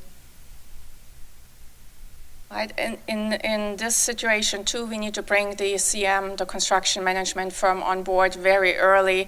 It's a large undertaking for one summer, but if they are on board early and they can start planning, we can consider that in the design and make a plan how construction could go next summer. Number 3 on the priority list was Bellevue Elementary School and Bellevue Middle School, Bellevue Centers Elementary School replacement and combining both schools together at the Bellevue Elementary School location. We are proposing, and you will see the layout a little bit later in the slides, a 3-story building for 1,220 students. And our plan for that is to use the Lakeview Middle School, the current Lakeview Middle School, after the students move from there into their new school, as a holding school for Bellevue Elementary School during the construction on that campus. That would allow us to demolish the entire campus, place the school exactly where we wanted to allow the flow of the traffic and the students are on the site at the most ideal location. So for that, the timeline would look like Lakeview Middle School in August of 27 will move to their new location. And at that time, we will prepare that school to receive the Bellevue Elementary School students for the 27-28 school year. And during that time, we will construct a new Bellevue Elementary School on that existing campus, and give it 12 months. And by May 2028, construction should wrap up, and we can prepare for the students to come back for the following school year. We have $65 million allocated for that. At that moment, as of today, we don't have those funds yet, but we are accumulating those sales taxes over the years, and by the time we are looking to receive a GMP, we should have the funds collected. At the moment, we have funds ready to start design, so we can engage the architect and have time to really fine-tune the design. As you mentioned earlier, you are interested in using the same prototype as we have right now for the elementary schools, and Hepner Architects has a version with the 3rd floor already in there, so it would be the same prototype as we have used for school X and W. And the design will include also all the preliminary testing and the surveys that are needed. So we have just a little over $2 million already assigned to that project where it would allow us to get the architect under contract. So the timeline is for design to reuse the prototype. We will make modifications to make it fit the needs of our district. We could start with contract negotiations once we get approval from you in June, July, and then can bring the contract to you at another board meeting and start maybe with the design in August. The construction manager we should get on board very early as well, because it's a tight timeline of constructing an elementary school in 12 months on that site. But if the contractor is included right from the beginning and they can anticipate that tight timeline, I think it is possible.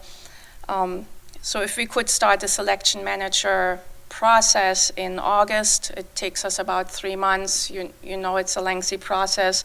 We could probably have it for board approval to you by December, by the end of the year. And then next year they can start as soon as the construction documents are ready, sending it out for pricing. By the end of 2026, we should have a GMP ready so we could start early procurement and maybe already plan for what needs to be done to the old Lakeview Middle School to receive the elementary school students. And we are looking to start construction then the end of May in 2027 with a completion date in May of 2028. We have to watch the sales tax coming in now over the next few months to make sure that we have all the money collected before we can issue a APO for the GMP. And I want to show you the layout. This is the existing site at Bellevue Elementary School. It's a 15-acre site, and we have an overlay of how the school would look like. And you see the parent loop is always the biggest problem. We need to get those parents off the road and try to loop as much as we can on site. So we would still have the main entrance out of 484, and we loop them around the buildings so we get them off the road and they can line up for pickup and drop off, and then the buses would come on the side road, and also the deliveries. And we could have a side entry as well then for staff, so we can separate parent and staff traffic as well. Sometimes that's a tight point at the entry. Dr. James. And I just want to make a highlight here. With a completely new site, these schools will get exactly what we're seeing at Winding Oaks and Ross Prairie. Yes. So they're going to have covered play. They're going to have multiple playgrounds. They're going to have essentially a cafetorium with a true stage and really top tier facilities.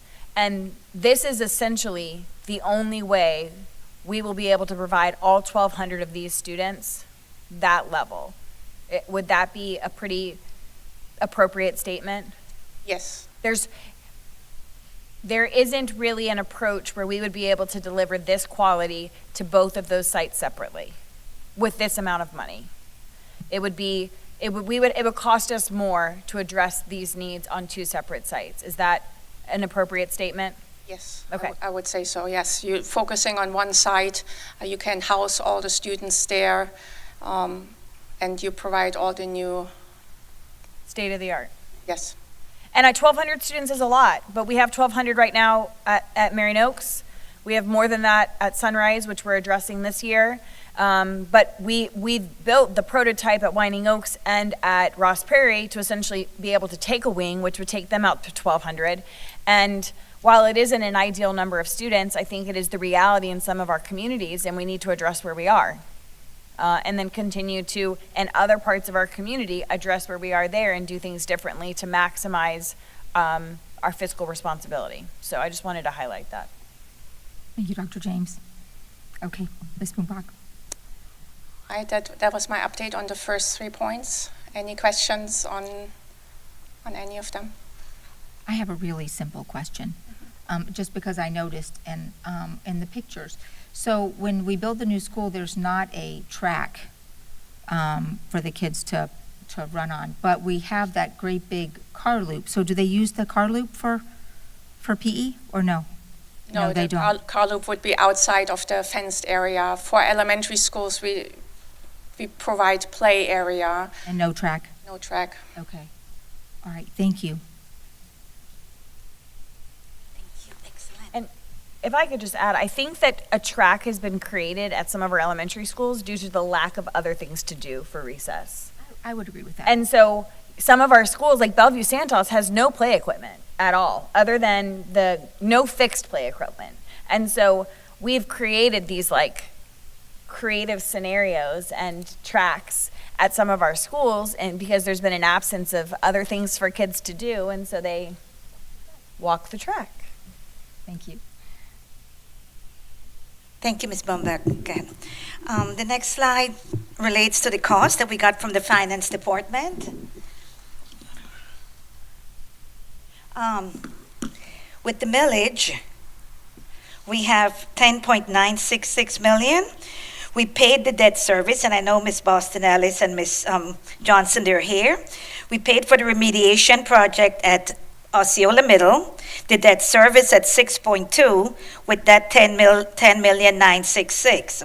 With the 17 million sales tax that we have 4.3 million at Ross Prairie still, 4.9 at Winding Oaks, as Ms. Bumbach mentioned, 4 million at East Marion, 2 million at Osceola Middle, and 2.1 million at Bellevue Elementary, for the total of 17 million, which we have right now.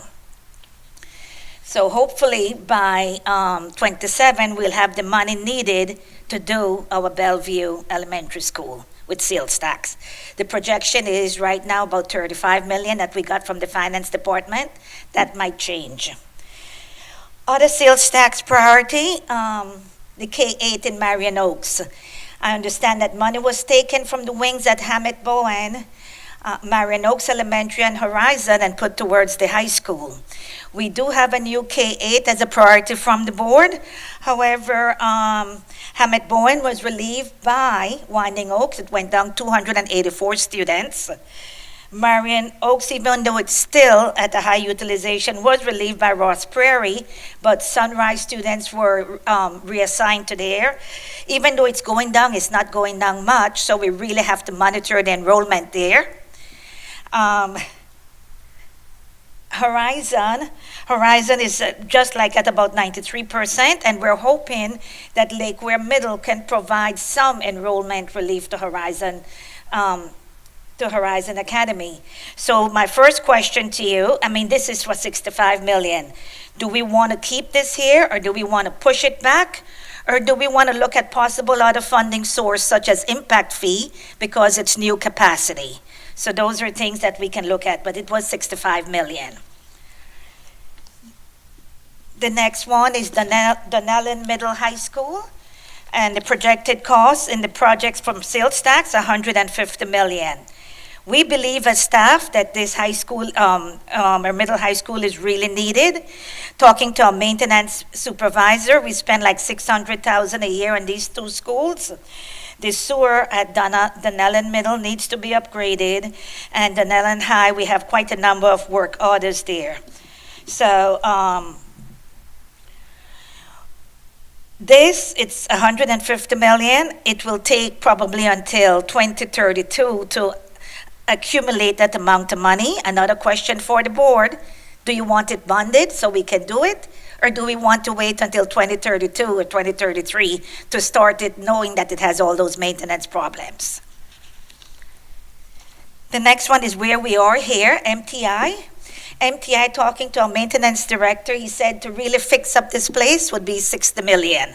However, right now in the sales tax, we have 15 million. We got the plumbing is in bad shape, lighting, windows, doors, HVAC. What I would like to see, or staff would like to see, and Mr. Duncan, if we can move up some money so we can start working on these maintenance issues as soon as possible at MTI, if we'll continue using it as offices and as a school. The next one on the sales tax list is Ward Highlands Elementary, and yes, this is needed based on utilization. It does have portables. The portables are old, so without the portables, it's at 111. With the portables, if we count them, but we really haven't been counting them, it's 78, so it does need additional capacity. The next one is Maplewood, and the same thing here. It has portables on it, but we do not count. It has 17 portables. We have zero capacity associated with that because the portables are so old. Without the portables, it's 109. With portables, 77%. So I think we do still need this wing. Now going back with some numbers that we received from our finance department, to date 17.3, and that's like mid-year, and that's why the really draft estimate is 35 million. Hopefully we'll get more than that, but I'm not certain. So what I'm trying to get from here is the directive from the board on these sales tax projects, and then on July 9th, there's a sales tax Oversight Committee, and the committee is responsible to review expenditures and revenues, to provide written report to the superintendent and chair regarding expenditure, and report any inconsistencies between the ballot language and the use of the sales tax. And the ballot language said it can be used for renovation, security replacement, new construction, technology, and of course a certain percentage to charter schools. So the next meeting is July 9th, and my intent there, because we don't have all the finance piece, and I don't have the entire CIP, and I won't bring that back until July, August, is just to tell them what you all tell me today, if these are the projects we want to continue with. We mentioned Osceola Middle at 4.7, and I'm happy to say that that is on schedule. And we're able to save some ODS there also, so I'm happy about that.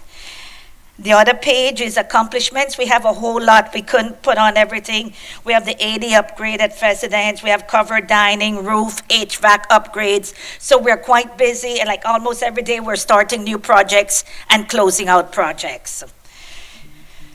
The new schools, as you all know, Ross Prairie and Winding Oaks will open this August. The new high school next August, and I'll bring back to you the schedule for the new middle school DD. At first we had said January, but I think we'll push that back to August 27, and that will still work with Bellevue, because then Bellevue can occupy the vacated Lake Weir in 27. These are the revenues just draft. I kept pressing finance for some revenues, so this is just, they made sure to tell me it's just draft. It says 107. I really wish we could get all that, but I know they have to take out different things, so that certainly is not all for capital. And I understand the monies for charter that have not been taken out.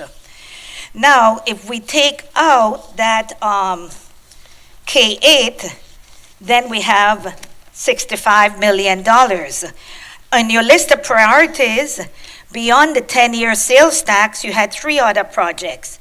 You had Spar Elementary Facility Upgrade for $30 million, Ocala Springs Elementary Wing for $15 million, and Fort King Middle for $15 million.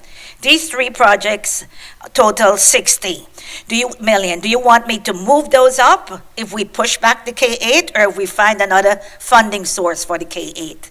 So just looking for some direction from the board. Again, we'll come back with the finance department in July, August with the entire capital plan, and hopefully we'll have some projections there too. Thank you. Thank you, Ms. Usher. Board comments, questions, concern? Board Member Thrower. Thank you. Thanks for the presentation. A lot of information in a short amount of time, and we have some moving targets as revenue continues to come in.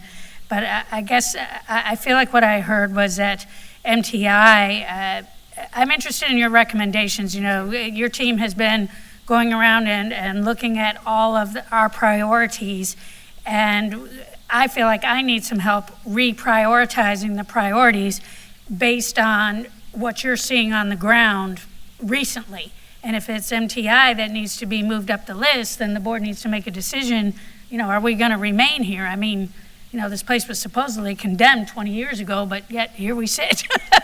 So I don't know that we are going to see this need diminish anytime soon.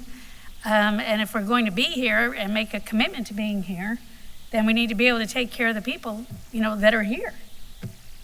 So I'm interested in your revised list of the order of the priorities. They're all priorities. Right. Board Member Thrower, if at least, if we can't give them the entire $15 million, I would like for us to start allocating money to MTI. Mr. Duncan said the sewer system is so bad, the AC line, and talking to him, Ms. Bumbach and I had a meeting with him. He's afraid the sewer will go anytime, so we have to really address that. That is a priority. It might not mean 15 million or the total 60 million, but if we can shift around and prioritize and put some money toward that project instead of it coming in after all those projects. Thank you. Okay. Yes, Dr. Campbell. Thank you. Again, a lot of information, and I opened my own Excel spreadsheet so I could kind of keep track of some things. A couple of comments first. We idealized that there would be a combo Dunellen Middle, Dunellen High. The community does not want that. So I understand that from a facilities perspective, because of the aging facilities, we need to do it. But the community does not want a combo Dunellen Middle High. Okay. So how we solve that might change that priority of 150 million. I don't know the answer to that just yet, but I believe that at least, I'm not sure if you had gone out with the mayor or and had spoken out there in Dunellen, but I think there might be some opportunities for us to explore that could change that thought process. So that's point number one.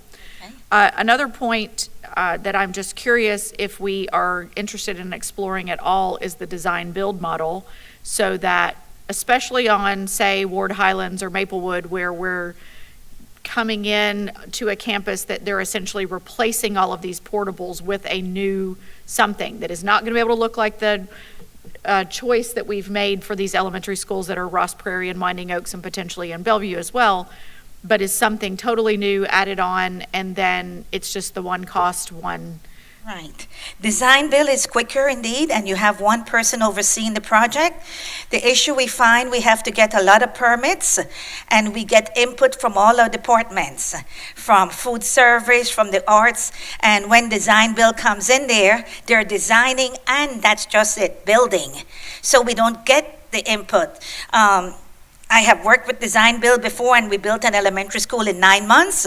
I had a lot of problems with the water management district. They were all complaining that we did not get our permits, and the academic staff said they did not get enough input into the process because the bill was moving so fast. But it is something we can certainly look into. Well, I wouldn't say it's the end-all be-all for every scenario, but I think in one-off cases like what I'm mentioning, again, going onto a Ward Highlands campus, I think potentially a design build might be the way to go, and something like that. I don't know that it's going to completely save us money, but I'm at least interested in exploring it. Talking with some folks at Florida School Boards Association, lots of districts are doing both simultaneously, doing a design build and an architect CM, and so they're weighing pros and cons, but certainly in certain scenarios, I think that would be unique and interesting. Another couple of comments that are not listed here, and I understand this is based on sales tax projections. Just two things that I want to ensure that as we're talking about the 5-year work plan, that we are looking at the data center. I know I alluded to that the other evening whenever we had the money that we're selling, the money we're going to be receiving from the sale of this old central warehouse property, but what it's going to take for us to actually fund that data center that then will potentially release an asset for us that will then also add to the coffers if we choose to dispose of that property at any given time. The other thing that I want the board to continue to explore, and this isn't necessarily sales tax money again, even though I might be able to determine that it would be safety related, is upgrades, significant upgrades to Booster Stadium. The reason I'm going to say that is anytime we can put dollars into something that will then be revenue generating for this district, that's not an asset that we're currently utilizing for revenue generation. We have the opportunity right now, ripe, while our community is talking about a sports facility that may or may not be approved at the county level. We have something in a gym of Booster Stadium that is not on a school campus, that if we put the significant upgrades at that location, inclusive of new rubberized track, field houses, etc., that could be revenue generating for us on a continual basis. It would never interrupt a school. It would never interrupt a student day, but we're not thinking that way. I mean, obviously we're in the business of educating students. I understand that, but as we continue to have revenue sources pulled from us from one way or another, we're going to need to come up with things that are creative for revenue generation, just like lighting upgrades in this auditorium, for example, or any of the lighting upgrades that are happening in all the auditoriums. I think that is only going to enhance that revenue generation for each of those campuses. So as we continue to do that on our football field, certainly those kinds of things are going to impact school days when they're on a school campus, but that is a unique piece of property. I just want to make sure we are allocating resources to boost that revenue generator. Thank you, Dr. Campbell. I have a meeting with Mr. Tucker next week to walk Booster Stadium. He gave me an update on it and the possible funding from other sources, so we'll definitely work on that. When we were preparing for our presentation today and we had our meeting, we did talk about the data warehouse, but I know based on our estimate there, it would not be sales tax, so hopefully it could be millage. We're working on more playgrounds, more covered pavilion. We're in Florida for the people to play, athletic upgrades, and we do need to allocate more money for major maintenance. We are deferred maintenance 1-point-something billion. We have to put some money into maintaining our schools. So I'm glad you brought up the data warehouse and the Booster Stadium. Those are two projects we're working on. Thank you. Thank you, yes. I want to start by saying I completely resonate with Dr. Campbell's statements. I think the data center needs to be prioritized because essentially we are locked into an asset that we could get rid of if we had the data center. And the data center was in the plan until we essentially under budgeted all of the projects that we're doing right now and we ran out of money. So I fully support finding a funding source and getting the data center done. It needs to happen, in my opinion.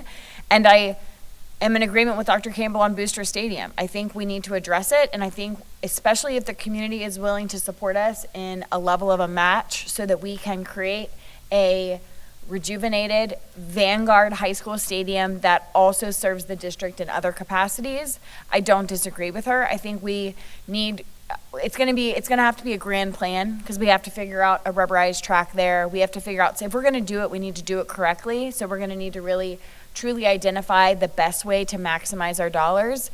But this community right now is having conversations about a major athletic facility, and I think most of the community doesn't love where it's located or proposed to be located. And what's great about where Booster Stadium is that it is not in any of those things and is already that purpose. So how can we capitalize on that? I am in full agreement on. I would love to continue to see us try to provide improvements at all high schools as we identify. We're essentially now going to have Westport High School with a rubberized track. We'll have the new high school with a rubberized track, and then if we address Booster. And so how are we going to continue to equitably help all of our high schools across a variety of sports see improvement? So I want to continue to really see that. Now, on that note, I just want to make a really clear picture to the whole board and to the community. Between the loan and the projected sales tax across 10 years, we're at north of $700 million. $4 million of that is for District 5. $4 million of over $700 million as the plan is presented, with the new schools and wings and MTI and all of the things. $4 million. And I am not okay with that, and my community is not okay with that. And so I felt like I fought really hard for $30 million, which we had said was for SPAR, but at this point, $30 million north of 326 would work for me too. I don't even care where it goes.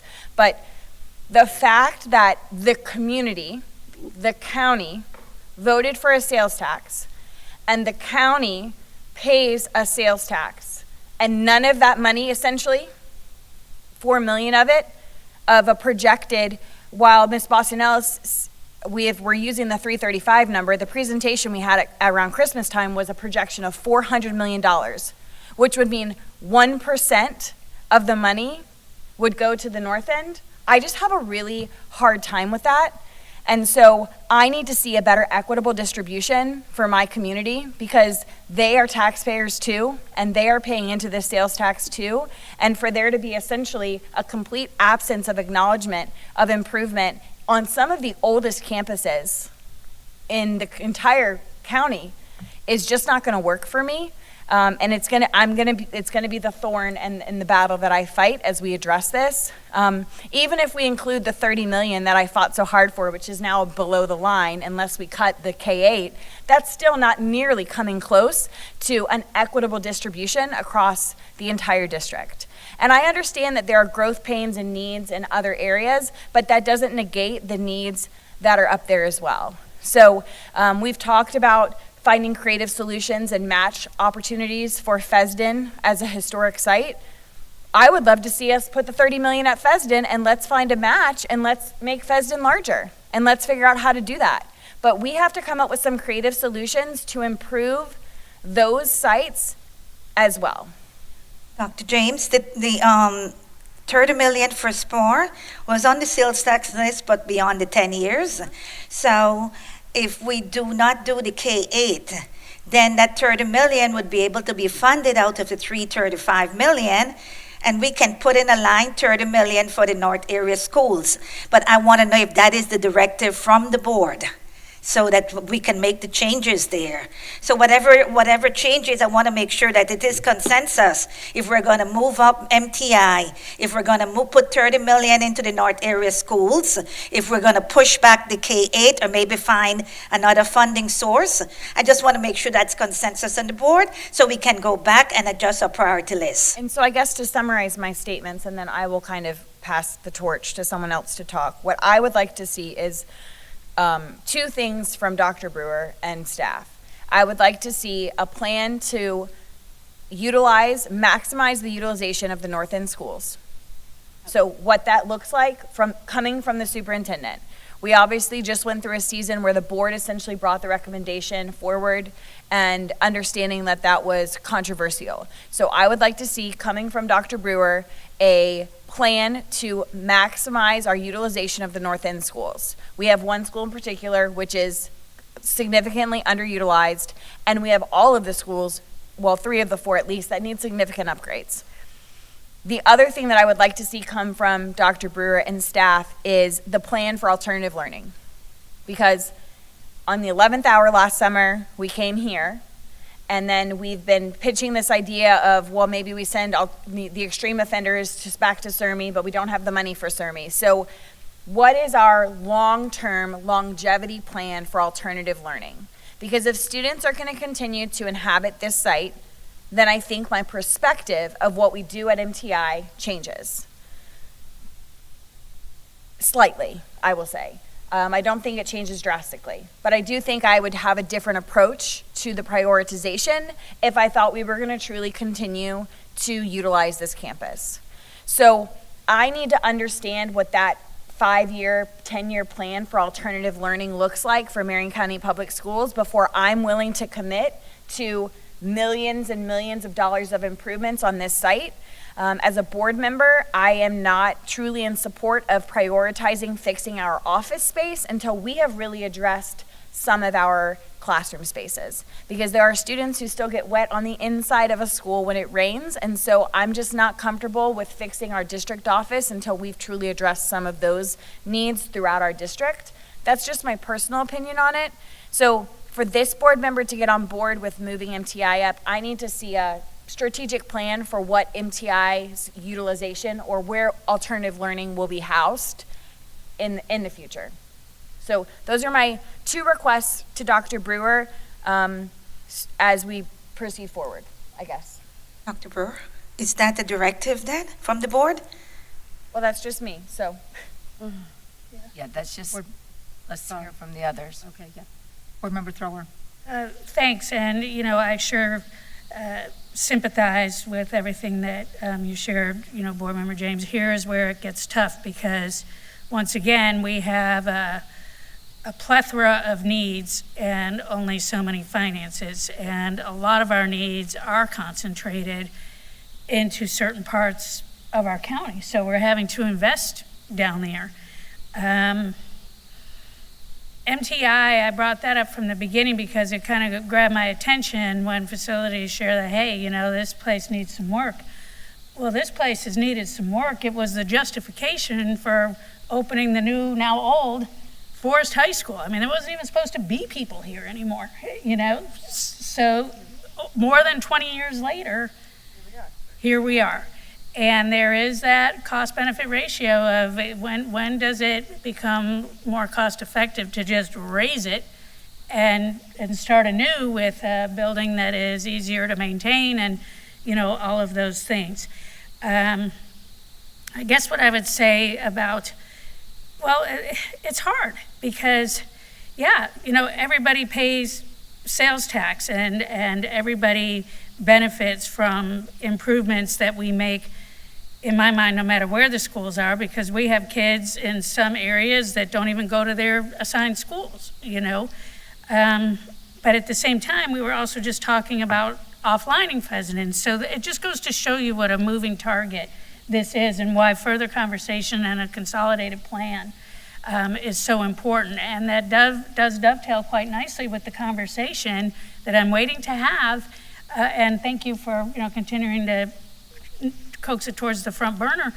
We need to know what our plans are for these historic schools, because we're not going to get money from grants and other entities unless there is a commitment in writing that we intend, to make this happen. I'm worried about Reddick because if it continues to be underutilized, then with the way things happen to be with where funding is flowing and who is flowing to for opportunities to share, coexist, co-locate, I'm worried that we're going to run out of time and the decision is going to be made for us. Yes to everything you said. We need to continue to really have this. It's almost like the ongoing superintendent search item that keep it on the front burner as we move along. So I know we've been here a long time today, but I guess that would be my next suggestion is let's continue to add this pretty much as an item for updates. And let's get some answers on what we're doing with these historic schools and keep the flow going, because the last thing any of us would want would be for any particular district to feel like, they're being slighted, and that certainly isn't, I don't think, anyone's intention at all. It's just the process that we're having to go through as we prioritize and think about the long-term future, which is what historic schools require. Yes, Dr. Campbell. Thank you. So, my Excel spreadsheet with the utilization of fish and the number of students, and then I also have a Google map with each of the 5 North End schools and how far away they are from each other and all the fun things. So, refresh my memory, and maybe Dr. James, you can. If we were to put $30 million at SPAR, what does that do? Is it just a classroom building? It's not replacing the SPAR. Is it combining SPAR and Anthony? What does $30 million do? So I don't actually want to digress into, I think, in an effort to not digress into where we were 6 months ago, I would like to go back to requesting Dr. Brewer and staff to bring forward a plan for maximizing utilization for the North End. To go back to historical conversations I had with facilities, $30 million at any elementary site does a pretty good job with revitalizing most of the campus, potentially adding on either a cafeteria or a library, redoing covered play. It's not going to completely demolish the site and rebuild, but it's a very good facelift for an elementary site. And so that was the intention with the $30 million, was to add some space so that it can take on more students and then provide a pretty nice facelift for the facility. What facility that is at this point, since we have closed the chapter of conversation from before, I don't want to digress into today. I think that would be inappropriate, especially since my request has been for it to come from the superintendent. But I do believe outside of Reddick, 3 of the North End schools could all really use expansion to take more students and a facelift. And how we go about that, I want to leave to the superintendent, but I do believe that probably the way to maximize the dollars is actually to do it at Pheasant if we could get historical grant money to match it. That would be the best way to maximize the most fiscally responsible way to go about it if we could get money to match. So, but I don't know if that answers your question, Dr. Campbell, but. I mean, it somewhat it does. I'm looking at the number of students total on the north side right now, and I know this is a snapshot in time, but I mean, combining 3 of those 5 schools is the same size as Moe's or the proposed Bellevue Elementary, Bellevue Santos we've just talked about. So, and I understand part of the thing that we've heard from the north side is they like their small schools. I understand that. So I get all of all of those issues. I know that Ms. Usher today was trying to walk away with some directive. Unfortunately, I don't think you're going to have it. I think that we might have consensus potentially on Booster Stadium and have consensus on data center and things that are not on your list today. What about the K-8, Dr. Campbell? So here's how I am on the K-8. We already have the land, and I know that Mose has got to have some pressure alleviated, and we thought that was going to happen with Ross Prairie, and it is not. I believe they've had additional portables. They call them cottages, excuse me. Mr. Everybody's so mad at me. So the additional cottages added to Marion Oaks Elementary School, we have to alleviate pressure there. Same thing with Horizon, and I understand the idea that Lake Weir Middle, but it's going to be even further away. The new Lake Weir Middle is going to be even further away than the current Lake Weir Middle from Horizon. So I see that being a need, and we know that the urban growth boundary and what is happening with the expansion of Marion Oaks and all that's happening out there, and just that southwest quadrant in general, I can see that being a huge need. What I don't want to do is completely put Dunellen on the back burner just because they don't want what we had proposed, because I know that Dunellen is also a need. I think there are other ways to explore that potentially, and if you haven't already met with the mayor in Dunellen, he has some ideas, has proposed locations of things that could potentially happen there, and potential partners that could assist in that community and what they might want in their community for us, with us, I should say. And I completely respect, though, the idea right now that even Ocala Springs is also on the back burner, which is also District 5. So, and Ocala Springs is operating at 119% capacity right now. So we have so much need. It's really frustrating. Do we move the Ocala Springs wing in place of Maplewood and move Maplewood over? I mean, that.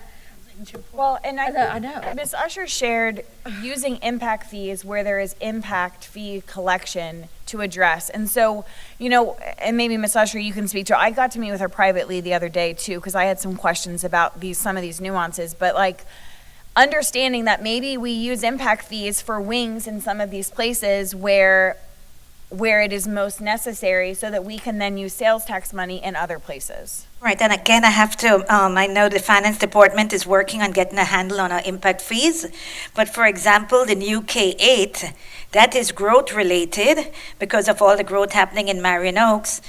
That could be funded by impact fees if we receive the impact fees, and that will free up those sales tax money so we can add those other 3 schools under sales tax. I know that they have to use the impact fees to pay back our debt service, but hopefully if we get enough, we can build a school with impact fees. So that's an option with the funding. When we come back in August, we can look at that, where we'll have a better handle on funding, and that way, because we can't use impact fees for just renovation or upgrade or replacement capacity. We have to use sales tax. So when there is a new need for additional capacity, then we could look into impact fees. Yes. While we're on the impact fee conversation, Attorney Powers, can you remind us at what point we can start asking for additional, when we can change, or do we have to do a whole different study? Can you? I think I've prepared that before, but I'd have to double check because there are some alterations in statute that were made right around the time our impact fee went in. So if we could, I mean, add that to the list of a million things you're working on, but if we could at least get an analysis of the timeline, because it did take us 18 months before to even get them in place, and in light of what the county has just done, funding their own impact fees at 100%. 90 days. And right, and typically it's 4 years. I'm sorry, I didn't mean to interrupt. No, that's fine. For some reason I was thinking it was 3, but if it's 4, so be it. Well, at the 3-year mark, we need to get started on Benesh study or get everything done that needs to do. And remember, the whole point is, once again, that we will be in the position of only being able to increase by a certain amount unless we go to extraordinary circumstances test. And frankly, because when we only went with 40% of the total funding in the first place, that also means that any increases are going to be reliant on data, number one, and then whatever the data shows, if it's going to result in a net increase of more than 25%, we're going to still have to show the extraordinary circumstances. Understood. Just wanted to keep that top of mind. Yeah, it's always on my burners as to which burner it's on. That's a Well, sorry. One thing. Some of those students who are in portables at Ward Highlands, Maplewood, Ocala Springs, and not specifically those particular students, but we have had portables on those sites for 20 years. Yes. And so I want to keep in mind, while yes, we have lots of cottages at Marion Oaks, and I love Miss Dreer, they've only had cottages for 5 years, maybe? And so why I feel a sense of pause to continue to prioritize that growth when other parts of our district have been utilizing portables for 20 years. And I think there comes a time when you're in a brand new school, essentially, with some portables, which is really unfortunate, but they're in an older school and have been in portables for 20 years. And so when I think about how we prioritize, I'm looking at also a timeline perspective of how long these schools have been operating the way that they have been operating. And so for me, I would like to put the K-8 at the bottom of the list for now so that we can continue to try to identify some of our other issues, because also 15 million is a lot more attainable. 15 million, we could do 2 wings a year easily, right? And so we could, and the other thing that I would like to, because what we had been presented with when we decided to pay as you go was a very large amount to borrow. I would love to know kind of like a 18-month long loan, right? Just to bond fast enough to get the money to secure the contract, and then by a year after we're CO'd, we essentially are able to pay it back kind of deal. And so we're not taking a loan for 10 years, 20 years. We're really just bonding for a short period of time so that we can continue to work forward on projects, understanding that that revenue is coming forward. Because when we looked at bonding the 400 million, well, it was whatever the number was, but essentially we were going to spend like $40 million on interest, which I think we all felt was fiscally irresponsible for the taxpayer dollar. But if it's a shorter period of time, the interest is obviously going to be less. And so understanding an opportunity to potentially do that, I would love to see too. Yes, Board Member Thor. Getting back to priorities and something to be sharing at the next sales tax, meeting, maybe from everything we're talking about and that we need to get more information and some recommendations and some consolidation, maybe this upcoming sales tax meeting of the committee needs to be more focused on updates of what's happening right now with the projects we're doing right now, how our projects are coming along, are they on time, what are maybe the next 1 or 2 priorities. I think the board was really great to focus on the buildings that needed the most safety related updates and upgrades.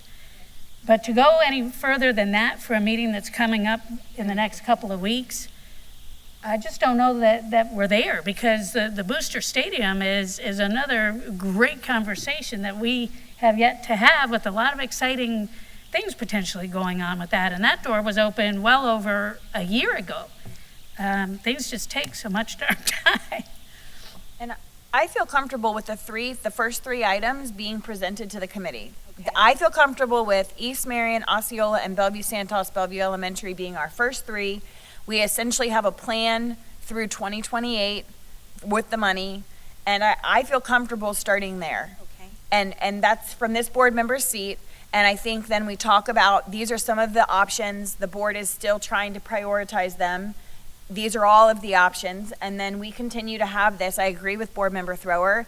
I would love to see this, like maybe at the second work session of every month, this is a topic, and we get to continue to have conversation about it until we get to a really solid understanding. We're going to get new numbers in the next month, and hopefully figure out where all the impact fees are. And so then maybe we can continue to have productive conversation as a board to really get our feet solidified where we want to be. That's my take on it. Because what I see is, oh, I'm sorry, just piggybacking on that, what I see also is Osceola Middle School sales tax funded, so that's there for the walls and doors installation, and that's, safety. We have East Marion, and what was the other one? Bellevue Santos, Bellevue Elementary. Yes, yes. Okay, so we can give them an update on those three if that's the board Yes. direction.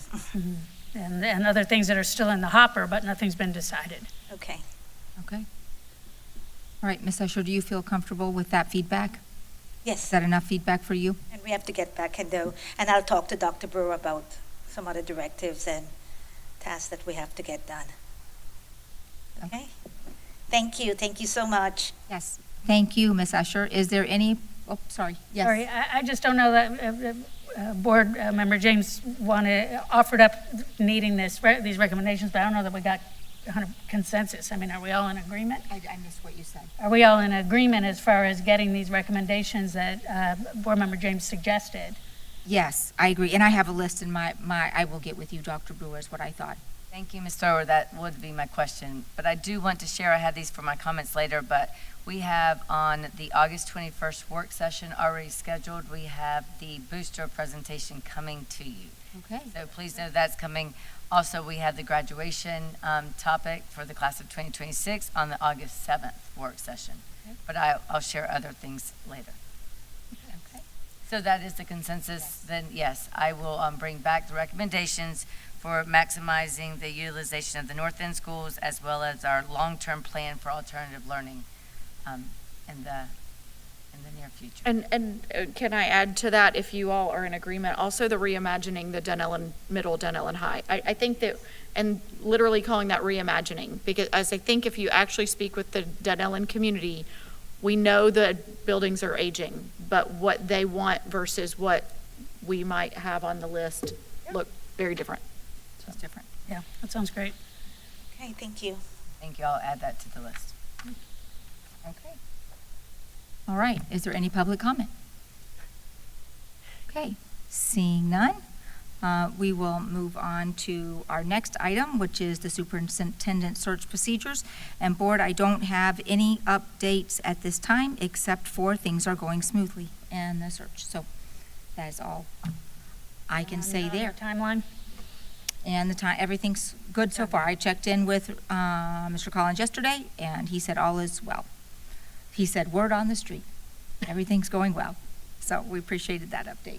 I'll next do meeting reminders. You have to do public comment because Oh, I should, without an update. But is there any public comment?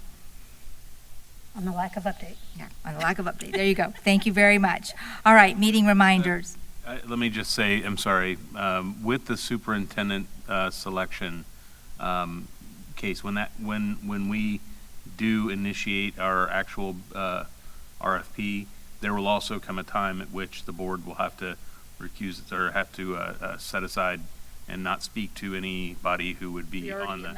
We're already in that. Right, and so I want to ensure that as that relates to FSBA, if you have any questions or anything like that, that you reach out and contact me, okay? So it's just nothing about the actual bid can be discussed. Understood. Thank you. Okay, ready to move on? Meeting reminders. The next scheduled school board meeting is scheduled on July 8th, 2025 at 5:30 p.m. There's a special school board meeting scheduled on July 17th, 2025 at 7 a.m.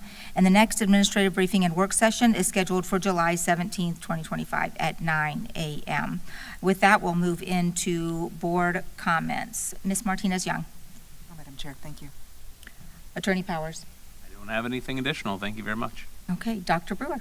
Okay, thank you. I just shared some upcoming work session topics based on some board requests.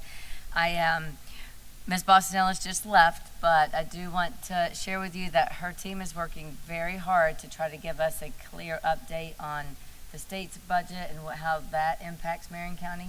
We do know that overall Marion County had a total revenue increase of $13 million over what she was estimating. However, the majority of that is for family empowerment scholarships, which we all are aware of. So she will continue to keep us updated with that information.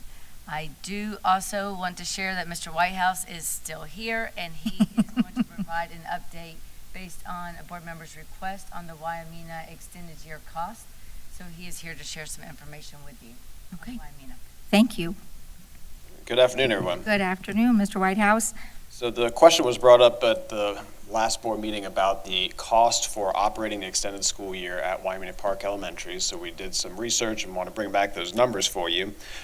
So really the only added cost to that calendar is operating the 3 weeks of intercession that we have provided adult coverage at the campus for, beyond normal staff contracts, and that was to provide options for parents to have their students attend intercession activities at the school. And so those 3 weeks were 2 in the fall and then 1 in the spring, offsetting the normal spring break. The budgeted amount for that this past year was $65,000 out of our general fund, and then another $55,000 out of ESSER and Title IV. Obviously, we do not have ESSER anymore, and Title IV does not have room to cover that for this coming year. So we would have to look at budgeting about $120,000 in our general fund to cover the intercession weeks for this school year. There may be some opportunities for some alternative funding in the near future, but at this point in time, we would have to budget that into our general fund.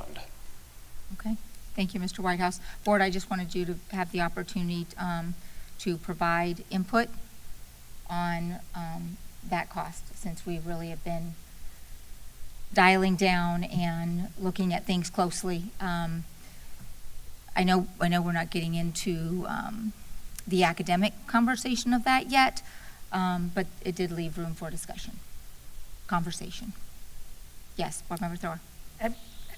I just have to say that until we know the academic outcomes and that we know what we're talking about there, it's hard to make a decision, because we know that the school has struggled academically, and that was part of the reason, well, a big reason for, probably the primary for trying this. All right, thank you. Yeah, Dr. Campbell? I concur. I think that you can't have one without the other as far as the conversation goes. And so we have to have one piece of that conversation drive the other piece, understanding the cost associated with it. But it is my understanding also that of the 3 pilot schools that we're the only one left. Yes, ma'am, we're the only one left. Okay, so the others, do you know if the others chose to no longer continue the pilot because of academics or funding or both? I believe one of the schools backed out before they even started, if my memory serves me, and the other school gave it 1 year try and did not feel it was beneficial academically to them, and so they made the decision to back out for this coming school year. Okay, so certainly understanding that we need to make that decision sooner rather than later, because those families would need to be informed if we were to make a change for, I don't want to get us in another MTI scenario where we decided then late in the midnight hour that we're going to have to back up and punt, so. Yes, ma'am, and I also point out that by the time we reach our next work session, we would be about a week away from staff reporting and students reporting to Wyomina for the extended school year, so at that point it would be almost impossible to make any other type of decision. So in light, sure. So in light of that, I think this conversation is premature, because I understand the reason why we're trying to have it, because we've been talking so heavily about funding. But if we know that there's not something that could happen in the 25-26 school year, then let's wait a little bit on this conversation. Thank you. Dr. James? Yeah, I was going to say, I mean, this board member at this point is not comfortable changing what we're doing for next school year. And to be honest, it is so par for the course for education to give up on something before we give it time to work. I mean, it is like classic public education to give something 1 year or 2 years and then be like, oh, look, it didn't work, when we really haven't had time to even appropriately track the data to truly see if there's impact. And so I'm not ready to give up yet, but I do want to be incredibly diligent with our data and tracking it and ensuring that we really are paying attention to what we're doing and seeing if it has impact. Attorney Powers, did you want to chime in? Just wanted to say that because this was during board comments and not a noticed work session item, and because each board member then commented on it, even though I believe that's low likelihood, I believe we should ask for public comment. Thank you. All right. Mr. Whitehouse, I think what I'm hearing is we are going to move forward with year-round school for Wyomina. Everybody's concerned about lack of data at this point, and the timeline is tight. So thank you for your update. I appreciate that. Do we have any public comment? Okay. Seeing none. That concludes my comment. All right, thank you, Dr. Brewer. Dr. Campbell. Yes, thank you. So thank you to Dr. Brewer, because while we've been sitting here for, I said 7 a.m., like honestly, she also has sent me all of the names and email addresses for our 25-26 student board representatives. So I have emailed them all while we've been sitting here, and grateful for that. And ironically, I also know several of these moms, because having a child around this same age, and so I was texting the moms going, oh my goodness, I can't believe this, I'm so excited. And so moms are super excited, and students hopefully will check their email over the summer and get the email notification as well. But I also wanted to make the board aware, I know we had brought this up, and Chair Conrad, you may be planning to talk about this in your comments because you had talked about it before, but the advocacy rep for the Florida School Boards Association is a spot that I've held for I think the last 4 years, and I am, because of my new role with the Florida School Boards Association, it's recommended that I not serve as that for this board, because I will already be on the advocacy committee as well as every other committee of the Florida School Boards Association for at least the next 2 years. So not serving as your advocacy rep, I wanted to say that it will take board consensus certainly to determine who that needs to be, and we'll need to have an advocacy rep and an advocacy alternate, as we have, because board member Thrower has been my alternate the last couple of years and has served a couple of times whenever I have been unable to do so. But I also wanted to make you aware the other piece to that there are only 15 members of the advocacy committee. Let me back up. Florida School Boards Association bylaws state that every school district has a voted upon advocacy rep. So there are 67 school districts. As long as there are 67 school districts participating in FSBA, there are 67 members in the advocacy committee of the Florida School Boards Association. Of that advocacy committee, there are then 15 people chosen that become the legislative subcommittee. So just because the person would be chosen from our board to be the advocacy rep does not necessarily mean that we will then have a subcommittee member that participates in the platform development. However, I will already be a ex officio member of those subcommittees, and will be able to share with you any information as it comes forth, and we'll just may have to wear a little bit different hat in those kinds of committee meetings. We have taken a really strong position, and our issues usually make it onto the whole School Board Association platform. I don't know if I'll be able to be quite so vocal in my new role, but I did want to make that known that we will need to have an advocacy rep, and that will be due in the next couple of weeks. It's pretty quick, so I don't know if we want to choose that today, who the rep will be and who the alternate will be. But the other piece to that is, if that person then also wants to serve on the legislative subcommittee, they will have to apply to be chosen. So that, and I can talk you through that, whoever that person becomes. And that's all I had. Thank you. Thank you, Dr. Campbell, and I do have some comments along that, but I'm going to wait for my turn. Perfect. Board Member Thrower.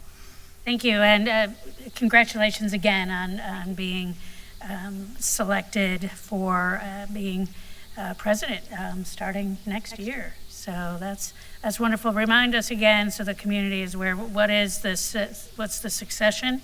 You are the president-elect now, but you begin serving as president. Sure. So starting July 1, I've already been sworn in, but starting July 1 of this year, so just a couple weeks, I will officially become the president-elect of the Florida School Boards Association, and will serve in that role from 25-26. In next year's conference in June, I will then be sworn in as president and serve as the president of Florida School Boards Association in 26-27. So through the first 4 years of the 2022 folks who will be transitioning, determining if they want to run for their second term and second and only other term.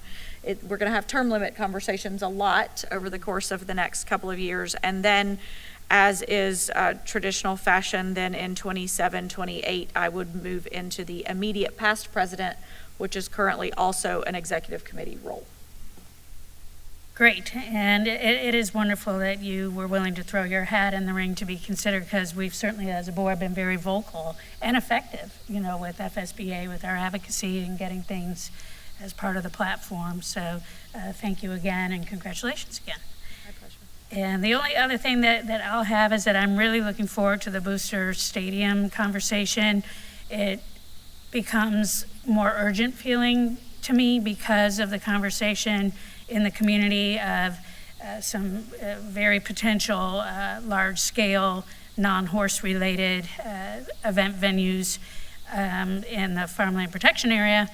And if we can do something to help the community feel comfortable that, yes, SoCal is going to continue to evolve, but we're going to protect as best we can some of the really great traditions that Booster Stadium has, and then also have it become potentially a revenue generator and using land that is already there and designated, I think would really be something that the community would get behind. And so I hope the timing works out so that more people feel like, gosh, you wouldn't be missing out completely on opportunities that venue, proposed venue would offer. It was just that some of them at a smaller scale would be offered somewhere else, and which is really cool. So sometimes things come together, and I hope in this case that's very much the case. That's all I have for today. It's been a long day, as usual, productive, covered a lot of ground.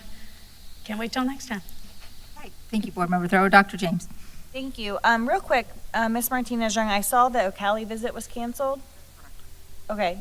Is it planning to be rescheduled? I just saw that on my calendar as we were sitting here. I received an email. They're asking for another date in July. They didn't give me any specific dates. They just Okay. said the date of July. So we don't have that on Monday, Board, just so everyone Okay, saw. I guess we'd all see it eventually. Yes. Mhm. Okay. So lots of productive conversation today. I really appreciate the work that went into Code of Conduct. I am looking forward to a completed document, and I know we just had discussed it, but I guess I'm old school. I love having a PDF that I can download and Control F. I don't honestly understand how to use all those fancy tools on the internet, and I always say if I can't figure it out, other parents can't figure it out, and so having the old school approach of just downloading it would be great. But it looks so much better. It's easier to read, it's easier to understand, and I know a lot of work has gone into that, and so I'm really appreciative of the work, especially because that has been an understaffed department for quite some time, and very few individuals have been doing a lot of work. And so props and acknowledgement to that entire department and the work that they're doing. We were at conference for FSBA this last week, and Board, I just kind of wanted to bring up something that's been on my heart as we are acknowledging budget. As this board member, I think that I am comfortable. Our FSBA membership is just south of $25,000 a year, and it's basically per board member, so it's like $4,600 per board member. And essentially that's access to the membership, but then we pay for conferences, we pay for the hotels for conferences, we've paid for master board, et cetera. And seeing as at least for the next year, we're essentially going to have our interim superintendent, and we're going to have the board as it exists right now because we don't have an election for another year, I feel pretty comfortable taking a break from FSBA, seeing as we are cutting funding across the entire district. And I see it as an opportunity for me to do my part. We have two board members who serve as executive directors on executive committee, Dr. Campbell and Reverend Cummings, and I think they do a tremendous job representing us, and I don't feel like I will be missing anything with their leadership being there and being able to come back and report back. So that's this board member's, I guess, request. I'm not sure if it has to be a board decision or not, but I don't know how long the board has historically all been a member, but I think that in the spirit of trying to acknowledge that all of our departments are having to cut back, I see it as a way for this board member to try to acknowledge my effort in that. And so that's kind of my 2 cents on FSBA and what I could do to be a part of a budget cut. So I wanted to leave that to the board. It can be maybe open discussion, or Ms. Martinez-Young can just maybe talk to Ms. Sanders about it, but that is a decision this board member feels comfortable making. And Dr. Campbell has. Oh, Dr. Campbell. Thank you, and thank you for that thought. I think it will take a little bit of conversation, because I think that we would lose our master board status, and that's fine if that's fine. What I also can say is an advantage to this district of me serving in this role is other than the membership. There will never be another charge for me to be at Day in the Legislature or at the conferences. You won't have to pay for conferences, my hotels, my travel, any of that any longer, at least for the next 2 to 3 years. So that is an advantage to the district beyond all of the other pieces of serving in this executive committee role, is that Florida School Board Association does pick up those costs. So if we're speaking of my part as a board member, then that's my part as a board member, that there won't ever be a cost, at least for the next 2 to 3 years, on the district for all of those meetings and events that are professional development that are incredibly valuable. So, Thank you. Dr. James, did that conclude your comments? Yes, I don't have anything further. We'll be in a meeting on Tuesday, and so if I think of anything, we'll chat then. Okay. All right. Thank you. All right. Last but not least, I just want to thank everyone for being here today. Much of our staff was here for the majority of the day. Few of our staff were here all day. Just always appreciate you being present and available to answer questions and help us work through situations and conversations. So just really appreciate that. Earlier in the conversation, we were talking about code of conduct. I just wanted to finalize a thought that really kind of summarizes how I was feeling as I went through and was reading that document. And that is, as we begin with a new interim superintendent and the refresh of the code of conduct and the opportunity to elevate or raise our expectations for students on campus. Their behavior, how they dress, how they present themselves, having pride in themselves, having pride in their school. When I started that conversation, I really wasn't trying to be negative. I just looking with a fresh outlook, because it's kind of how I feel at the beginning of each school year, actually. And so I just wanted to say, looking at expectations and increasing our expectations, because we know many times when we do that, our students will meet what we expect out of them. So I wanted to share that. I also had FSBA on my list for today for 2 reasons. One, because we did just get back from conference, but 2, so much discussion on budget and budget costs. And so I also would like to refrain from having a membership this next year. I think renewal is July 1. Is that right? Do we renew in July 1? Okay. Ms. Martinez-Young is nodding. Part of the reason is I do find that conference valuable, especially as a new board member. It was extremely valuable. But I also have great faith in Dr. Campbell and Reverend Cummings, who are both serving us and do a great job of reporting what they learn and what they find. And so moving forward, I don't look this as a final step for FSBA, but I do think for this next year, with so many cuts coming forward, having 2 board members represent us well at FSBA, that I too would like to step back from that role and save that money at this time.